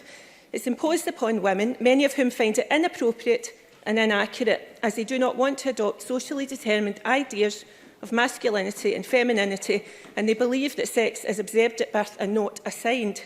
According to MBM, the well-respected Policy Analysis Collective, in their paper to the Scottish Affairs Committee, it is a highly contested term and rejected by those who critique the underpinning assumption of innate gender identity. So this term imposes an identity regardless of the true lived experience of sex. It rejects the rights of women to determine their own identity, and it implies that since they are cis, they are somehow entitled or privileged. It minimises and even erases the oppression that women face from birth. Language in this chamber is really important, and we need to be clear that for many women, this is an offensive term which has become weaponised, and imposing it invalidates the rights of women to identify as women. Patrick Harvey referred to choice in his speech, but ironically, he's choosing the terminology about women, which many women find completely offensive, disturbing and upsetting. And it is a particular affront that a man chose to do this whilst making a speech during the annual International Women's Day debate, which generally is consensual, and the chance for women MSPs to contribute as sisters across party divides. We do not usually have to contest provocative language used by men during an International Women's Day debate, but perhaps Mr Harvey is not aware that this term is so offensive to many women. Presiding Officer, given that sex is a protected characteristic and there are women both in this chamber and among the general public who find the term cis deeply offensive, can I ask you to ensure that it is not used again in this chamber or any parliamentary proceedings? Thank you. Thank you. Can I thank Elaine Smith for the point of order and for giving me advance notice, or at least just before I took the chair. First of all, I would say that The respect that members need to show each other across the chamber is a matter of order for the Chair to rule on. I have had the chance, however, to review the comments and the contribution made by Mr Harvey yesterday. It's quite clear to me that the term was not used in an inappropriate way. It was not an insult, quite the reverse. It was used in a very thoughtful contribution about intersectionality in what was a consensual debate. Now, the term itself is not a banned word in this Parliament. However, I recognise this is a very polarised debate. I also recognise the point that the member made that language is particularly sensitive in this debate.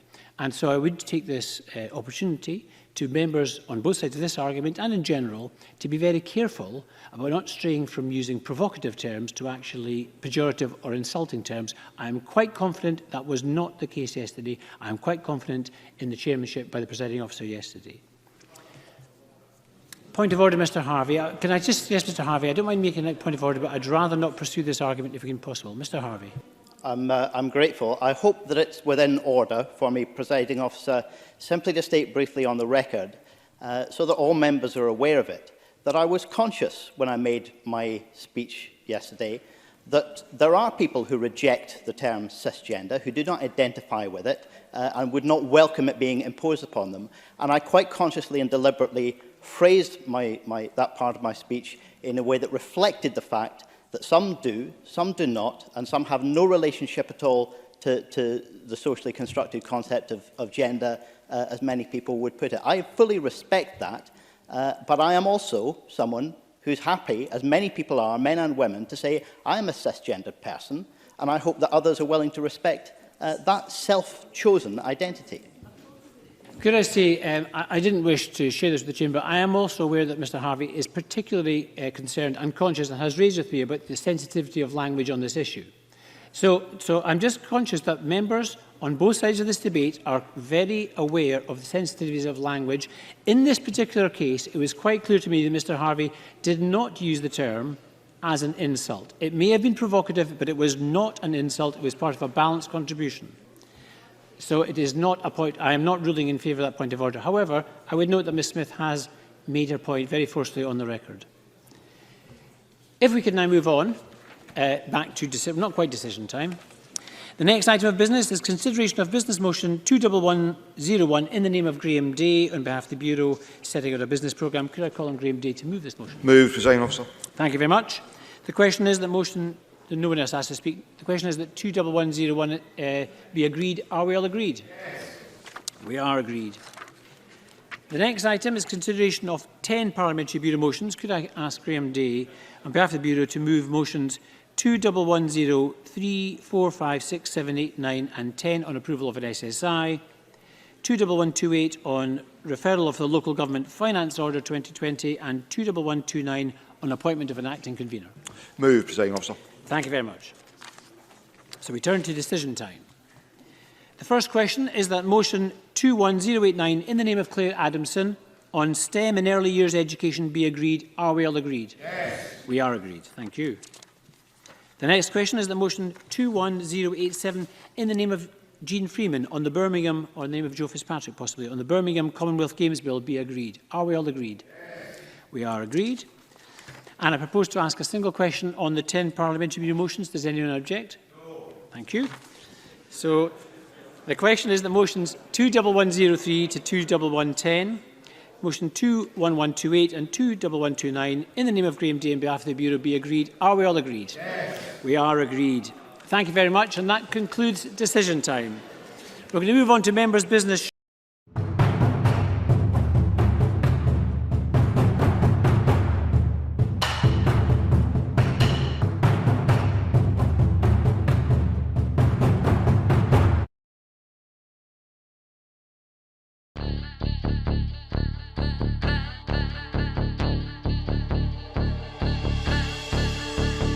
How do you mean no more commission? Well, no one in Scotland can commission an idea. You know, if I went to BBC Scotland and I said, oh, I've got this great idea for a sitcom, I've got this brilliant idea for a drama, you know, there isn't one person in Scotland that can okay it unless it goes through London.